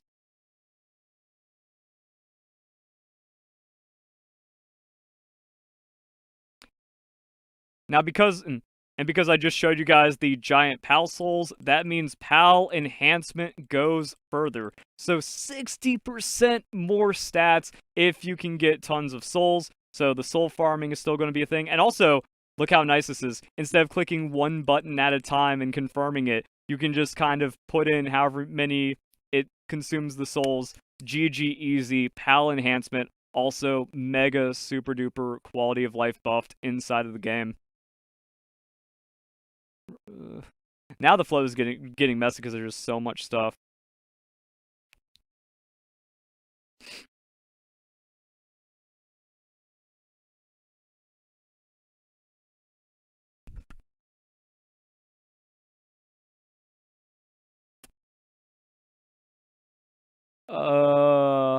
We got quests to talk about. I don't remember where the bounty merchants are. They're like in the towns.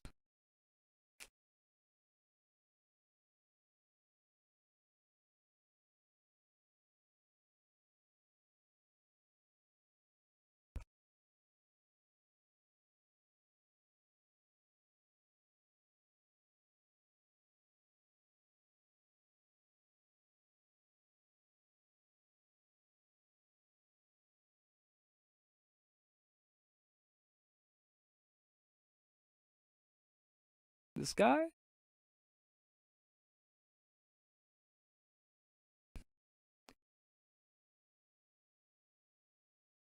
Also, going back to those bounties, inside the settlements, we have these bounty merchants. So there you go, more stuff to get. Oh no, we haven't talked about implants. So you can just implant passive skills into your pals now on the surgery table, and that is its own gameplay loop. We're going to go deeper. We're going to have to touch back on this one. But as you can see, take out a lot of bounties. You get life fruit. I don't think the money's worth it. You can get some manuscripts. And then we have kinship peaches, as well as gender changing on the surgery table, technical manuals. But you need to kind of visit the different settlements, find all the bounty dudes, and then you can just put in Musclehead. And once you unlock it once, it's unlocked forever. So I don't have to like spend 30 tokens to put Musclehead on a pal every time. Nope, just one time, and then I can infinitely put Musclehead onto all of my pals. It is busted.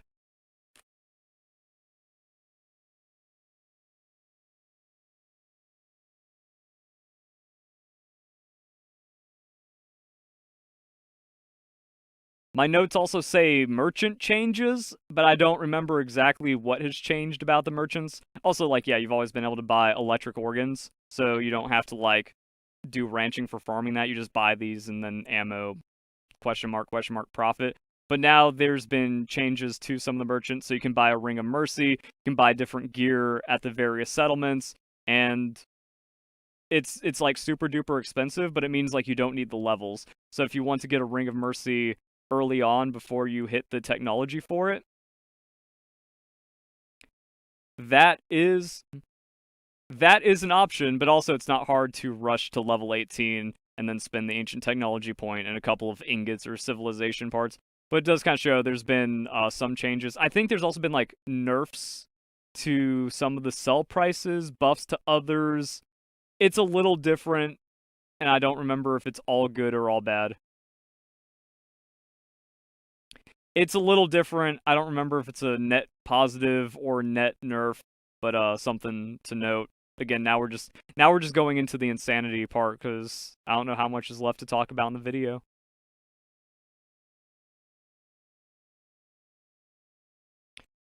Also, when you first go to Sakurajima, you're not allowed to fly. I should just teleport to it.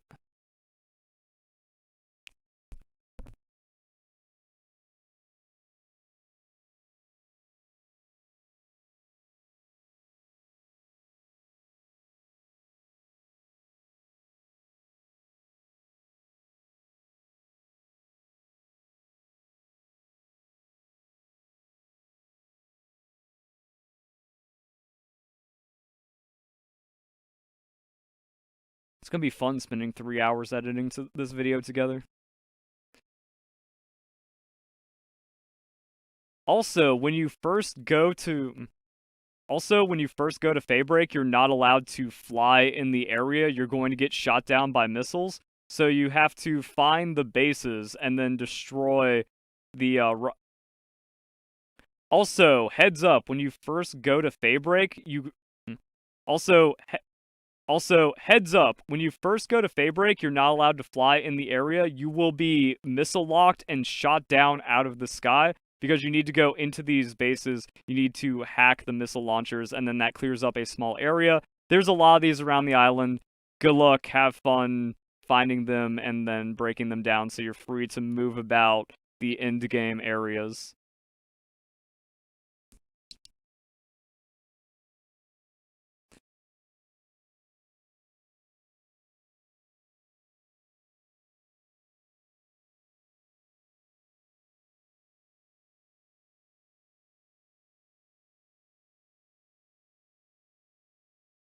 I don't have time for this. I'm just going to respawn.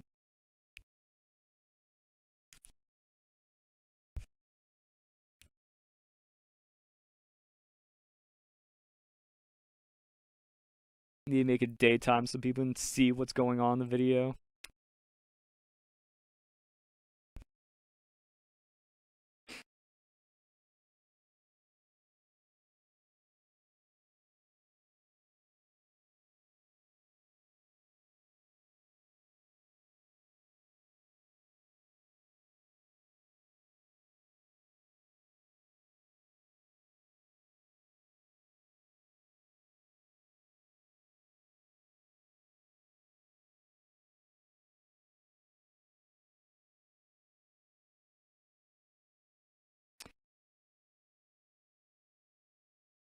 And then here's the surgery table.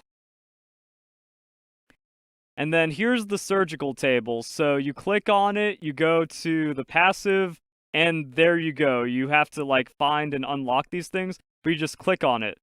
And then you can get rid of something, and then that's it. It costs a little bit of gold. Like 50k is kind of a lot, but that's why you just want to make a massive gold farming thing. And when you have millions of gold, you can just like perfectly build out how you want a pal. Now you might notice that we don't have the rainbow skills, so you still have to like breed those in, but it gives you a really good baseline.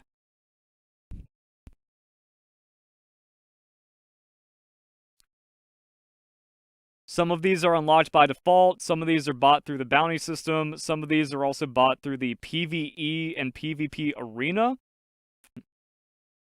Some of these are unlocked by default, some of these are through the bounty system, other ones you have to unlock through the arena.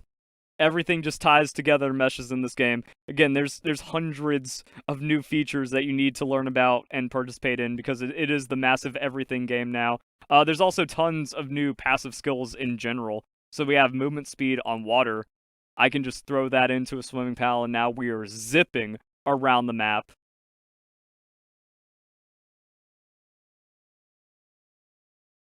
You can change gender, which is also good for breeding, which isn't...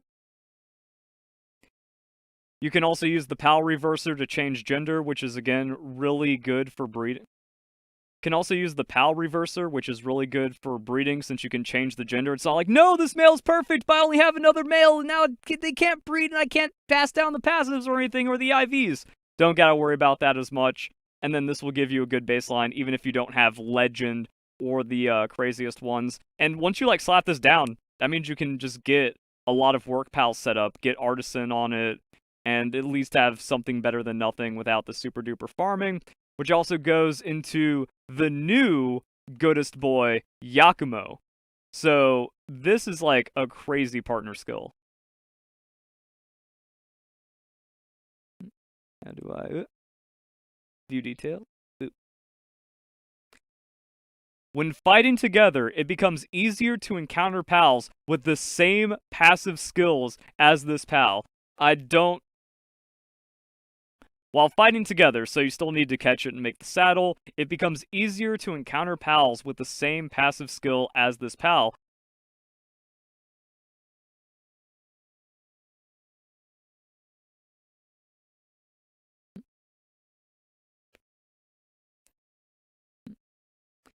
Now, you do need the saddle, but once you get that, when fighting together, it becomes easier to encounter pals with the same passive skill as this pal. I don't know which ones are excluded, maybe Demon God and Legend and stuff, but there's a world of catching and breeding and stuff where you catch a ton of Yakumo, you breed Yakumo to get like different passive skill combinations, and then wild pals that you catch will have a higher chance of having these passive skills, so you can use that for like further breeding augments and stuff. Or use the surgery table, and then you can put what you want on the Yakumo, catch wild pals, and then they have a higher chance of...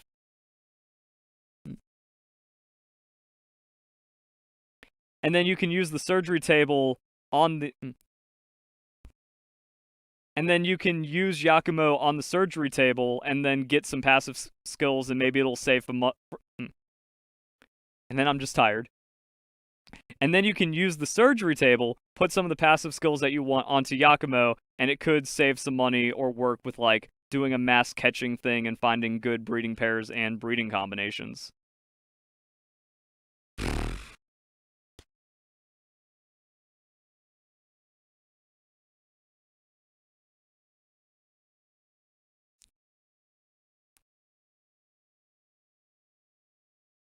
Oh yeah, also speaking of accessories, we have climate undershirts, which just give you passive climate resistance, and climate resistance stacks now. So instead of like being stuck with a piece of gear that doesn't give you enough cold or doesn't give you enough heat resistance and you're swapping out stuff, you actually have some base stuff. So the heat resistant plasteel will give us base cold resistance. And then if you get higher level multi-climate undershirts, which are rewards for dungeons, and you can also buy these in the desert town, you just like stack everything and you don't have to worry about weather as much. So, nice little bit of quality of life right there.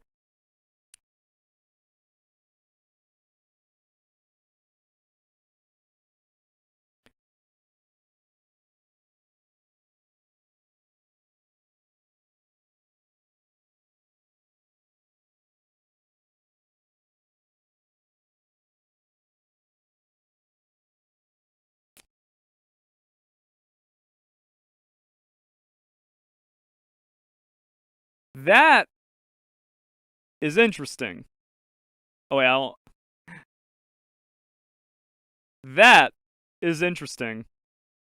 That we just randomly have a shiny Cativa spawning in our base. He just vibing and no one wanted to kill it. I don't even know if that's like a new random event or something, or just pure luck, because like nothing else spawns in the base. Okie dokie, that happened.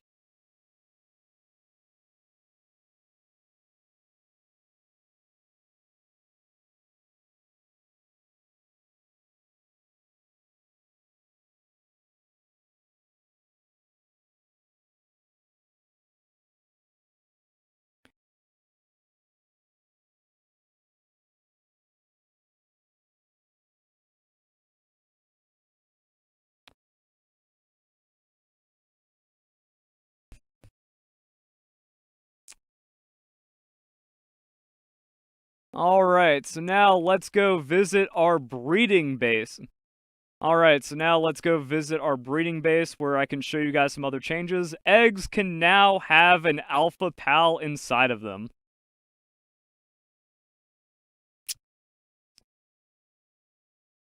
Alright, so let's visit the breeding base just to kind of show you some of the stuff that's happened with breeding. So these are the egg incubators.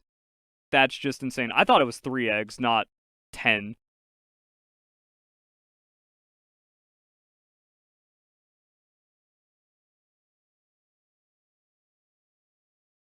Am I crazy? Why did I think it was 3? Like, it looks like it has 3. I don't know.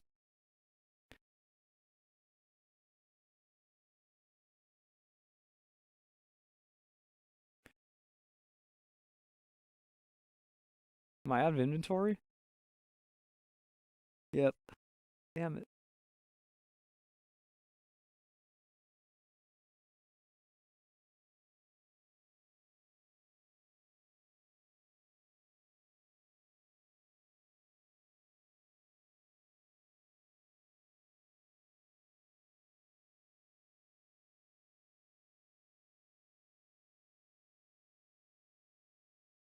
How much friendship? That gave a lot of trust.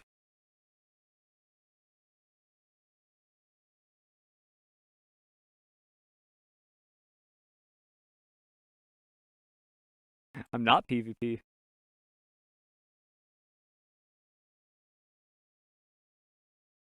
I don't need any more might.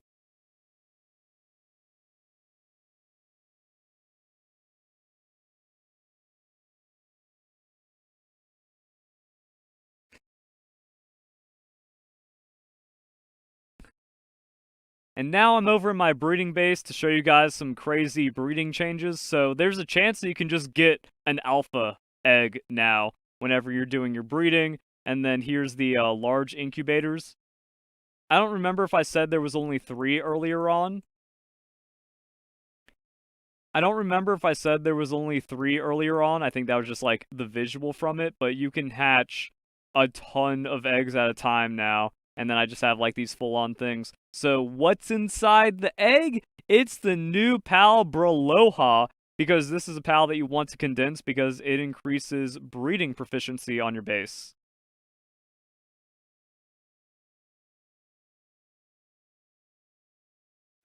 So we can go to the storage, and then we can see I have a ton of these dudes. So it's called Balmy Weather.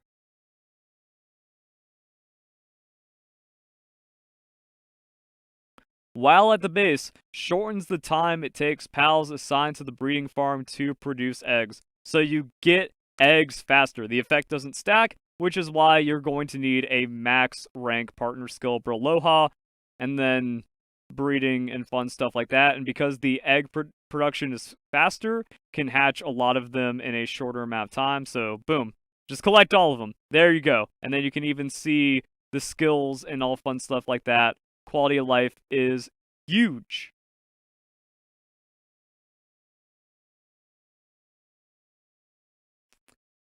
And what this means is that it's a lot more viable. And what this means is it's a lot more viable to do PAL disassembly, and there's even some farming methods that I've done guides with for that. And now you can disassemble them and get whatever you want. Oh, that's also interesting. So you get Dragonstone and Ancient Civilization parts from the alphas. So like breeding, hatching alphas, and then disassembling them can turn into a little bit of money. There's a bajillion things you can do in this game now.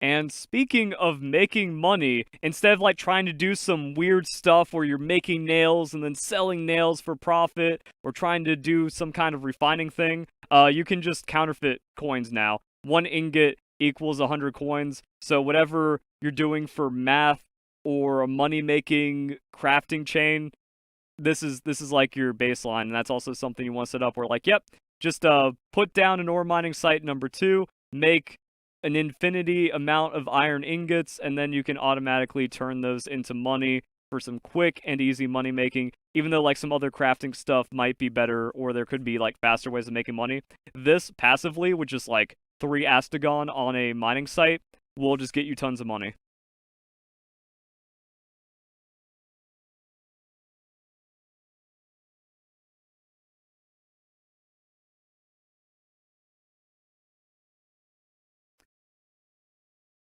Also, here's what we have. Also, here's what we have at the medicine table. So this remedy will give you 1 stat point, the elixir will give you 2 stat points, and we have the new lotuses. So small are going to be in the earlier game dungeons, and then the large ones are going to be in the more late game dungeons, and you can even get some during expeditions. So you can use that to craft with some other resources to get permanent stat increases for your character. And there's also recovery medicine. So you just take a health potion, go in the cavern, harvest some cavern mushrooms. I think you can also get them from the expeditions as well, and then you can get tons of health. 15 health per second for 10 minutes. That is exactly what you need for some of these crazy raids, as well as the harder tower bosses. Revival potion, so you can also revive a pal in combat. If like your very crucial core pal goes down, don't worry, he'll be fine. Just kind of expensive. We got new tower bosses. We have the Sakurajima tower boss. Then we also have the Faybreak tower boss, and as you can see, there's more islands and alpha pals and new pals with the fishing update out here.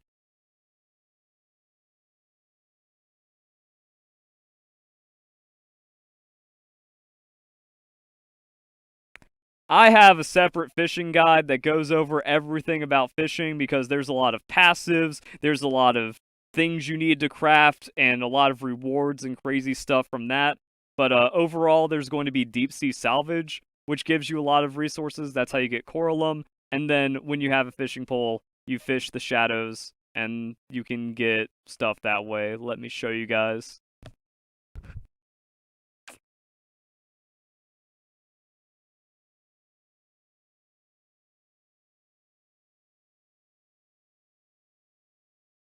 Need to bait fish here. What bait? I don't have bait! I don't have bait! Come on. Alright, so yeah, you have to craft bait, which is unlocked through technology, and then you do fishing, and you get stuff. But you can also build a fishing platform, and that's another really cool thing.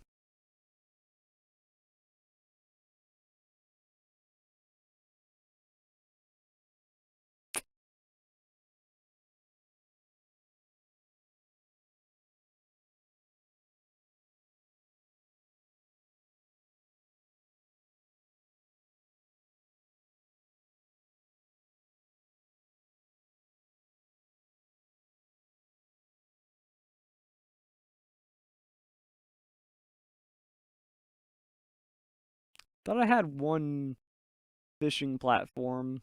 There it is.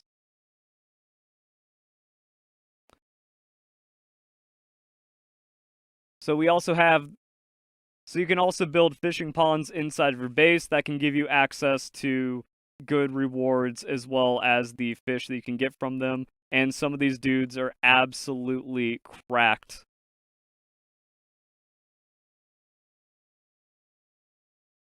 Look at Gangler! Level 4 watering, level 3 kindling.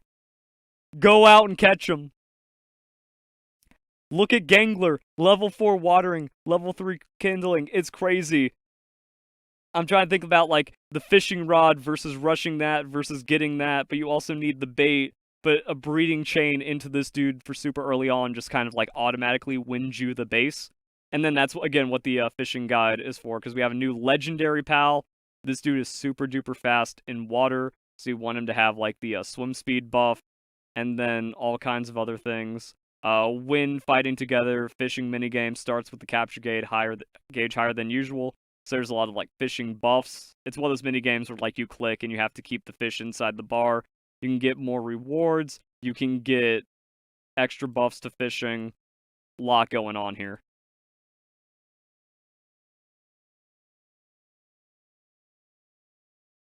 This dude runs faster over grass, so you can have like a lot of really crazy speed. And I was going to say it's similar to Dezamu, but if you don't know what Dezamu is because you haven't played since launch, well, Dezamu, you want to get one of these guys as fast as possible.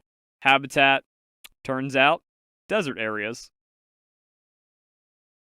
But you catch Dezamu, you get the saddle, and then you can blitz through the desert. You can open up chests, you can run through here super duper fast, and that's going to help out with your mid game quite a lot. And then you can also get the other one and run over grass really fast. So instead of like having to get a really fast mount that has all the perfect skills, you just use one of those.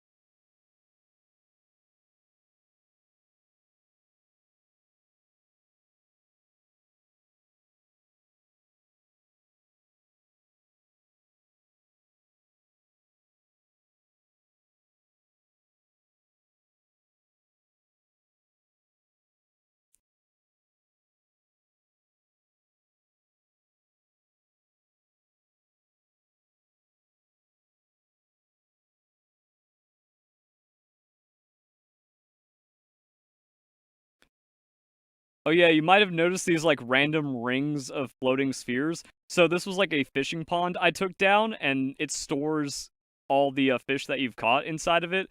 So these dudes are here, and you might notice it says until anyone can pick up.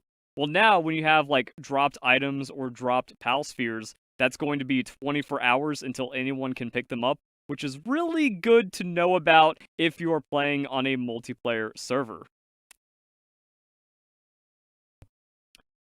Next up, let's go to the arena.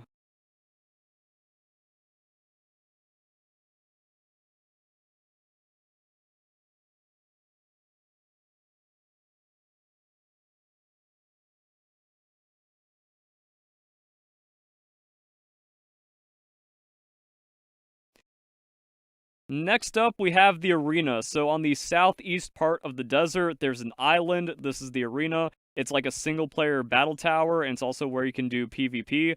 So this is going to be like challenges, and you do these challenges, and then you get the reward tickets.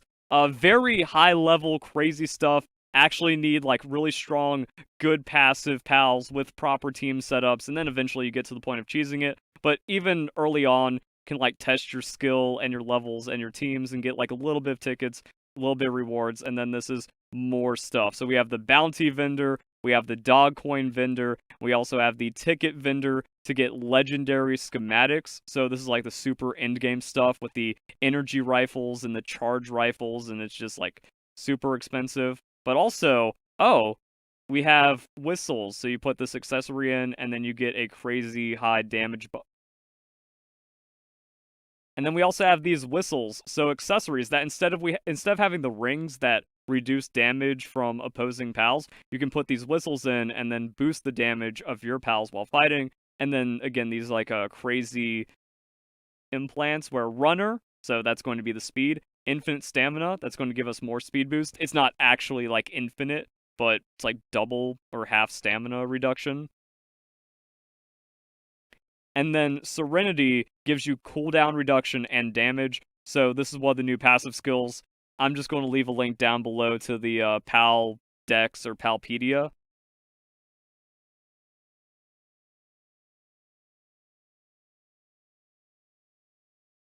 I'm just going to leave a link to PalDB so you can go through like the new skills and stuff, or one of my videos that covered it. Here we have life fruit, and then also we can get really high level skill fruits here. So you buy it, there's skill fruit plantations now, so you can plant a skill fruit tree in your base, and then you can like keep getting more and more of the high level skill fruits.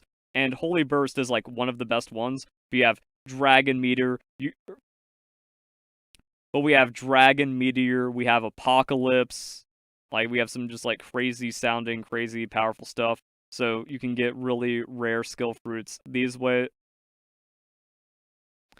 We have Apocalypse, we got Dragon Meteor, just a lot of really crazy and powerful stuff. So the game devs like acknowledging the competitive side, and Holy Burst just kind of being like the main, if you have a normal PAL, you need this for the big damage boost and crazy DPS.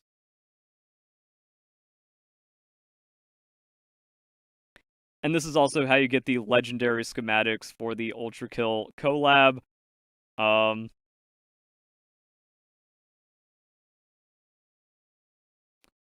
So all kinds of stuff happening. So the arena has all kinds of stuff. Elsewhere in the game, Axel, Victor, and Marcus have been nerfed, so it's easier to kind of do the first run of the tower bosses. But now there's a hard mode for all the tower bosses, which unlocks expedition rewards and stuff, and is a further challenge that is kind of ridiculous inside the game. So once you get into like hard mode raids, hard mode tower bosses, and then the max level arena stuff, you realize, oh, the game is like impossibly difficult. But getting to that point has been made easier and more accessible because so few people actually beat Victor when the game first came out. I think I said 10% early on, but was it actually like 1% the first couple months of the game, even with like maxing out your damage settings or doing like custom stuff with your save file? People just were not getting that Steam achievement.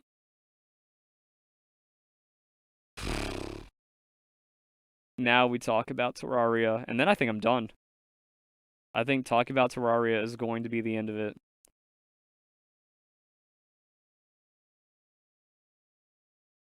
And then, finally, we can talk about the Terraria update. Man, I teased that in the beginning, but it is one of like the coolest and craziest parts of the game. So, this unlocks in the mid-game and gives you access to some of the most powerful upgrades in the game. You can ignore it if you're thinking like, oh, Terraria's stupid, or I don't want to do any of this, like... I don't like how much that's loading.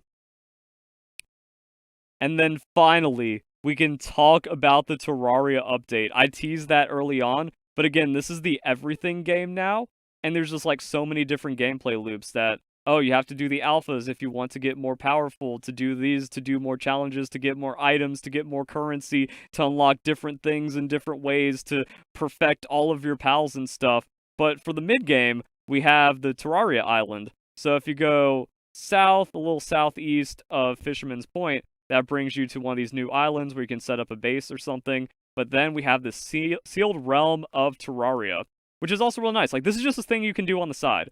You don't have to do this as progression. It's not a part of the main story. But if you want to take like a little break and do some side quest stuff, you just head on in here. And now we go into a mini Terraria world.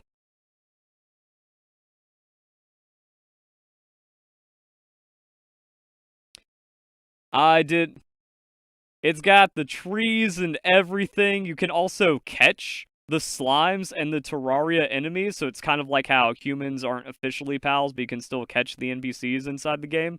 And then you can run around and get resources like, oh, so I'm going to get wood. No. Oh, I thought you got the hallowed for breaking everything. Maybe it's just the rocks.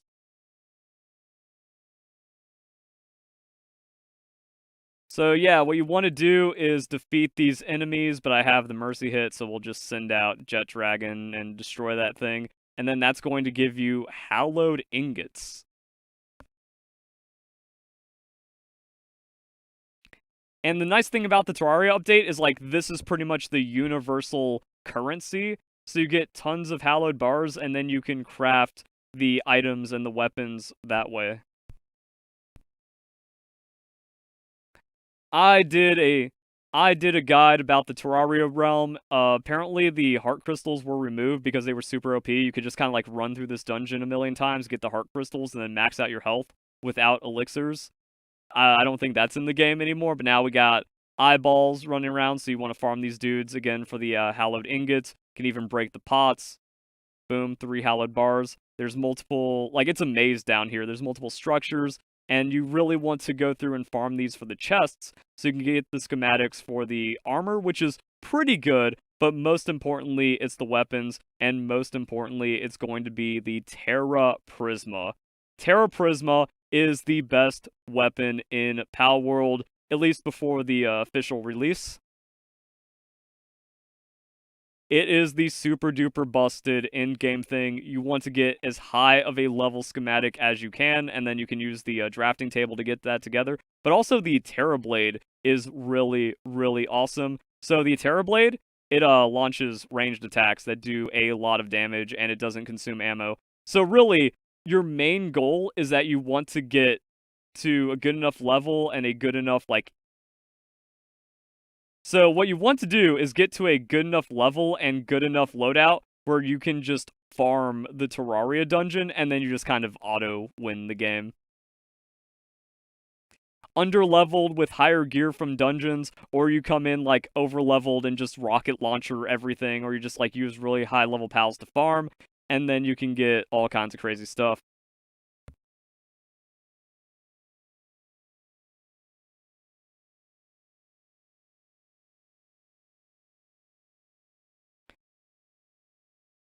And then you want to find the structures, you want to explore. The layout is the same every time, so you just kind of keep repeating the dungeon. But there we go, we got a schematic one for the headgear, and the headgear also has buffs.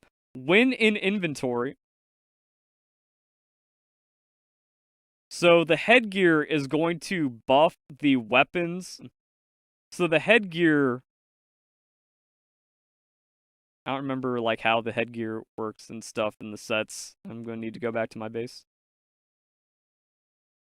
Oh yeah, also the Vortex Beater is the best gun in the game. So if you spend the time to like go away from regular Palworld and then spend a lot of time in Terraria Palworld, you just come out with like super duper strong stuff.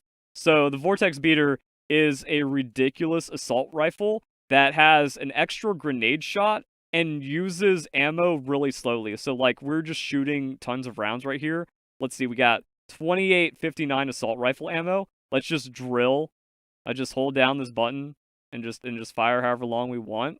And now we still have, like, I only use like 15 ammo.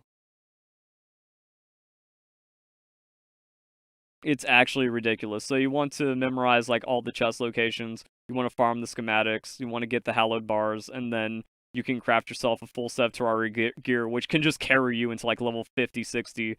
And I didn't even show the Terra Prisma, so it's a summon that you get these swords, and then they automatically kill things for you, and you can even swap off and do other weapons.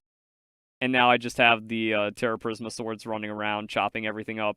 Really good against bosses, just passive DPS forever. It does use durability, and that's kind of the only weird thing, that if you're doing like long raids or hard mode or like really high level stuff, you bring multiple Terra Prisma, that's all there is to it.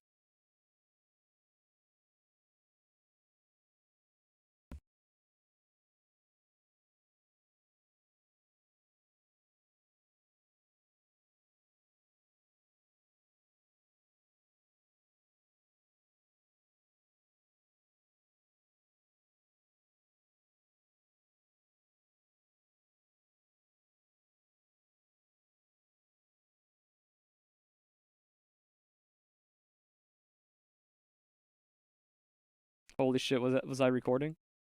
Oh, thank God. Need to record the Terraria segment.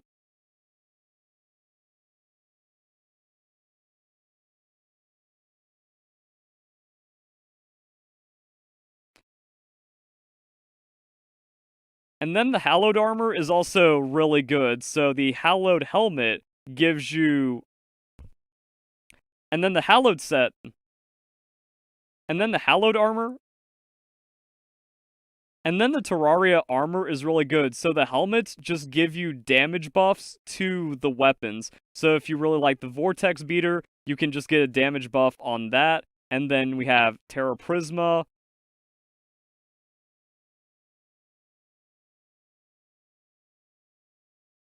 And then the armor is also really good. So the Hallowed helmet gives you increased damage to the Vortex Beater. We have the Hallowed hood for the Terra Prisma. And then there's different kinds of helmets and schematics to grind for. Pretty decent stats as well. And then that just makes like the super duper busted OP weapons even better.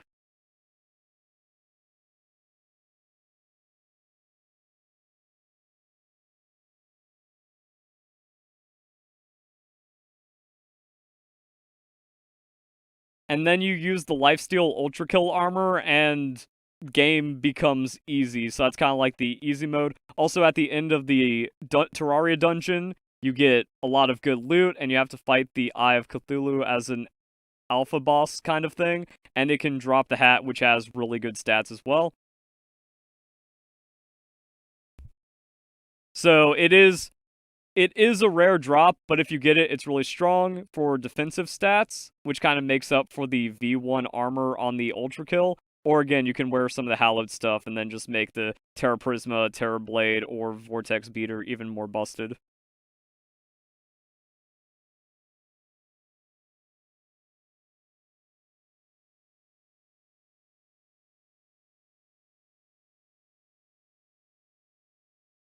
I have something in my 200 thing list that just says boss chest loot. I don't remember what that means. I think that's because like you get different weapons and armor depending on the chest. So the regular chest can have like the hallowed armor and stuff, but the boss chest is like the only place you get the Terra Prisma from. So that could actually be a bit more. Yeah, I think it's the armor is in the regular chest and then all the weapons are in the boss chest. So farming for legendary can take a little bit of time, and then you just have to wait a couple of minutes between each run because like the dungeon has to close and then reopen once you go into it. But once you get a fresh dungeon, you just keep farming, and then you spend a dozen hours here, and now you just super duper win the game.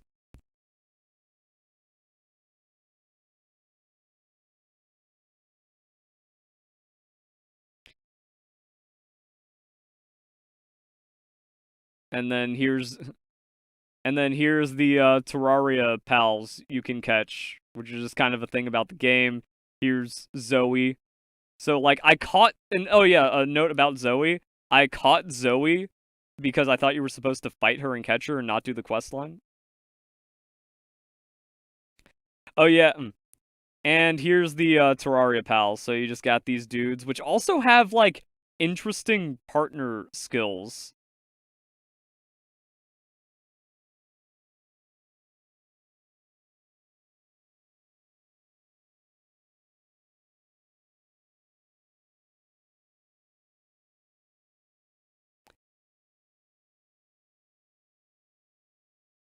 The cave bat will pick up items for you, and you don't have to build a saddle for it. And I don't remember, like, one of these is actually good. So yeah, Dark Pals drop more items when defeated. You just get all these things passively. And is the Eye of Cthulhu actually just really good?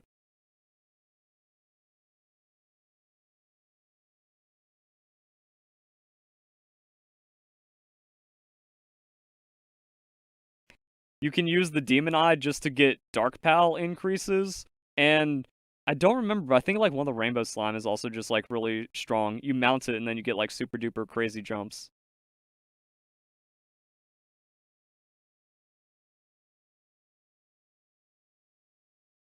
So it's actually worth catching, and you can do like meme team stuff with a couple of these guys. You can catch Zoe instead of doing her quest. It makes things really weird, but there's just a Zoe. We got a lot more PAL types now, so like Ping King Lux gives you watering as well as electricity generation. So a lot of different PAL combos and a lot of like extra weirdness and stuff for breeding, farming, harvesting, ranching, and stuff like that.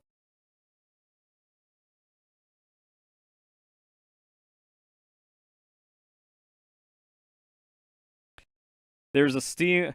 I'm running out of gas, but I think we're almost done here. Melee weapons have been buffed, so if you played previously and you're like, man, melee just kind of sucks, it doesn't now. We also have Excalibur from Terraria, which is really good. The beam sword and katana, and then we also just have like the regular sword, which is somewhere.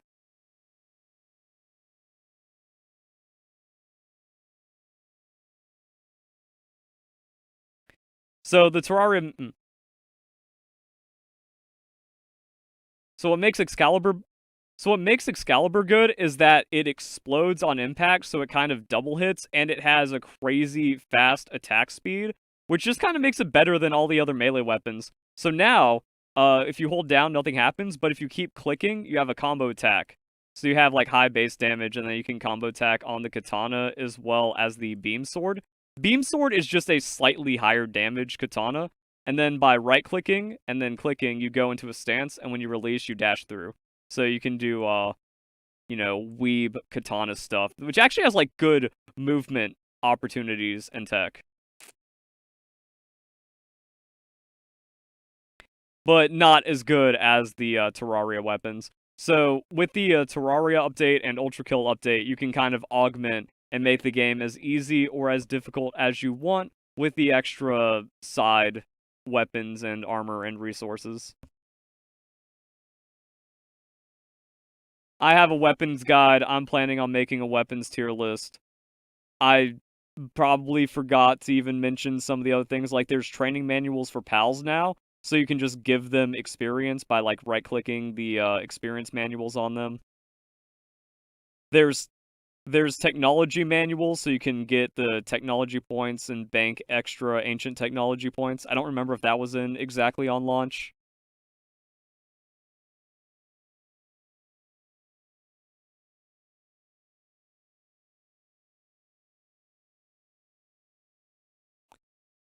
Meowmere is a neat weapon that, like, multi-hit bounces and doesn't consume ammo. So it's kind of like a better early game handgun. That's the Predator cores. You get the Predator cores from the Predator pals that are just randomly sprinkled around the map. So you're going to actually need those things for a couple of ancient technology things. That's how you get your pouch upgrades, get more inventory. There's lockpicking tools now, so you don't have to carry keys. But there's a lockpicking minigame involved, so still having keys is pretty good. Homeward Thundercloud. So Dazzy drop Dazzy clouds, and then you can craft this item, and you use it, and you just go back to your base. So it's a fast travel to your base that you need to have in your inventory at all times. Go farm Dazzy, craft a lot of those. All the technology, all the crazy early game changes. There's your global PAL box at level 1. PALs have cosmetics, so that's what the dressing facility is from. You can, like, unlock the cosmetics, and then that's just what those pals are going to look like.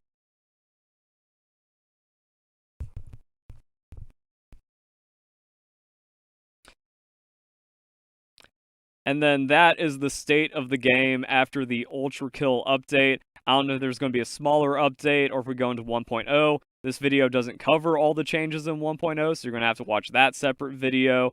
And then this is like getting you caught up for the full official release of Palworld, where there's just so many changes. You're going to have to see, like, everything for yourself. We have better hot springs. That's just going down the technology tree as you level up and really pay attention to the new things that have been added into the game.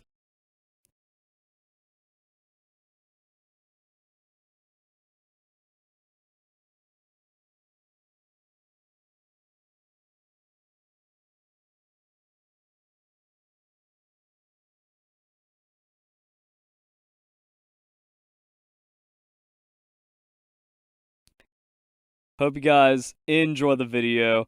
Hope you all have a nice day. Thank you very much for watching. I don't know what I missed. I don't know what else there is to talk about.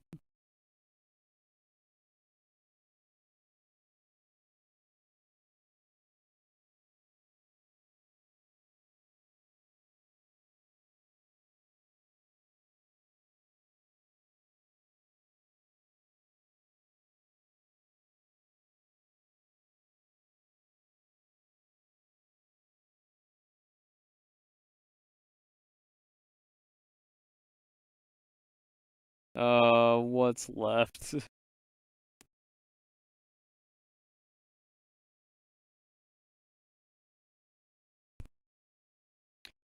Do I finally successfully capture a Xeno Vader? But to get Xeno Vader, I can't be in Sakurajima. Is it one of these areas that has a higher chance? Or, like, for Xeno Lord? Like, do I just hang out in the desert for 20 million hours until I get the drop?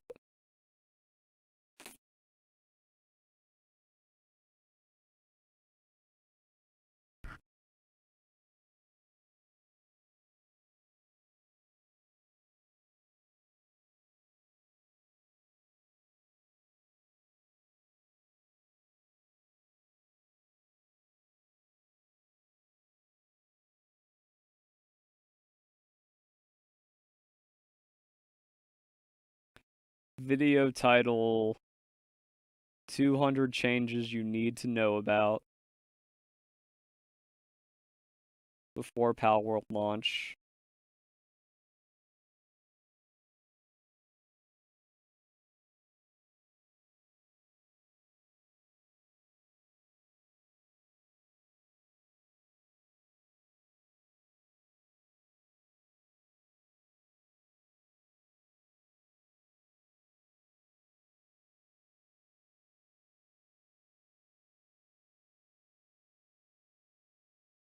Oh shit, I know what I missed.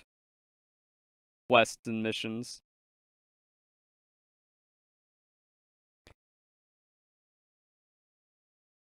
Oh yeah, you might have noticed a missions tab. So outside of the main missions, which have been added into the game and give you rewards. So you get bonus experience and you can also get bonus rewards as you just kind of go through the tutorial slash main mission. Really nice quality of life, gives you some extra cool little things. So you can get small enhancements, which can help with like some condensing trees, a little bit of experience boosting by just kind of learning how the game goes. And this will also fill you in on a lot of the potential changes, or at least guide you if you just completely forgot how to play the game. And then there's also submissions. So there's like random people. Just talk to everyone now. They might just give you a mission. Here, show them a pal, give them an item, and then you can also get a lot of stuff in return. So look at this. Give dude 5 chromite, and then you can just get +1 mining to one of your pals. So there's like multiple people that have the different technique manuals for free. You just get them like that.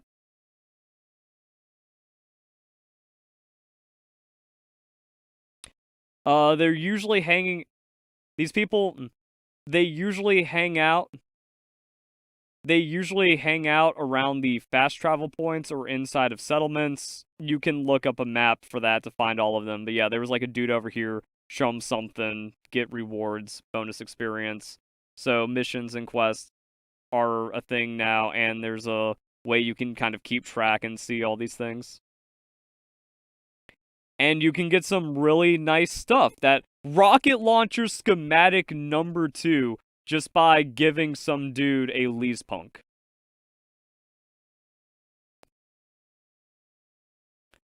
Also, 300,000 experience. Press T, track it. Where is this guy?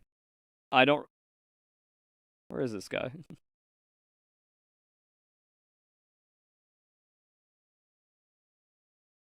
It should be like a thing on the map.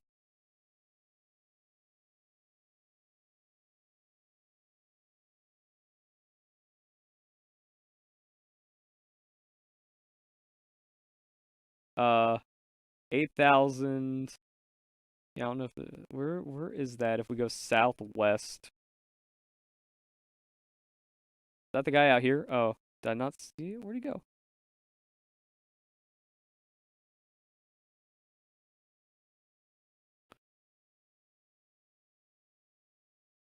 I'm just going to pretend that part didn't happen. Like, look at this. Dungeon Hunt. Give Wanderer a Lee's Punk or a Lee's Punk Ignis, and then you get a rocket launcher schematic level 2. Rare rocket launcher, and then you can just kind of track and then view it on the map. And then it gives you this symbol. And there's tons of these around the game. So that's some pretty good stuff. And it looks like we found a bug. But you can just kind of clear that by going to the back to the missions tab. And then there's also a dude inside of the starter town.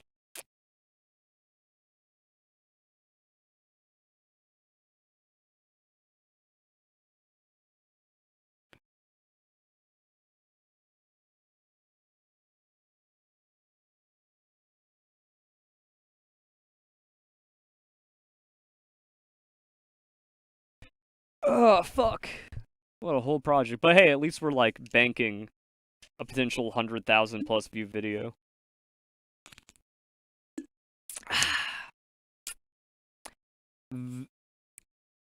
This dude over here is super duper OP. Now, I've already done everything, but the ecological researcher, So, like, you catch a lot of the different pals, and he's like, catch 30 different species. I think that's what this guy does. And you keep talking to him, and he'll give you all the really, really good rewards.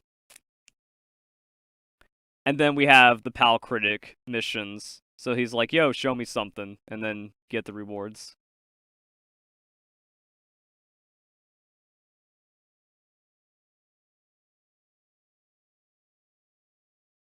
And then where's that humble little farmer I killed by accident? Over here, okay. Don't get angry. Don't kill him again, Jet Dragon. Oh god, almost died.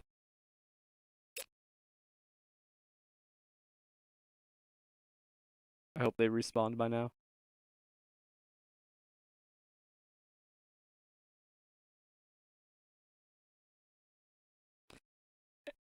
And yeah, they'll just be random people in the world to talk to, like, it's just a farm.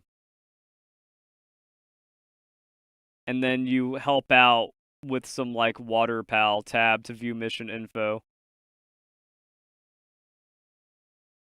Pal's Blessing. Oh, look at that. We get an IV fruit. Just give the farm pal a pal with watering. Boom. Easy game. So main missions, sub missions, and I don't even know what else there is to talk about. So yeah, main missions, sub missions, good stuff. Oh, you might have also noticed that, like, there's higher level pal spheres as oh, reminder of higher level pal spheres.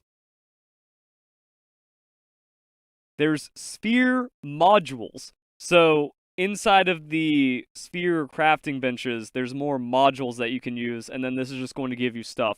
Extra range and then capture strength permanently to your pal spheres. Gotta unlock it, gotta craft it. There's just too much stuff that's been added to this game. You're loving the stream? I'm just soft recording a video that is melting my mind of how much I need to put into the game, dude.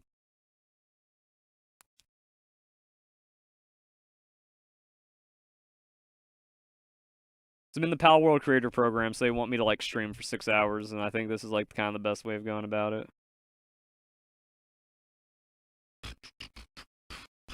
Oh, chest.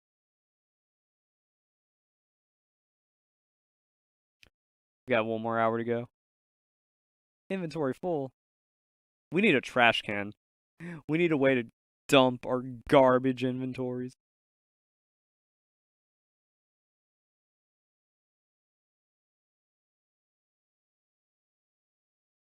Or just build whatever BS on whatever base. But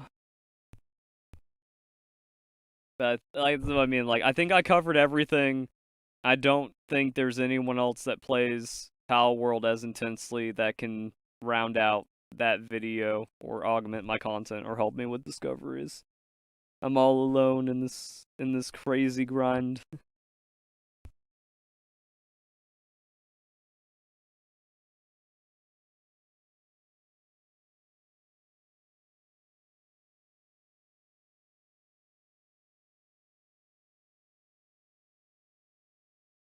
That's actually, like, the worst. Actually, no, wait.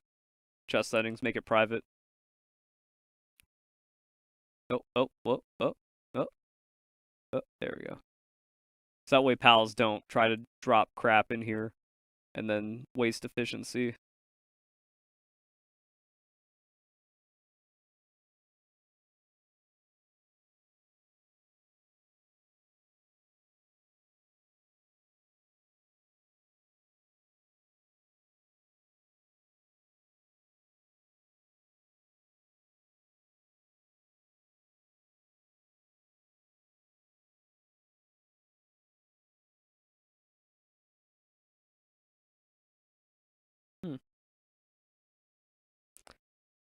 The caravan leader has wandered in.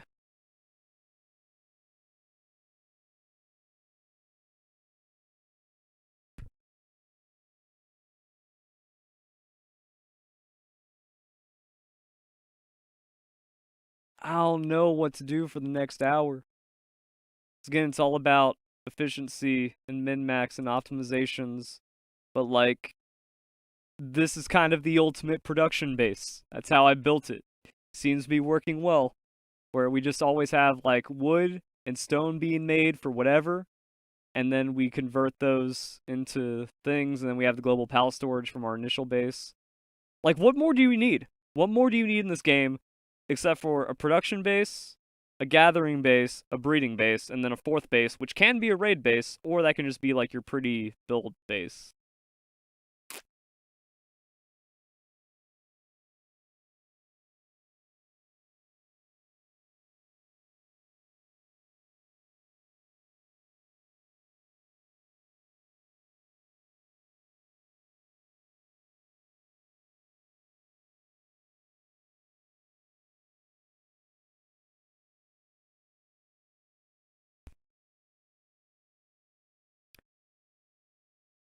I need to catch the pals I'm missing that I don't even know what they are, but I hate catching in Animo, Palworld, or Pokemon. Need Xenolord. This is the new raid pal that was introduced with the Ultrakill. And then I'm also missing a couple saddles of like weird forms, I guess. So that's the new raid, which I don't even know if I'm set up for. That's some variant, and then that's Xenolord, and then why? How am I missing 5 pals? I hate the save file.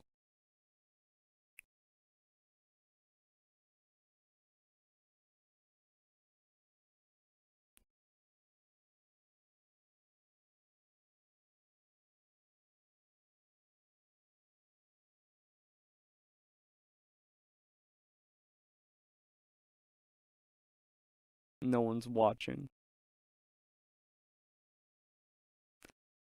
This Palworld's still a bit until we go full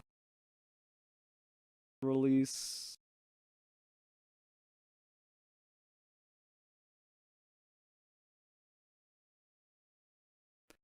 I gotta look up a guide to find out what I'm missing. I'm only directly missing 2 pals.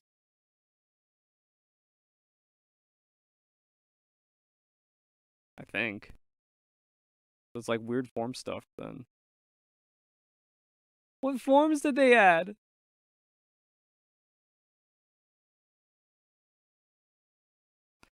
Palworld technology.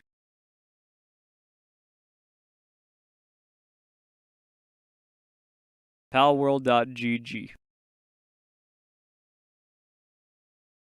Is Palworld.gg even updated? They don't have the 65. Xenolord saddle.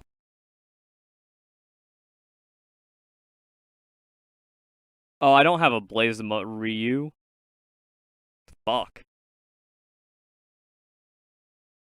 I don't have Kitsun Knocked? Fuck do you get Kitsun Knocked? Is that one of the ones I'm missing? So, this Xenolord, Blazemut Ryu, Kitsun Knocked, and then what's that 52? Fanglope? Hellzephyr Lux. It's either Fanglope Lux or Hellzephyr Lux. I'm guessing it's Fanglope Lux because there's Hellzephyr Lux. Damn it! How do I not have Fanglope Lux? How do you get Kitsun Knocked? Is that a breeding only? Oh, it's an alpha. Oh, and I just didn't catch it because it's an alpha. Is an alpha that has requirements.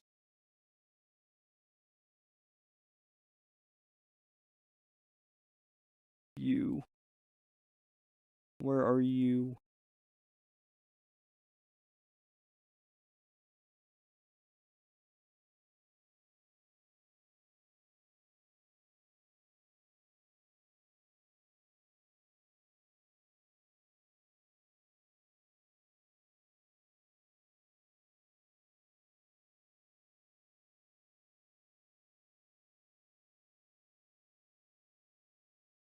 Availability on the wiki. Missing information. I'm gonna watch a video, not to steal it, but to see how many views it has. how engaged people are with this like deep Palworld content. Welcome back. Here's another. 54,000 views. Fuck. There's still some surprising Palworld stuff. Yo, just random stuff. Yeah, there's a raid after Xeno. That was with the Ultrakill. That's what I was talking about. How do you get those fragments? I think we actually saw those fragments in the expeditions, so we should probably be doing that. Gotta play this game again. I say wait until the full release. TBH. This guy. Heart Talus. Is this the only way you can get him? Ah, alright. Dog coin farming. Hard moonflower. Fuck. I guess that's a big one. Alright. That's gonna be like an hour till I can do that raid. Hey, supply drop. But that's not what I want! I need Xenolord!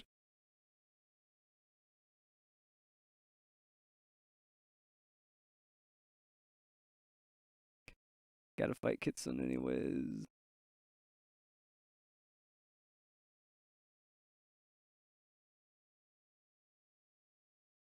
Is this the right direction? Nope. Wait, maybe. Nah, I don't think that's the entrance. It's in a weird spot. Wait, down here? Gotta be something, something, cave, something.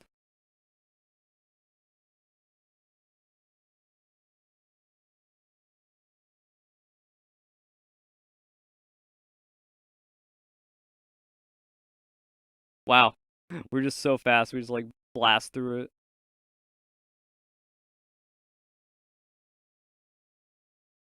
Is this it? This has gotta be it. Yeah, this is it. Dark Flame Tunnel makes that tracks. Too dark, can't see anything.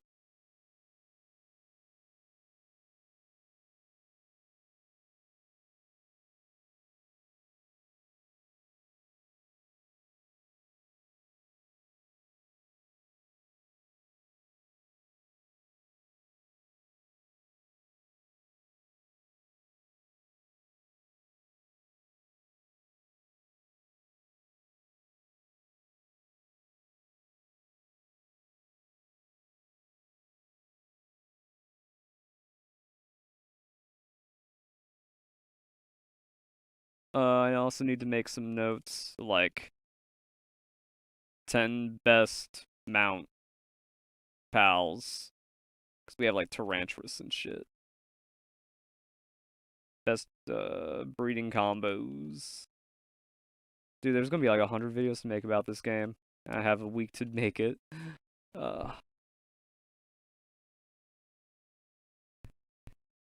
Weapon tier list.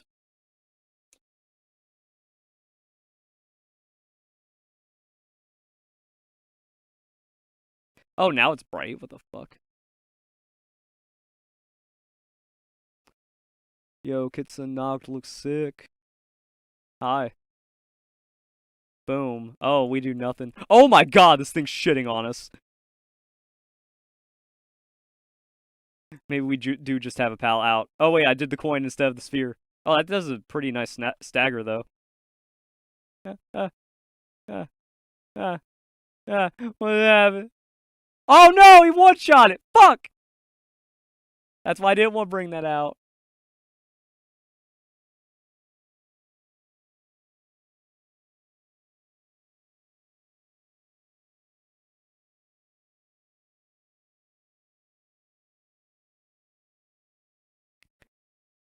Where do we get stupid Fanglope Lux?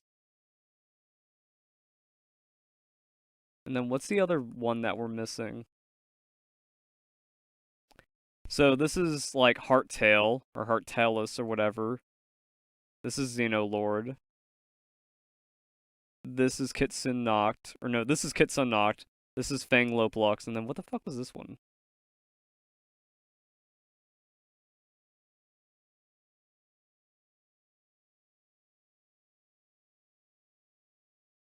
55 technology tree. Oh, blaze 'em up Ryu. Yeah, I'm not doing fucking blaze 'em up Ryu.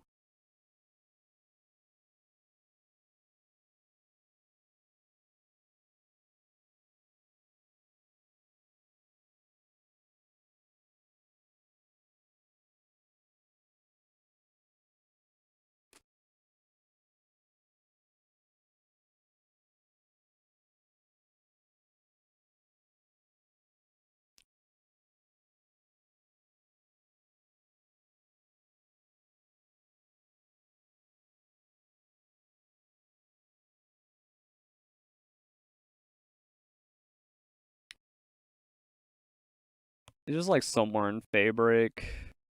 Alright, how much views does this YouTube video have on getting Fanglope Lux? Why does this guy have multiple boss Fanglope Luxes attacking him? 5k views. Yeah, no one cares about that. Oh, Fanglope Lux boss fight? Where the fuck is that?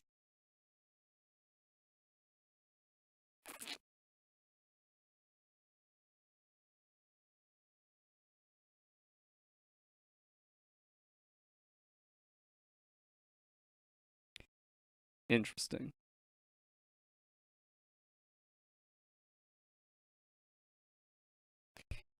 Something something in a valley down here. I don't know. Oh, that. Oh, I guess I could have just looked at the map.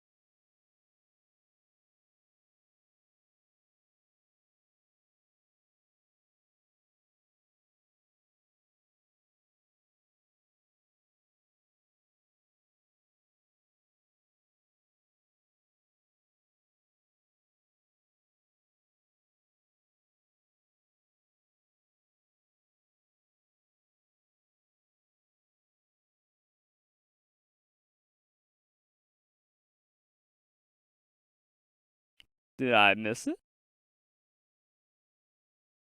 How? I went right over it. I guess I didn't give enough time to spawn it, because that means it should be like here. Yeah, there you are. Oh god. I don't want to do too many. I don't want to kill it too hard. Oh god. It's so low. What? No! I thought I recalled you! Whatever, I'll just make an all PAL locations video and do that. Rare item guide.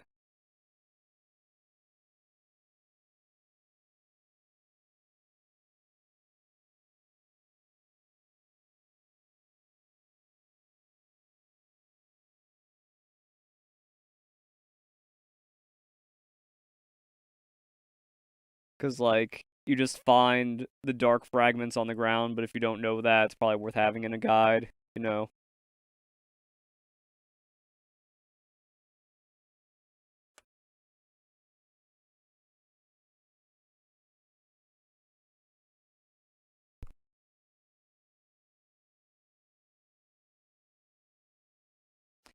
See, I don't need to catch everything.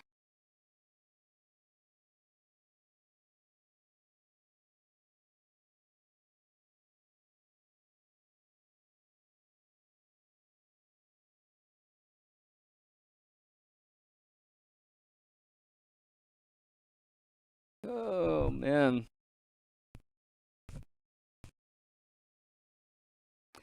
Then, like, a need-to-know video, which is mostly just loot table shenanigans.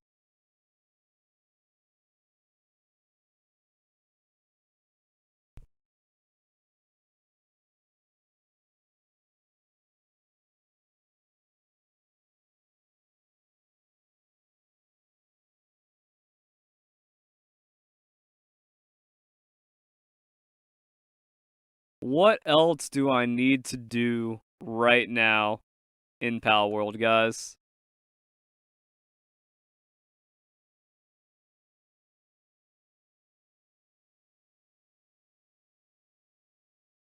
I'm like caught up, mostly, yes, not 100%. I made all my bases. What base am I missing? What needs to be in a fourth base that isn't production, gathering, breeding? What goes here? What even happens here? Can always just work to like optimize my thing. I just need to actually get proficient at doing raids. I don't wanna. Raids suck. You kind of don't even need to do them. You can just skip raids and get like all the rewards in the game.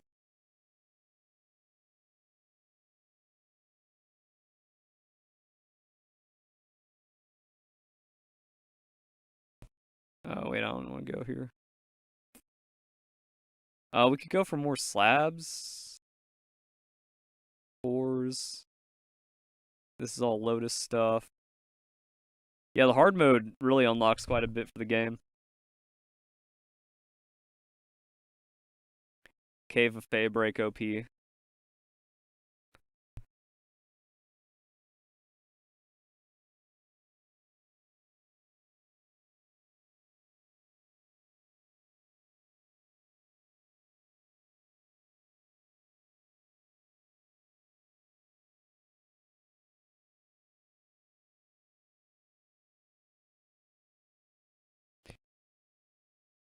We need to get ourselves something.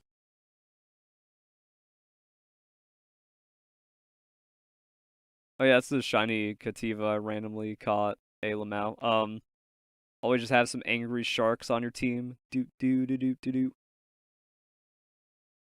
I always thought like Anubis would be crazy at max rank. We're just like perma dodging and then doing like crazy fighting attack stuff. I don't think it's that crazy.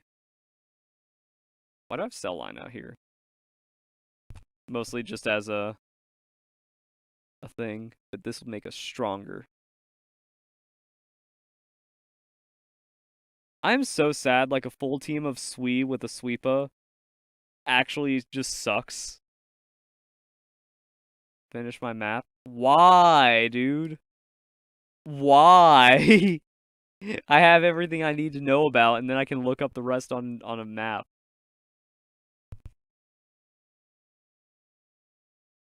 Something weird happened. It like blacked out everything I unlocked on my map at some point for something. Or this save file like never came with a filled out map.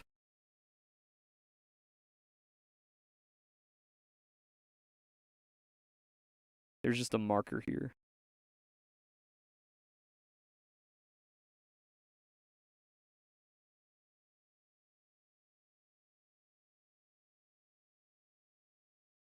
Some kind of quest thing. Fishing is crazy. My fishing guide is actually like one of my most searched videos right now.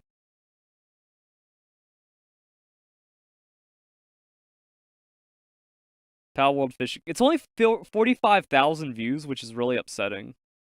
Like, it should be higher, but in the last 48 hours, 275 people have watched this fishing guide, and it's like 100% from search.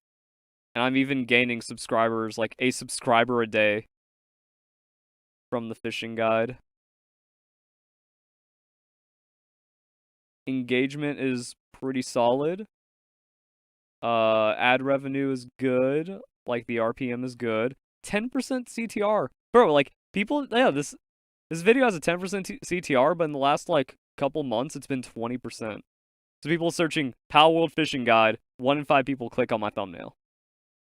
The search terms, Palworld Fishing Guide, Palworld, Fishing Palworld, best fishing spots, Palworld. So like my fishing guide bangs. I don't think I give that up. Cause like I want it to be more algorithm driven, not just all search and hit some like browse features and homepage. Maybe it gets suggested videos. The problem is it's a really old video. Came out in June. So it's like a 6-month-old video. Almost a year.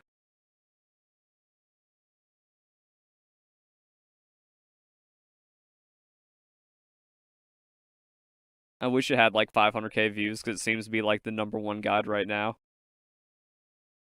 But if it works, it works. I don't think I need to remake that for Palworld, and then everyone searching Palworld will just find this. It seems to be ranking well. I just hate how broken YouTube is.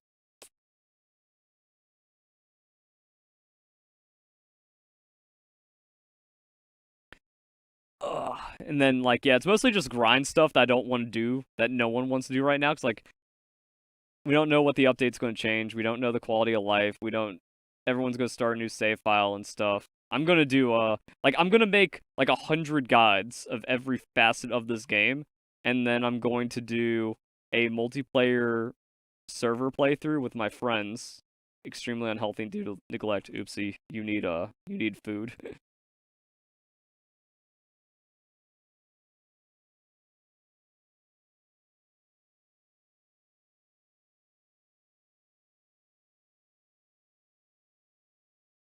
uh... Uh... Uh... Left shift, take half. There you go. Even though there's like no reason for him to be out here. Eat. Bro, he looks miserable.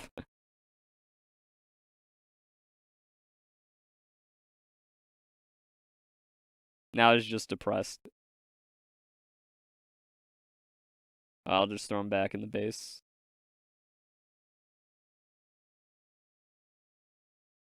I guess, ooh, let's make this a money-making base. How about that? Find out how to make, like, the ultimate money-making base. Wait, I just put the wrong Anubis.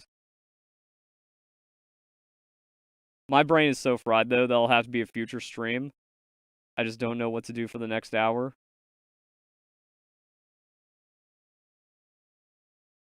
Or maybe I just stream money-making base tomorrow.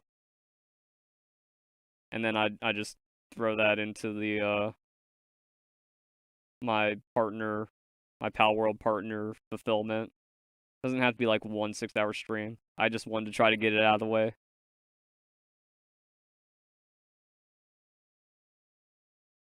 Terra Prisma, that, pickaxe, fishing rod. What else do you need? Don't need anything else for the loadout.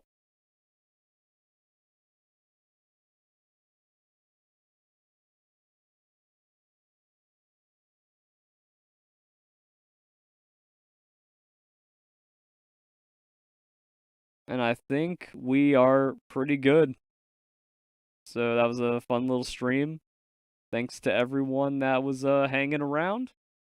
And we are caught up for Palworld. Now I have fucking a 1,000,000-hour video to edit.